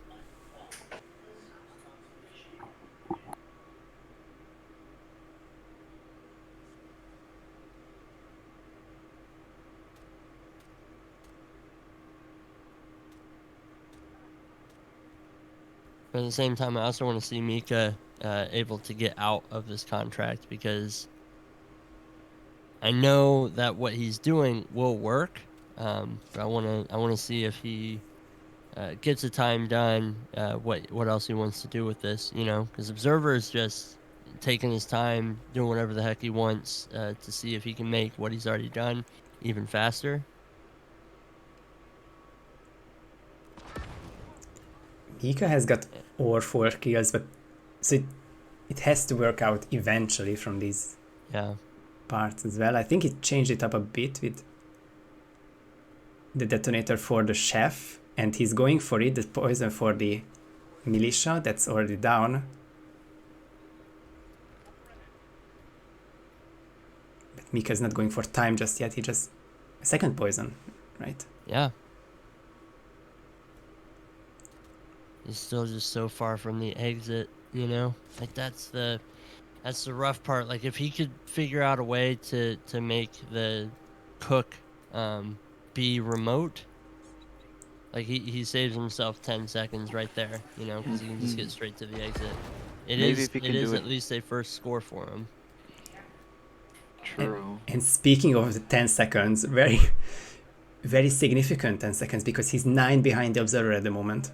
And this does feel like a 4 or 5 second back and forth would end up to that time. But observer, 40 seconds, 4 kills down.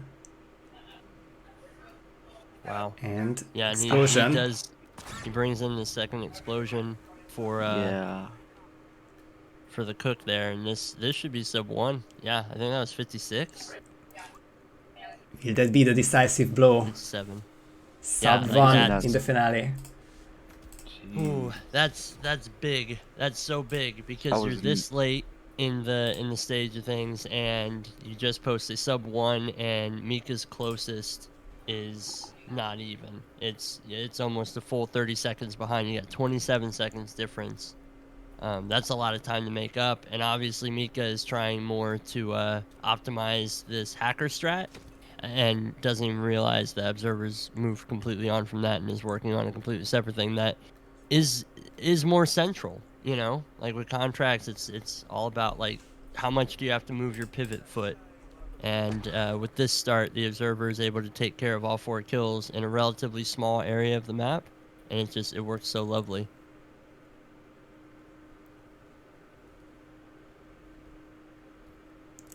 Good question. If Mika is aware that he's now beaten by 27 seconds, he posted the time, and for I think 45 seconds he thought that he was just 10 behind the observer.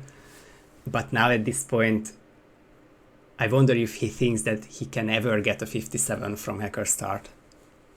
I don't know. I think that would be the deciding moment for him to try something else, because otherwise it's not going to work out for him.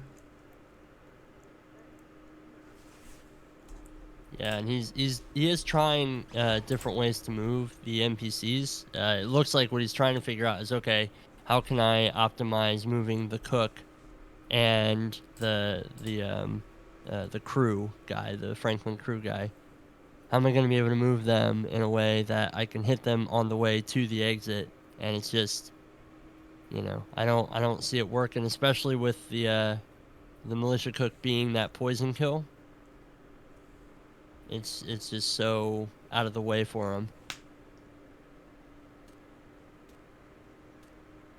And really, I think the Observer's time gain that he has here is almost solely based on this pistol snipe kill.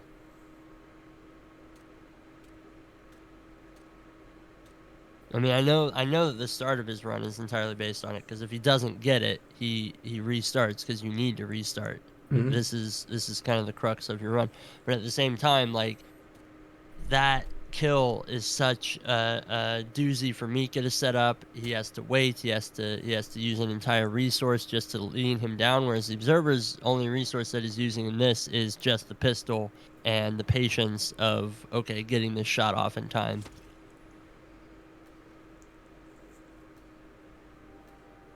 Mika now using a snail for another target, the bubblegum for another target, another sedative. And yeah, it's these kind of things, not even reacting the soldier, to somehow make something else more remote, but otherwise hacker just never say never, but far. sub 1. Yeah, I don't see it happening. Like, you'd have to really optimize. I just don't think that there's enough of it there for him. And also, like, the main thing here is, Mika takes, 7 seconds, making sure that he hides those bodies, gets the disguise change, sets up whatever he needs to set up in the living room. It's all time which Observer takes by getting those 2 kills and already moving for the other 2. Yeah. So optimized. Because right now Mika is at about the spot where Observer would be standing, and Mika is 45 seconds in. It's not feasible to assume that he'd also be able to catch up here. Yeah, I don't think he's gonna be able to make it, especially since he's only using the hacker start, which just isn't viable, especially with the time that Yeah. Observer has come up with. There's just no way that this start is gonna be able to outclass that. Yeah, and it's not that Mika knows what one he's doing. I'm sure that if he had the same thought that Observer did, it's like, oh, well, I'll just start in the regular militia soldier disguise. I'm sure that he would be coming up with similar strategies to this. But as it is right now, Observer's just well and away. There's a 123 posting, which is good, but and it is an improvement on his last score, but it is not what he needs right now. And plus, even if Mika does get tied up with Observer, Observer's using all of his time right now to get more testing done. So he's probably just gonna go even faster. Yeah, just try and make it as quick as you can. And that's the thing too, because we haven't seen a whole bunch of successful runs of this, because you do kind of need a little bit of lucky RNG, and that is that's just something that you're gonna just have to do several runs to hopefully make sure that you can make it. And right now Mika doesn't have that time, because we only have 10.5 minutes left in the entirety of the timer.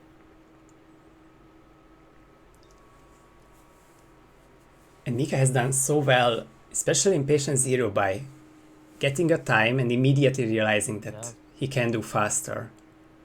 It just doesn't arrive to him that there's at least the militia soldier. There are confirmations from John Chad that water tower would work, or not sure if that's an actual confirmed 28-second run from Danny.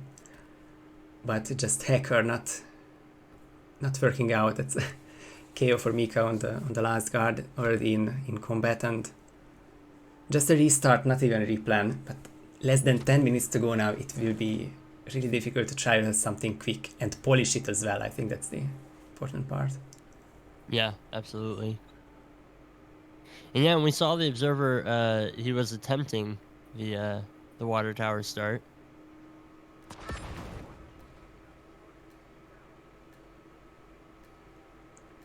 Yeah, we can hear more sub ones.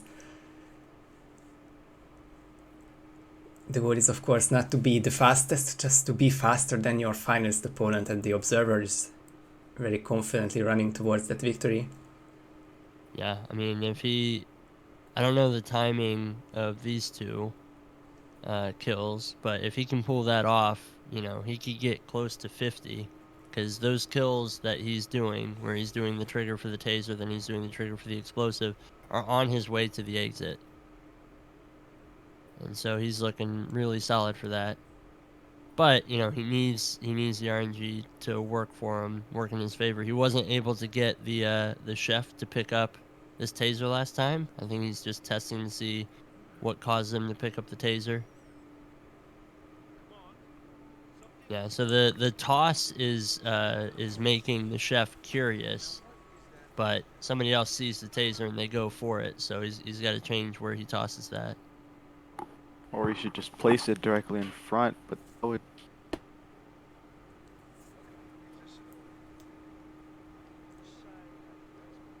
Yeah, see, I don't know how viable this part is. Obviously, I don't think that he's going to go for this early. I think that his plan is going to be more to... He's just trying to figure out where to toss it on his way out, that the chef is going to see it.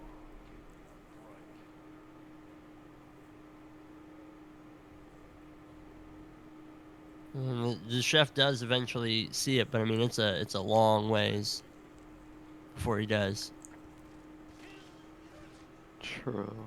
But he's gotta set up his explosive duck super early in order for Sean to get killed by the car, and so he's on a timer like right when you start here.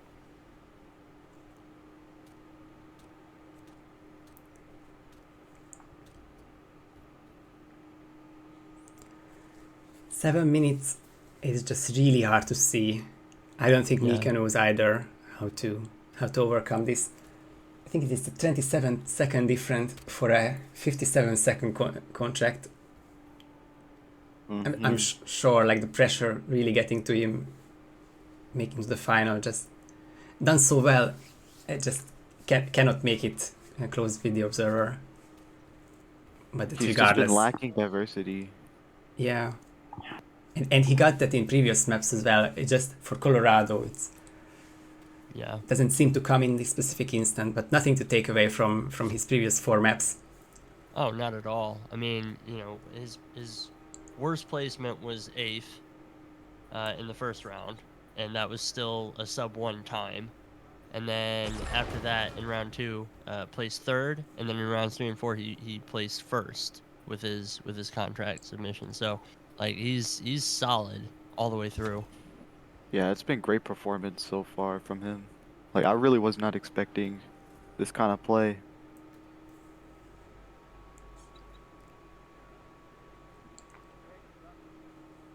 And as things stand, if the observer will actually win Colorado, then these 2 players will be the players with 2 wins each, with Giannini taking Berlin. So it's a very deserved final for both of them. Oh yeah, Consistent absolutely. second, third place finishes as well. Observer never finishing below 4th.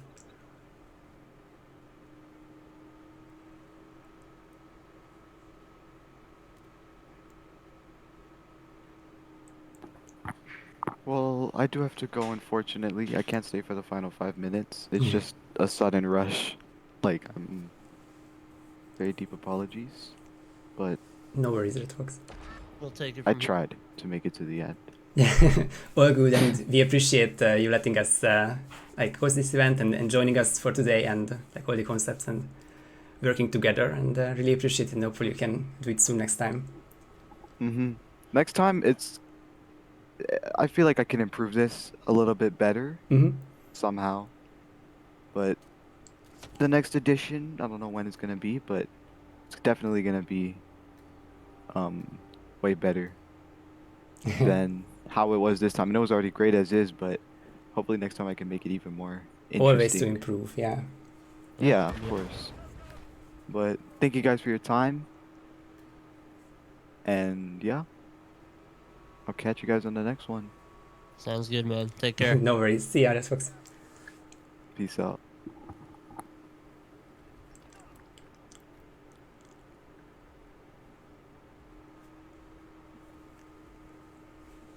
It would be really unfortunate for him if this was fireworks for the last 5 minutes.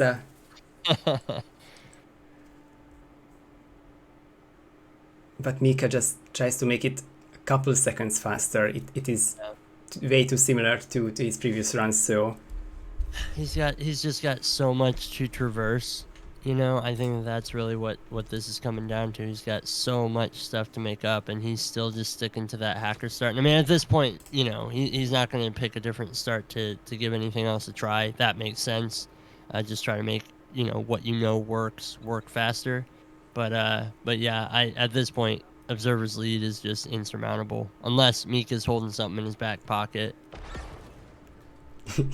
if he's actually playing the biggest con game of contract He's gonna wait till- competitions, and he has the free strat, which is, well, pick your poison, 30, 40 or 50 seconds, but sadly doesn't seem to be the case. Still 3 minutes and 5 seconds. Well, depending on when he restarts, he does seem to have restarts towards the end, so won't be much more than 3-4 runs for him. Yeah. The Observer is going to be out again, and this is going to be a 54-second time. half a minute lead. which is just staggering. You know, and I mean, how many it takes so many retries to even get there, because you do need to rely just on a little bit of luck. But that really solid. And I see in the chat they're talking about it. There's a boost that that apparently was used to get that 28-second timing.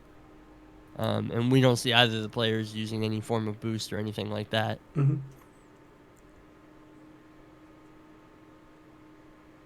I'm satisfied with how our approach to letting everything besides strength glitch allowed work out, because I we've think so. seen a little bit of everything, and for the speed runs, for the contracts, and full game later, or like eventually, it is just so much freedom of approach to let them do what they want and experiment. And this is about experimentation and the right amount of boosts, and mud shots, and I think these are the two most used ones. So it's definitely opens it up. The Observer with 49 seconds. Sub 50. 35-second lead. Yeah, this did end up being a fireworks, but for one player, and the Observer is really, I think, now really confident, and this being his last run, unless I guess misses the headshot 5 seconds in, it's just a really fitting end to, I guess, pop off. That's the slang for that, to enjoy his contract to the fullest and enjoy his win. If he would get this this timing, so they wouldn't even have to like wait for where Sean is, and just go for the kill on his way to the next kill. Obviously that one didn't quite work because he had the guard was fused with Sean, but yeah, he has potential to shave off even more time for this, and it's just incredible. You know, hats off. You know, and it's upsetting because Mika has played so well throughout the entire event, and would have been really nice to see him be able to devise a different strat and not just get so hung up on the hacker thing. But still, incredible hacker start run. It just doesn't go his way, and Observer obviously has the more superior strat with the timing of this. And we will get the final bicycle arm, and others won't, but this is the end of the final map. Oh, yeah, there we go. And I'm just thinking that I don't think Mika will be upset too much. He's been really a positive person, from not too much I know about him, but oh yeah, he played incredibly. Yeah, and like, I'd be thrilled with this if this was my second place result. Frustrating on Colorado, sure, but like, you've got to be proud of yourself for this. Observer, by the way, a 42-second run. We'll leave it to the. Oh my god, that one's not the official one. It happened after time, but barely. Still. Yeah, he another 7 seconds. It seems like a huge difference, but it just the two approaches, the difference in two approaches, and Mika started end state hacker, and Observer, I guess, got out of that start quick enough and found the other way, and it wasn't water tower for the win, but it wasn't hacker start either, and I think that's a really good balance for this one, and yeah, just so well done. And I think that you're right. I think that it was a thing where Observer started hacker, but he got it to work faster than Mika. Like, I think he got it to work in the first 15 minutes, and from there he was just like, okay, I can't really think of what I can do to shave time off of this, but what if I started somewhere else? What if I did something else? And that's where the big difference really came into play. He was just so strong in that way of, you know, I'm comfortable with this time that I got here. I'm going to see if I can get it faster anywhere else, and I'll come back to this if I need to. And he had the luxury of doing that, knowing that he had the upper hand. But yeah, just it's upsetting to see Mika get stuck in that hacker start, but at the same time, like, good on Observer for recognizing, all right, I think I've done this. I'm going to go do something else now. And yeah, it makes it pay off for him. Yeah, here are the confirmation of the final results. And yeah, very consistent showing for both of them. But also that one close call from either. Mika finishing 8th in the first map and the Observer 4th in Hokkaido. And it's very important to clarify this one. Because there was some confusion about it before Miami, and just get this out of the way and clear it out that because of Kekaneta going to sleep after map 3 and having a time that qualifies him for the next round, the only thing that makes sense here is to like not get rid of competition this way. If Kaneta cannot continue, then just don't make him advance, and to make him 6th place in the patient 0 map, which actually allowed the observer to go through and win the map, win the competition, sorry, but that doesn't take away anything from him. And as you can see with the 2 wins and 2nd place, him and Mika were the best optimizers of today's event, and I think that's a very deserving final for both of them. Yeah, 100% agree. And I think that it was a good decision as well. You know, for all intents and purposes, Kekaneta with the best time still technically forfeited his place in the competition, and so 6th place is more than fair there. And like you said, keep the competition going, allowing the observer who had the next best score to move on in his place. It's perfectly reasonable. So yeah, very, very good plays from all of them, and I think we did showcase a lot today from the. I would hope that Paris was a nice and good introduction with all of them getting the silent assassin time and the win coming down to 1 second, and everyone getting sub 120 for their first contract, and they got 45 minutes of optimization out of this game. We've had the Berlin, which nothing against you, it was just a different contract. It seems like a bit harder to optimize, a bit longer, but it was a learning experience. It was a different contract. It nothing goes. It cannot. I cannot say this criticism because I see it as the same contract for everyone. If the players will fail, like there'll always be feedback, but I don't think this contract stood out either, just because we've had 2 known scorers, and then the rounds 3 and 4 of not knowing who will win and who will advance, and the last tries almost being decisive. I think we've had everything here today. Yeah, I think that it worked pretty well. I think we had a nice flow from one contract to the other, and it felt like a significant progression. You know, I think 2 most difficult contracts of the day, probably that Miami one and obviously the Berlin one. For different reasons. So we had 2 non-SA posts for the Miami one, and then we had a couple of non-finishers for the Berlin contract as well. So, but I mean that's kind of the nature of it, you know. And this is about optimization of a contract, not necessarily about the contracts themselves. And so, yeah, I think it's good that we got to see how the players approach this stuff. Whether it was a relatively easy thing that the optimization was the difficult part, or rather the contract was the difficult part, and then they had to figure out a way to optimize within that. It's a good show of strength and a good test of their Hitman character. Yeah, and just such a unique format, I feel like, because contracts was always associated with the grind, the get the last millisecond out of it across a week, across however long you feel like working on a project. And I think the time pressure really adds to it. And yeah, it's sometimes really hard to show everything at once, and I think we all missed a couple of great runs. And for this, I would like to put together the best in-game time run, like we did for Improv Royale, so that we can get at least that one. Would be very nice to have a conversation going in the HITMAN channel about how people optimize these runs to have these contracts in the mindset for at least a couple of days.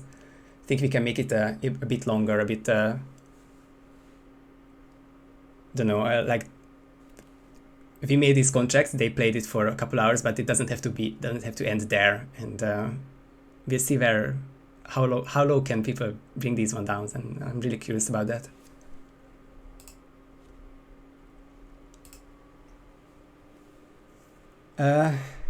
Gunther, we have one more point of order here, and of course, yes. Congratulations to Observer, but I think you and I and everyone at Providence have been very excited about this day, because it's not just very sick one-day event, which hopefully worked out well.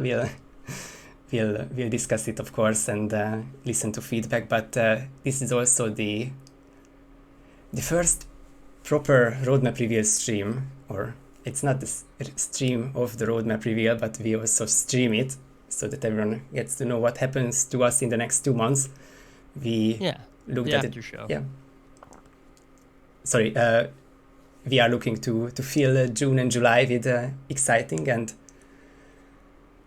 and a wide variety of events, and I think I should be transition it now. I don't know what's happening to the sound issues, so I'll just hold back and tell you guys when you can speak. I will bring Janin in the picture in just a couple of seconds, because he has wrote something very nice, which will be posted in announcements, and I'm sure he can discuss these events as well, and we'll react to it as well. So, I think we should be ready now.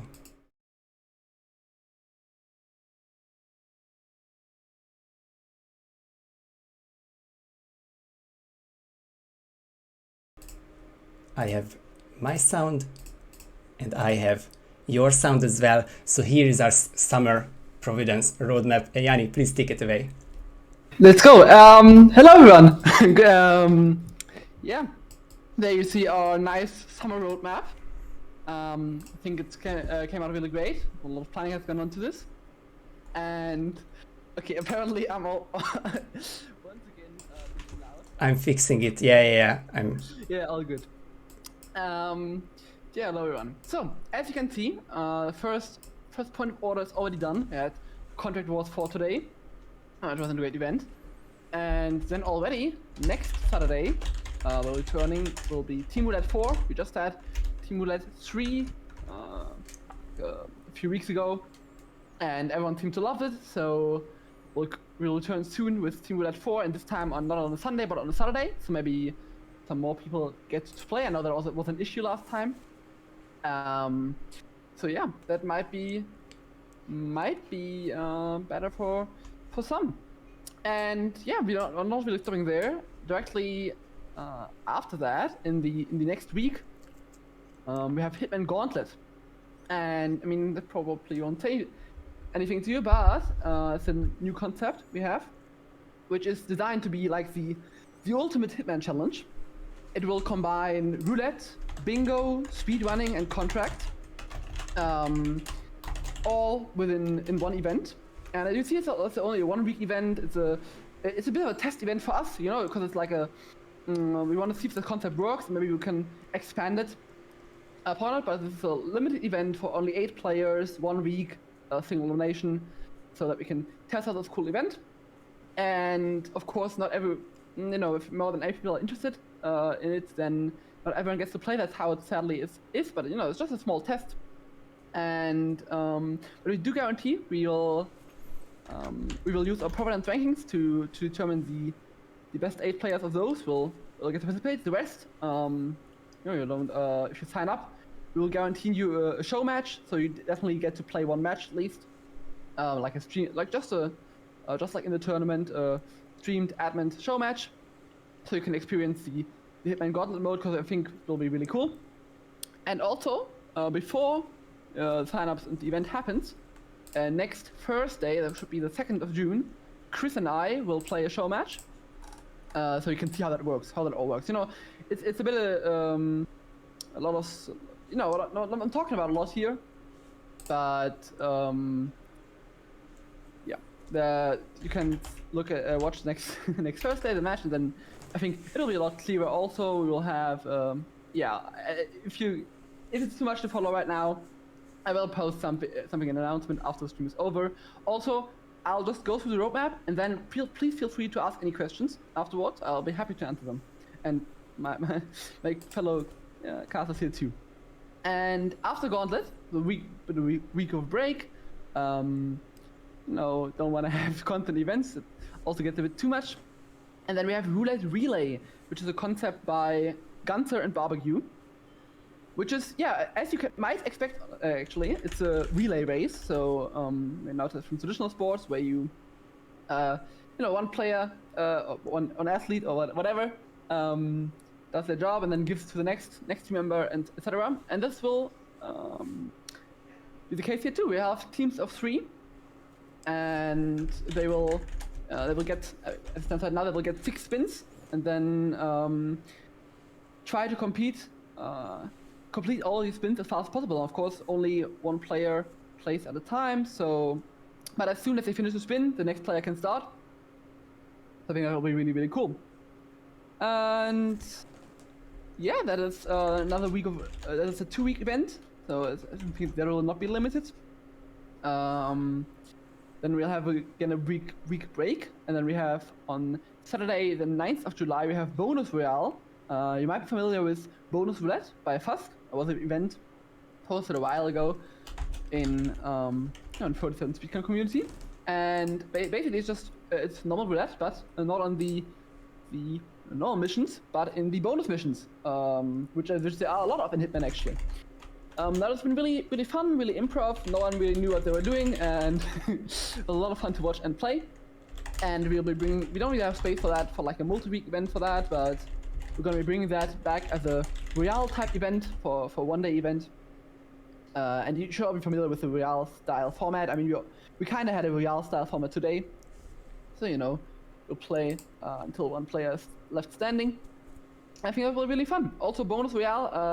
If you want some bonus royale actions earlier, it will also be included in Hitman Gauntlet. So there we go.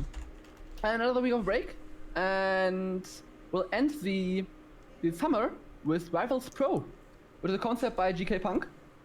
And as the name might suggest, it's a tournament for expert roulette players. And the map pool is already predetermined. We don't have the normal map pool of 18 maps. We'll have a map pool of 7 maps. And Punk did a vote a while back in the community, which are the best roulette maps, or like which are the 7 best roulette maps, and everyone could vote. And yeah, those 7 maps came out of it, and it's also like a I forgot what I want to say. But yeah, basically, you know, it's a tournament for roulette experts, and I'll post about it later. And it's well, so then, but I think if you enjoy normal roulette, you'll also enjoy that. Yeah, that now rant over for now. I'll also let maybe Fun come to say something. But please, if you have any questions about this, then feel free to ask them. We're here to answer them. Yeah, exactly. Team Roulette, I've seen the question. Team Roulette 4 signups will open like right after the stream, this evening. Basically, one channel will open tomorrow. Yeah, just one channel needs to be like filled with the info, and I think everything is ready. The signups have been tested, so once I go offline, I think it's within 10 minutes, or maybe someone's already working on it. So yeah, very soon now. Pretty much, yeah. I think if you're talking about Rivals Pro, not a lot of players, like the map pool, only 7 maps will be in play for that. That is. If that player an accident, then I'm sorry about that. Yeah, no players are chosen for anything. No invitation this time. I guess the Gauntlet is closest to where, like, the best ranked players will be in the bracket, and everyone else will play a show match if they sign up, because this is once again like sort of a test, sort of a tournament. Just want to try this out. If you want to make it bigger, like imagine a main event of some sort. Just play this for weeks and weeks, not just 2. And we have to see if it works smaller scales. Exactly. Well, the top 8 by rankings per se, but like the top 8 that sign up by the rankings. So like I don't expect all like the 1 to 8 of the rankings to sign up, but yeah, from the people that sign up, it's the top 8.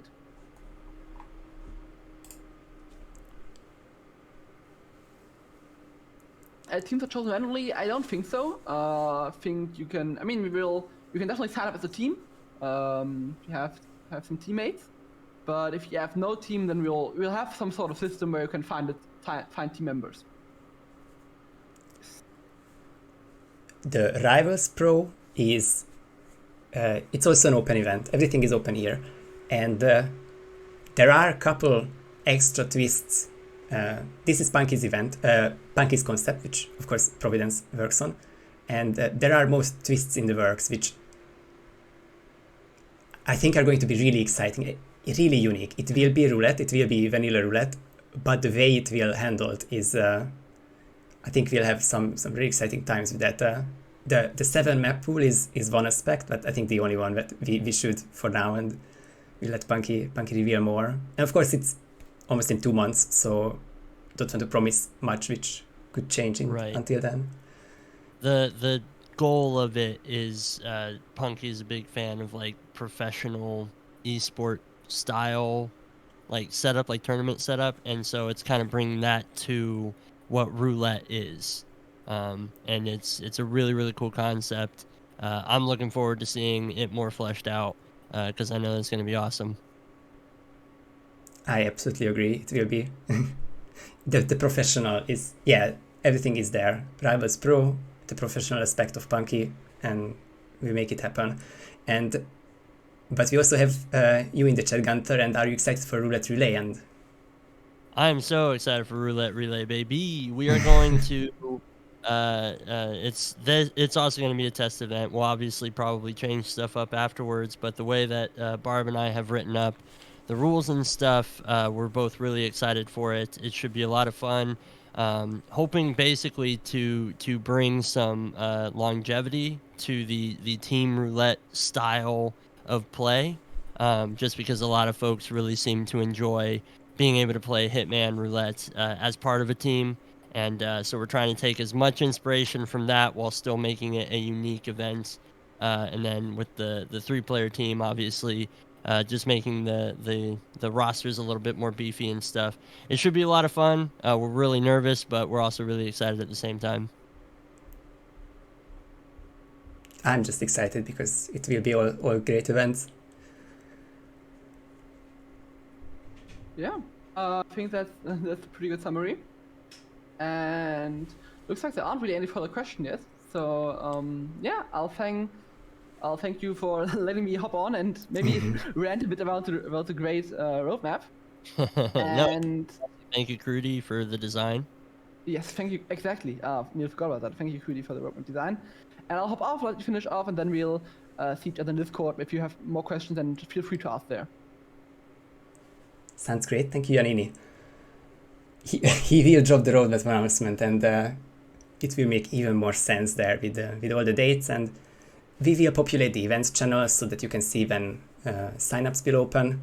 You can sort of guess that it's about 7 to 10 to 14 days before each event, so it will be spaced out. Sometimes we will have 2 signups going on, for example, for Team Roulette and Gauntlet, but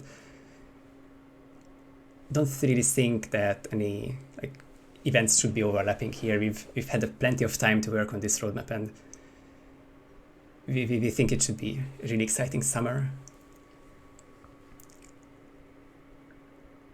Yeah, I'm really looking forward to it. You know, I mean, it's a great community, lots of great folks, and this is going to make for a fantastic Hitman-filled summer. I absolutely agree, and as I guess one event down, but we wanted to include it in the roadmap because appreciate Redfox's approval and working with us. As you could see, he was not just giving his name to it, but made a contract, discussed the rules, co-casted with us. Unfortunately, he had to leave for a bit and at the end, but I think the 3 of us made it happen. We discussed. So thank you to Redfox for this one, and of course 5 events until the end of July, which is going to be 2 great months. I think it's important to look outside of the server as well, because we are not just a community, but the great Hitman family. Tomorrow is the grand finals of Roulette Rivals 8 with 4 new finalists, so 2 new champions will be crowned at the end of 3 grueling weeks of, I guess, the highest level roulette in these competitions. So that will be on 47's channel starting tomorrow at 17 Central European Summer Time. And for the very, very near future, and I can't make it as long, but to make it a smooth raid, but in just 20 minutes, our newest competition winner, the Observer, will host a Saturday night SASO. I hope I got the title right, where every week speedrunners basically run through a season or the whole trilogy and scoring points along the way, which reset, but there are winners, and then but it's about the scores, but about having fun as well. So check those out when you can. I don't think I can make a direct raid, but in the Discord it will be promoted for sure. I really don't have anything else to say. I'm not sure about you, Gunther. No, excellently hosted. Good event today, and nice job. I know that you and I have been kind of stuck around for a while, and we were initially going to take breaks, but good job keeping up the energy and keeping the event entertaining. Yeah, I had the audacity to leave for 15 minutes to take care of my needs, but you just went through it all throughout, and I really appreciate you for that and for all the help today and in general. Breakfast. Oh no, So- that was the thing we started our day with. That Yeah, it was. we can give you the breakfast during map 1, and then just Redfox didn't arrive.